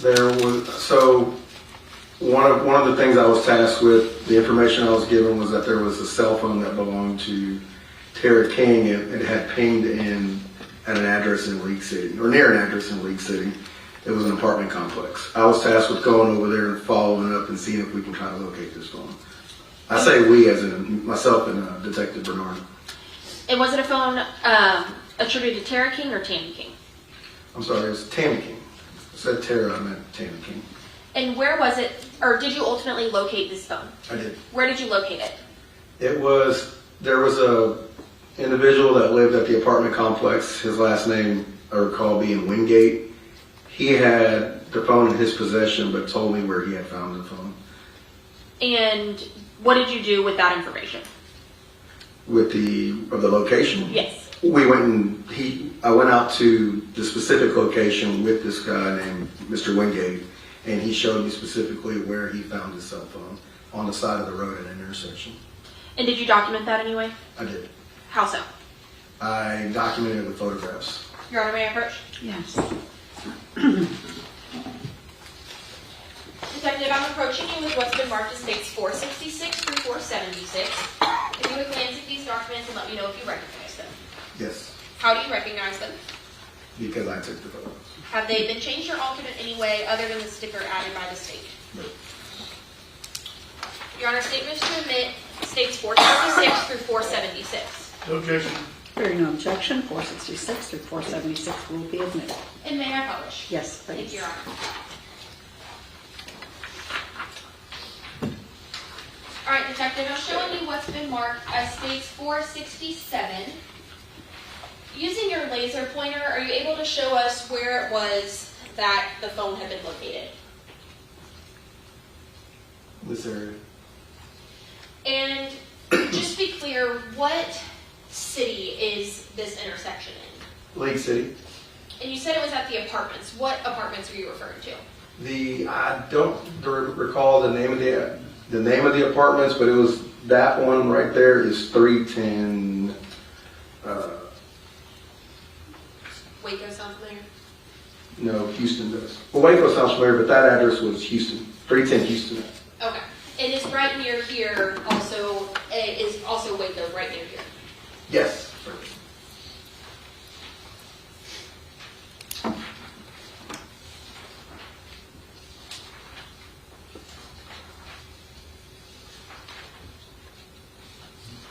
And is this here, you documenting that address?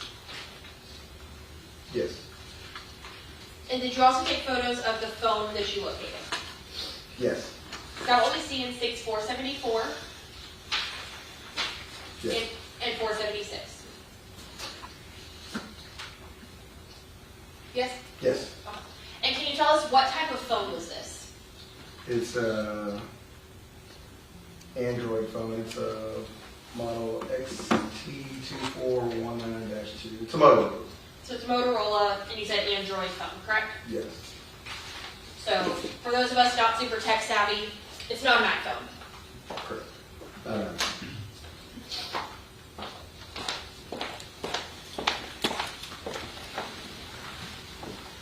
All right, now let's circle back to those Instagrams you were talking about.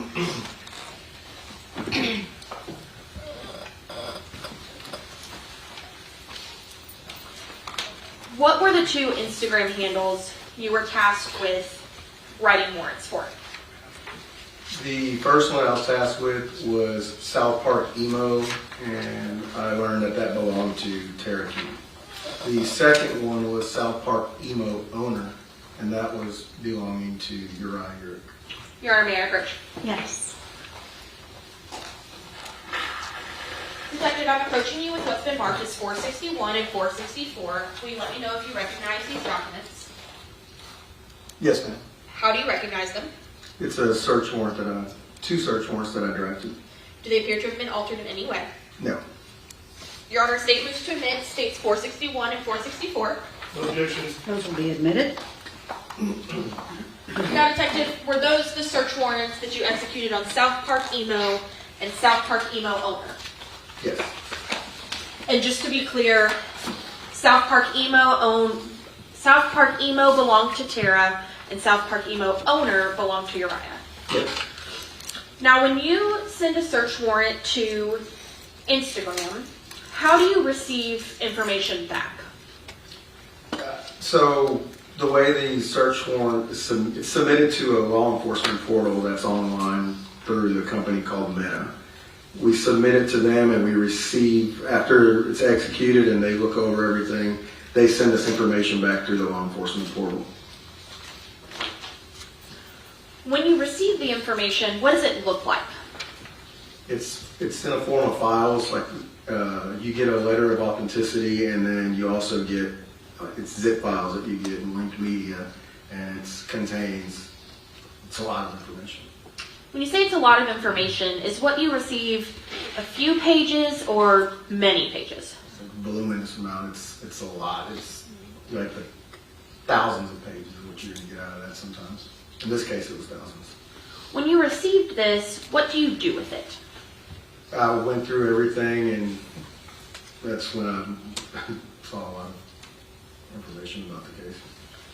So you saw a lot of information about the case. Yes. And when you have these Instagram returns, what all is included in this document? Is it just messages, or is it photos? What type of things do you see?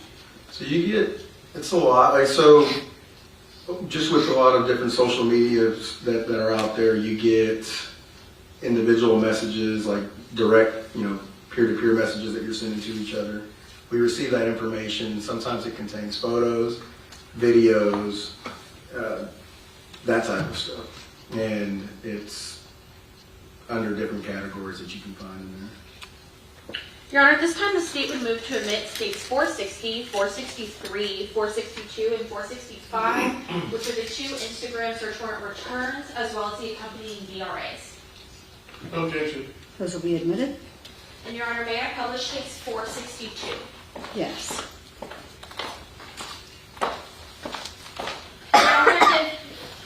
When you go through these Instagram dumps, is there a way in which it's easier for you to capture or save portions that you view? Yes. How is that? The way that I've done these is I take screenshots on my computer, little snippets of what I'm viewing, and I try to capture the page number that's on there, so that way I can reference back to it. Now, is this folder all of those screenshots that you took? Yes. And if I open here, is this what the full Instagram return looks like? Yes. And all these things on the left, is that just different sections within the search warrant? It is, yes. So I first want to go to those screenshots you had. Okay.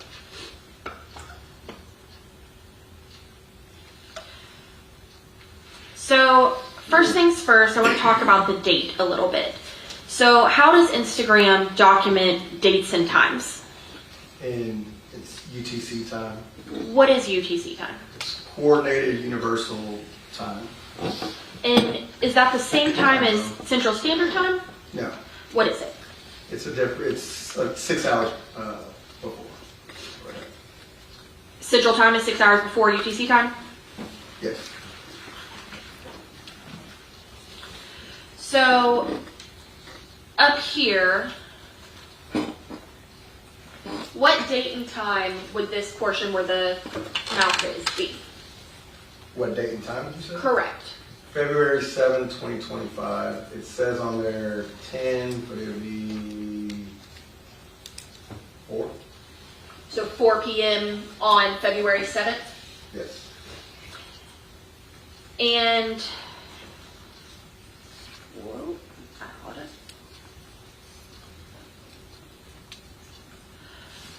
What 2 Instagrams are these screenshots between? That's T.W. Hodge, 1989, and South Park Emo. Do you know who those 2 individuals are? Yes. Who are they? The T.W. Hodge is going to be Travis Hodges, and the South Park Emo, that one's going to be Tara King. And so this is them talking on Friday the 7th, correct? Yes. Can you read what these first few messages from the South Park Emo account says? It says, the first one says, "Yo, it's me." It's going to be Read Keep going. everything. Self-defense, ran, no lawyer, no family, just cash. Now here, what does it appear is happening between these messages? I'll ask that better. Does it look like there might be some responses missing? Yes, it seemed to me like he was being short with what he was trying to say, but getting the point across. Okay. Now, when you took all these screenshots, are you taking them in order, or were you taking screenshots of certain things that stood out to you or you believed would be pertinent? Everything, what you just said, it's things that stood out to me, things that, some of them are in order, some aren't. Some are things that stood out to me that I felt were really important because it showed me the violence in the messages. So I want to start with the top of this page. What is the date and time here? The first one? Yes, sir. The date is January 25th, 2025. And it says it's at almost midnight, so is that really, it's almost 7? Yes. What is that first message? It says hypocrite. And then that second message, who's the author? South Park emo owner. Which we stated was Uriah. Correct. And what does he say? 4. What is Tara's response? Wow, she just proved my point. And then? I was going to call her out, but thought about how you would want her gone right away, so I had to stop. What does she say after that? I was on the sentence of saying it. What does Uriah respond to her? Don't tell her anything. If you argue, there's a huge chance it's bad. It gets physical. I don't want to kill her if it ruins our lives or isn't on your command. How many days roughly before Tammy King is murdered is this message? This was months in advance, or this was a month before. And Ms. King was murdered on February 5th, correct? Correct. And this is January 25th. So is that roughly 11 days? And what does Tara respond after Uriah speaks about killing Tammy? I hate her, OMG.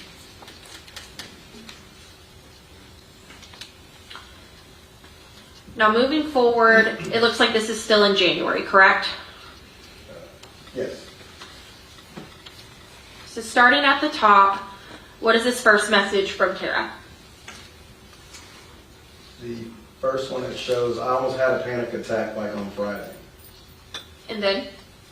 That's why I grabbed my chest. And what does Uriah respond? I know, I'm so sorry. I didn't shoot her because I thought you'd regret that later. What does Tara say? I've always hated her. And what does Uriah respond? Do I kill her next time, if there is a next time? And this is roughly 10 days before Tammy King is murdered? Yes.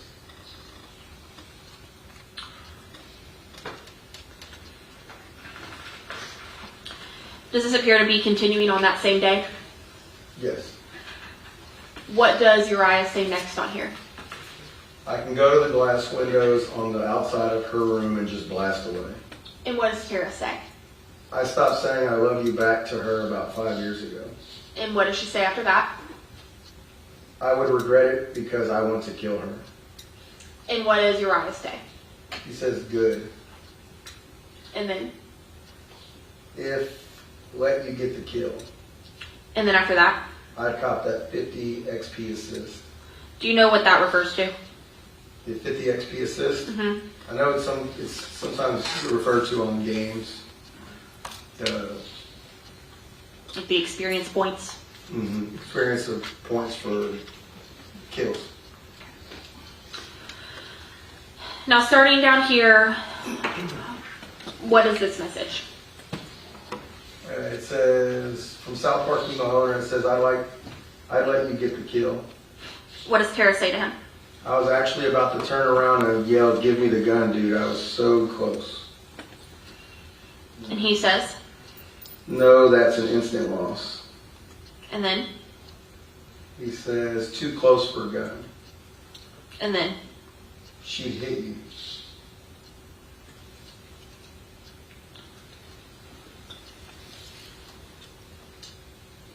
All right. What's this top message? Says, what if I killed her tonight? What would have happened after, And then what does Tara do? She sends an emoji. And what does Uriah say? Uriah says, dude, I dropped my phone. 3 seconds later, she came in. I almost killed her without me.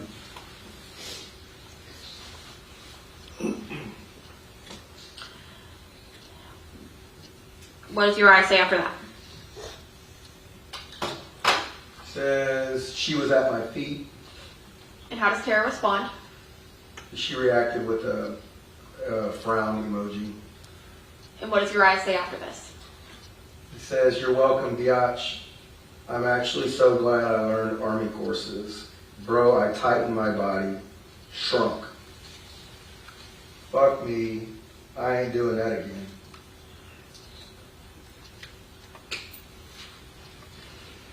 What's the next message from Uriah? Or sorry, this message is from Tara. No, it was when she was out of my room, almost at the door hallway, and I was by my bed, and it was after she looked at me and made the super fucking angry noise, and I started ranting, hit me, bitch. Fucking hit me. I fucking dare you to hit me. Hit me, all that shit like that. That's when I was about to turn around and get it from you. I don't know what that says. And what does Uriah say? He says, oh, And Tara? yeah, I was so fucking mad, And how does Uriah respond? bro. And then?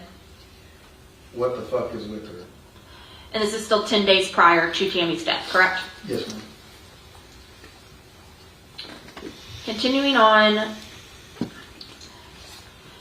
what is the first message from Uriah? So what the fuck was that noise by K.E.? And what does Tara say? We only kill her if she genuinely tries to lay hands on me.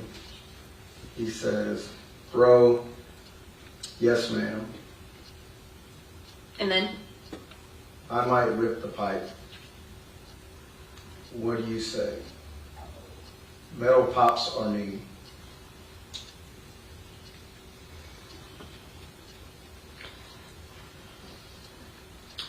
And what does Tara say next? I fear if Nanny pisses me off so hard one day we argue in the kitchen, I fear I might grab a damn knife and stab her. And Uriah says? Don't do that. She could use it after. Bad idea. Let me handle it. If I disable her and then able you with the weapon, he puts a smiley face. And Tara says? There have been so many times, almost every time we argue, this about every close thing I could kill her with.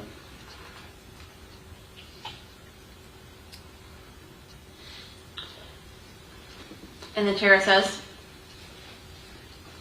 He spells out, it says, or to beat the shit out of her, and I don't know what that word is that she says. And Uriah? Yeah, also, if she catches me here, I can hide anywhere else. Let me rephrase, go back to that one. Sure. Also, if she catches me here, I can't hide anywhere else, is what that says. Okay. And then the next message? He says, this spot, that's it.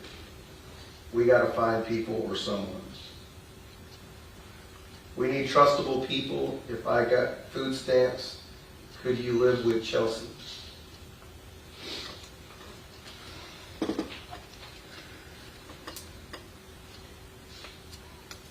All right. What does Uriah say next?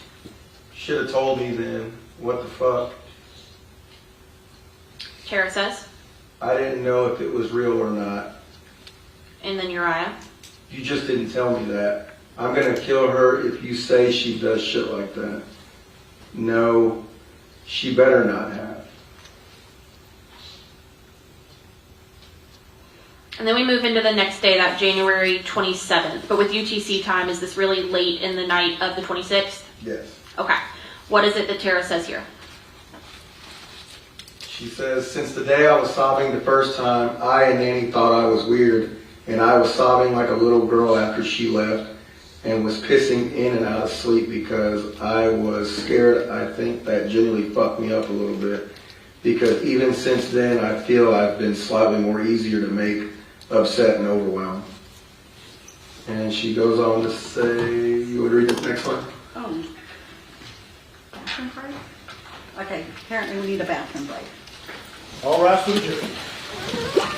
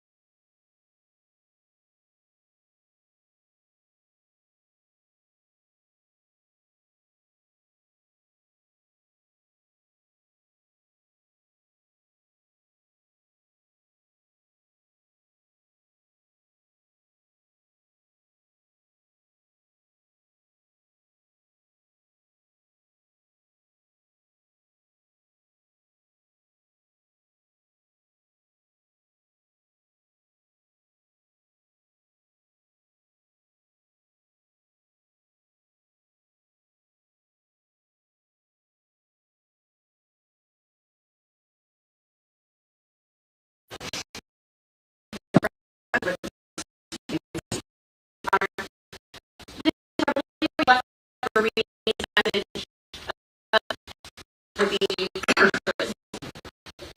Is that the last one you read?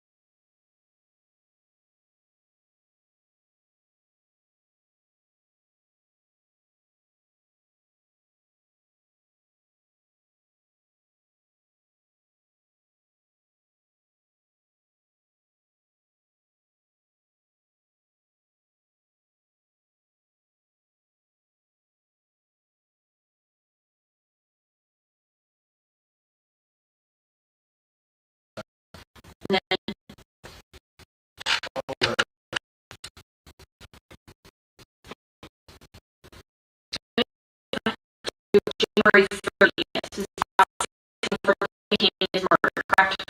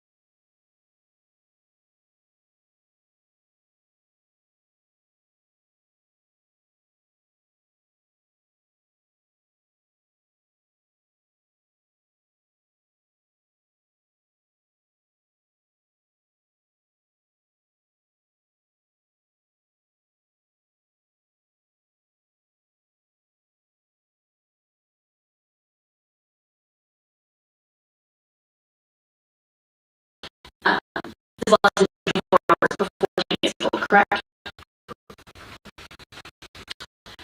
What did your eye say? He says he wants to leave.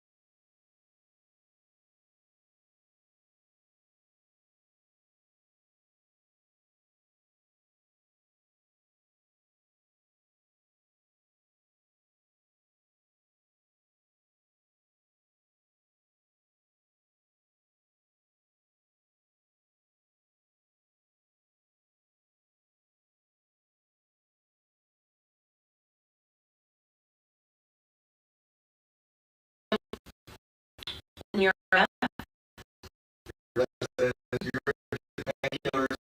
Off. I'm sorry. He says you're addicted to painkillers and jerking off all night. How the fuck?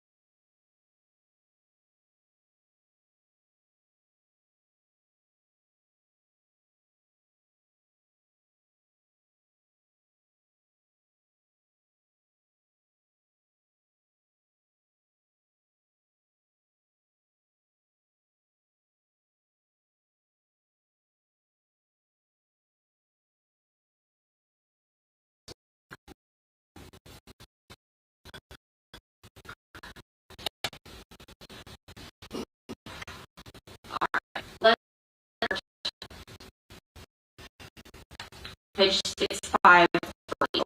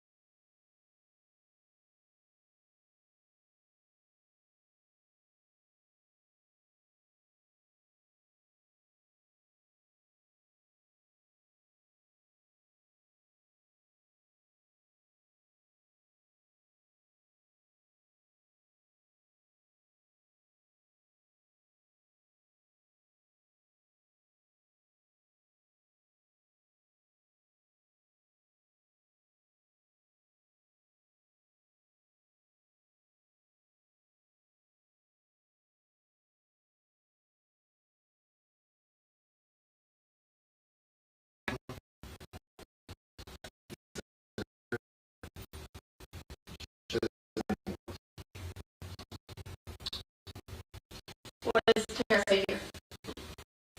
In our room now.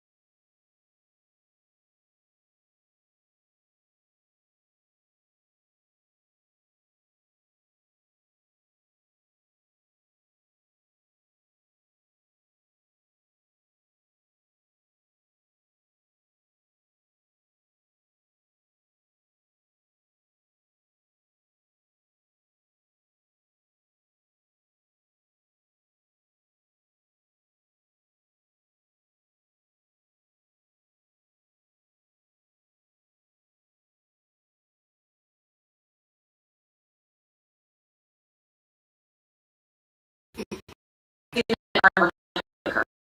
Yes.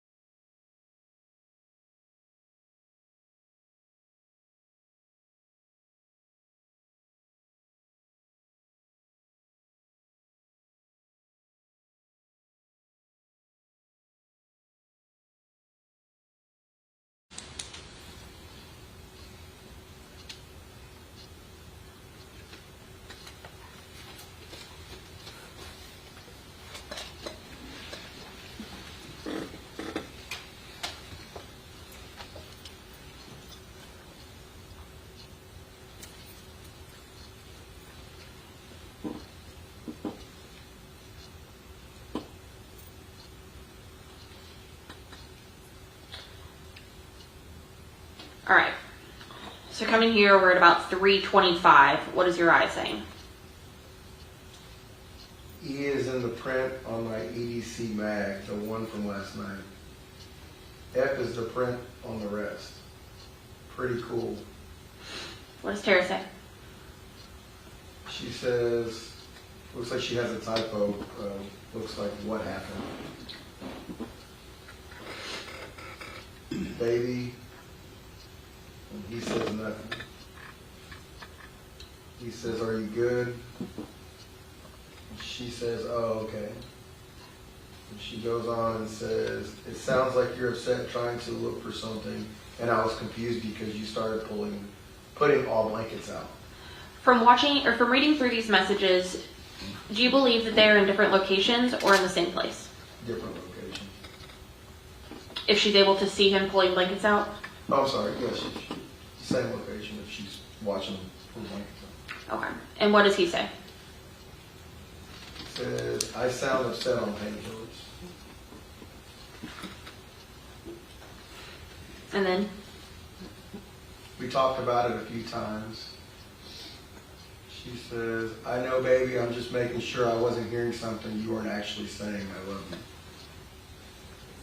And then do we go on talking back and forth for a little bit again? Yes.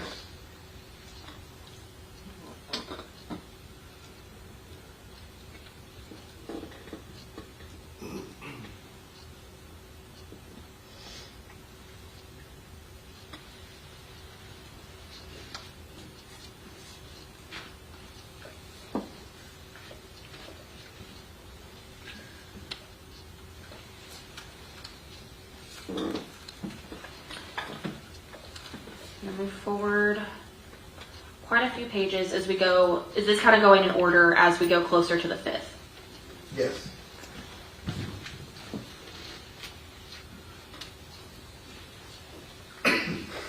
Okay. What time is this starting at? That one's going to be, it says 3, so it'd be 9 p.m. On the 4th? Yes. Okay.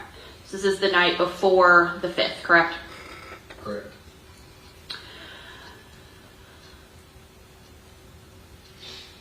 Okay, so starting here at this 9:25 mark, what does Tara say? She says, I want to cuddle. Uriah says, We will. and then Nanny out. what does Tara say? Are you in the mood to smoke meth tonight to stay up together? I have a door open. What does he say? Yes, I am. What does he say then? Come back, please. And then What the fuck is happening?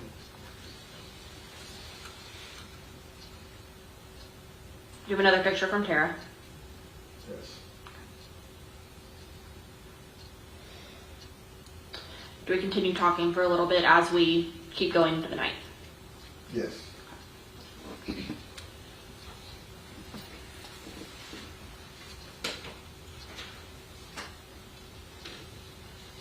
Okay. At about 10:17, what does Uriah say? Want to confront her. Ask who Caitlin is. And Tara says, Like only confront?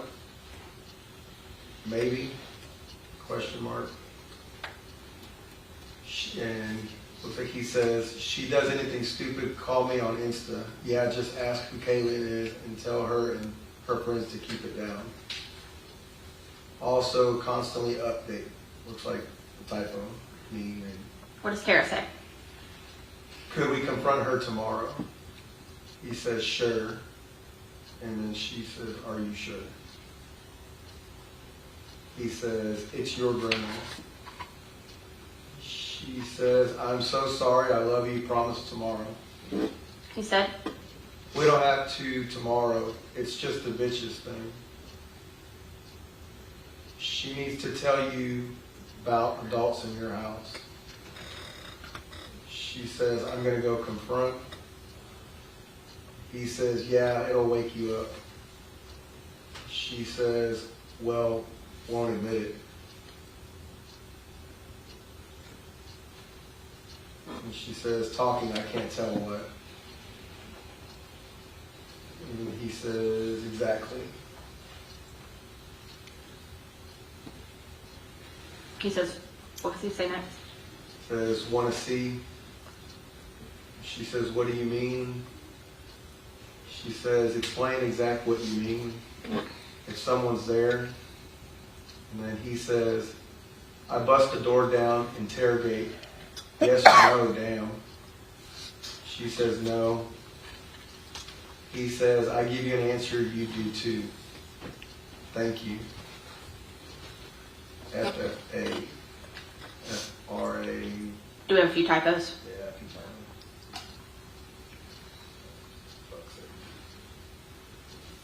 And then Tara says, Pause the music. And then he says, bro, the rules, they don't matter, huh? Learn to deal with shit. Ain't always gonna get your what.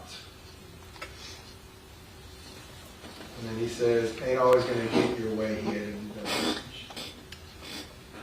That's why I get upset. You get overwhelmed or cry. It's almost every time. Gotta deal with it without crashing or crying. And she says, holy fuck, can you not? I keep telling you to turn it down or pause it, but you literally wouldn't listen. You had it loud as shit. I could almost hear another person maybe, but I don't want to fucking bust her door down tonight. I promise tomorrow. and just to be clear, this is on February 4th. Correct. What does Uriah say? Holy fuck, can you get a lesson or a fucking word remembered?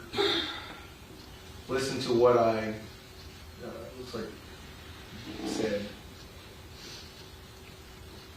I don't give a fuck about right now. Listen to what I said. And she says, I remember the rules. He says, not the rules. Up there. Just like I just said. Damn. She says, I'm sorry. He says, me too. He says, I can hear two bitches clearly, sitting up. right here. She says, I don't hear them, I'm sorry. She says, it's hard to hear. And he says, then turn down the fan or AC. Not just the TV makes noise. It's pretty obvious you're talking now, that they're talking. Living room, go. He says, move quicker. He says, it's a time thing. Remember, never mind, maybe. Okay, then stop. Or say that shit up right. Where did I text you? Where was there a shuffle just, oops, you misspelled the words, I don't know. And is this just Uriah sending message after message? He's just repeatedly sending message after message. Okay. And keep sending messages for a second? Yes. Okay. What does he say here? Nah, it matters more than you want to do it. Wait, I'm sorry. He says, nah, it matters more when you want to do it. The other times you text me on the wall. Don't even. Living room door shut. Now nannies. Noise. She says, go. He says, you go. He says, I don't give a fuck. She says, get up and busy it down. He says, I'm done. She says, I don't give a fuck, dude. And then he says, she's gone. Told you. Maybe listen. Actually take an hour to use the bathroom once and 2 trips to charge our phone, so it's 10 o'clock again. That was dope. I look at the time at least. And she says, I was sick, bro. She says, I'm sorry, or Doran. He says, you could gone once still. Bro, you didn't even get the fucking point. She says, my phone was fucking dead. He says, you went twice. I don't care. She says, I was fucking worried about you. He says, you weren't Friday. You weren't Saturday. She says, I got up to make sure Nanny didn't come in because I was hearing shit. And then she says, okay, I'm sorry. He says, but when I hear shit, I get rushed and told I'm tweaking. He says, got it. But when I hear shit, I get rushed and told I'm tweaking. He edited the sentence before. And it says, if you were sorry, you would have stopped before I said anything, and I never would have started acting like this. And that goes for it all. What do you want to do, ATP? I don't say you're fucking tweaking. You're sorry you noticed. I wish you could see the fucking messages. Sad you don't remember 4 days ago. Doesn't matter, dude. When you need to remember, you do. Never about me. Not when I remember. I do. She says, I do fucking remember about you. He says, stop. Or I'm sorry, she says, stop. He says, I'm pointless and useless. Why do you care? Why? I don't care about me. Why do you? She says, because I fucking love you. I'm sorry. I hate myself so much to the point I take it out on you. I'm sorry. I fucking care about you. He says, actually, better question. Why do you care about me, but what I want, need, like, or say is important isn't ever on your mind? Only when it's brought up. Why? I have to make you think about it. You can go to bed, I'll fucking kill him. She says, why do you love me? I treat you like shit without trying to. I make you feel the worst. Why? Please sit. Because I care about, he says, because I care about everything about you and you. I care about everything about you too, baby. Or you, he spelled it wrong. About too rude, baby. She says, You're all I care about. I'm sorry. I'm so fucking bad at remembering. I'm sorry, Kay, so shitty towards you. Okay, so it's 5 o'clock, and I believe someone needs to leave by 5. So let's go ahead and call it a day. We're going to start up at 9 a.m. tomorrow.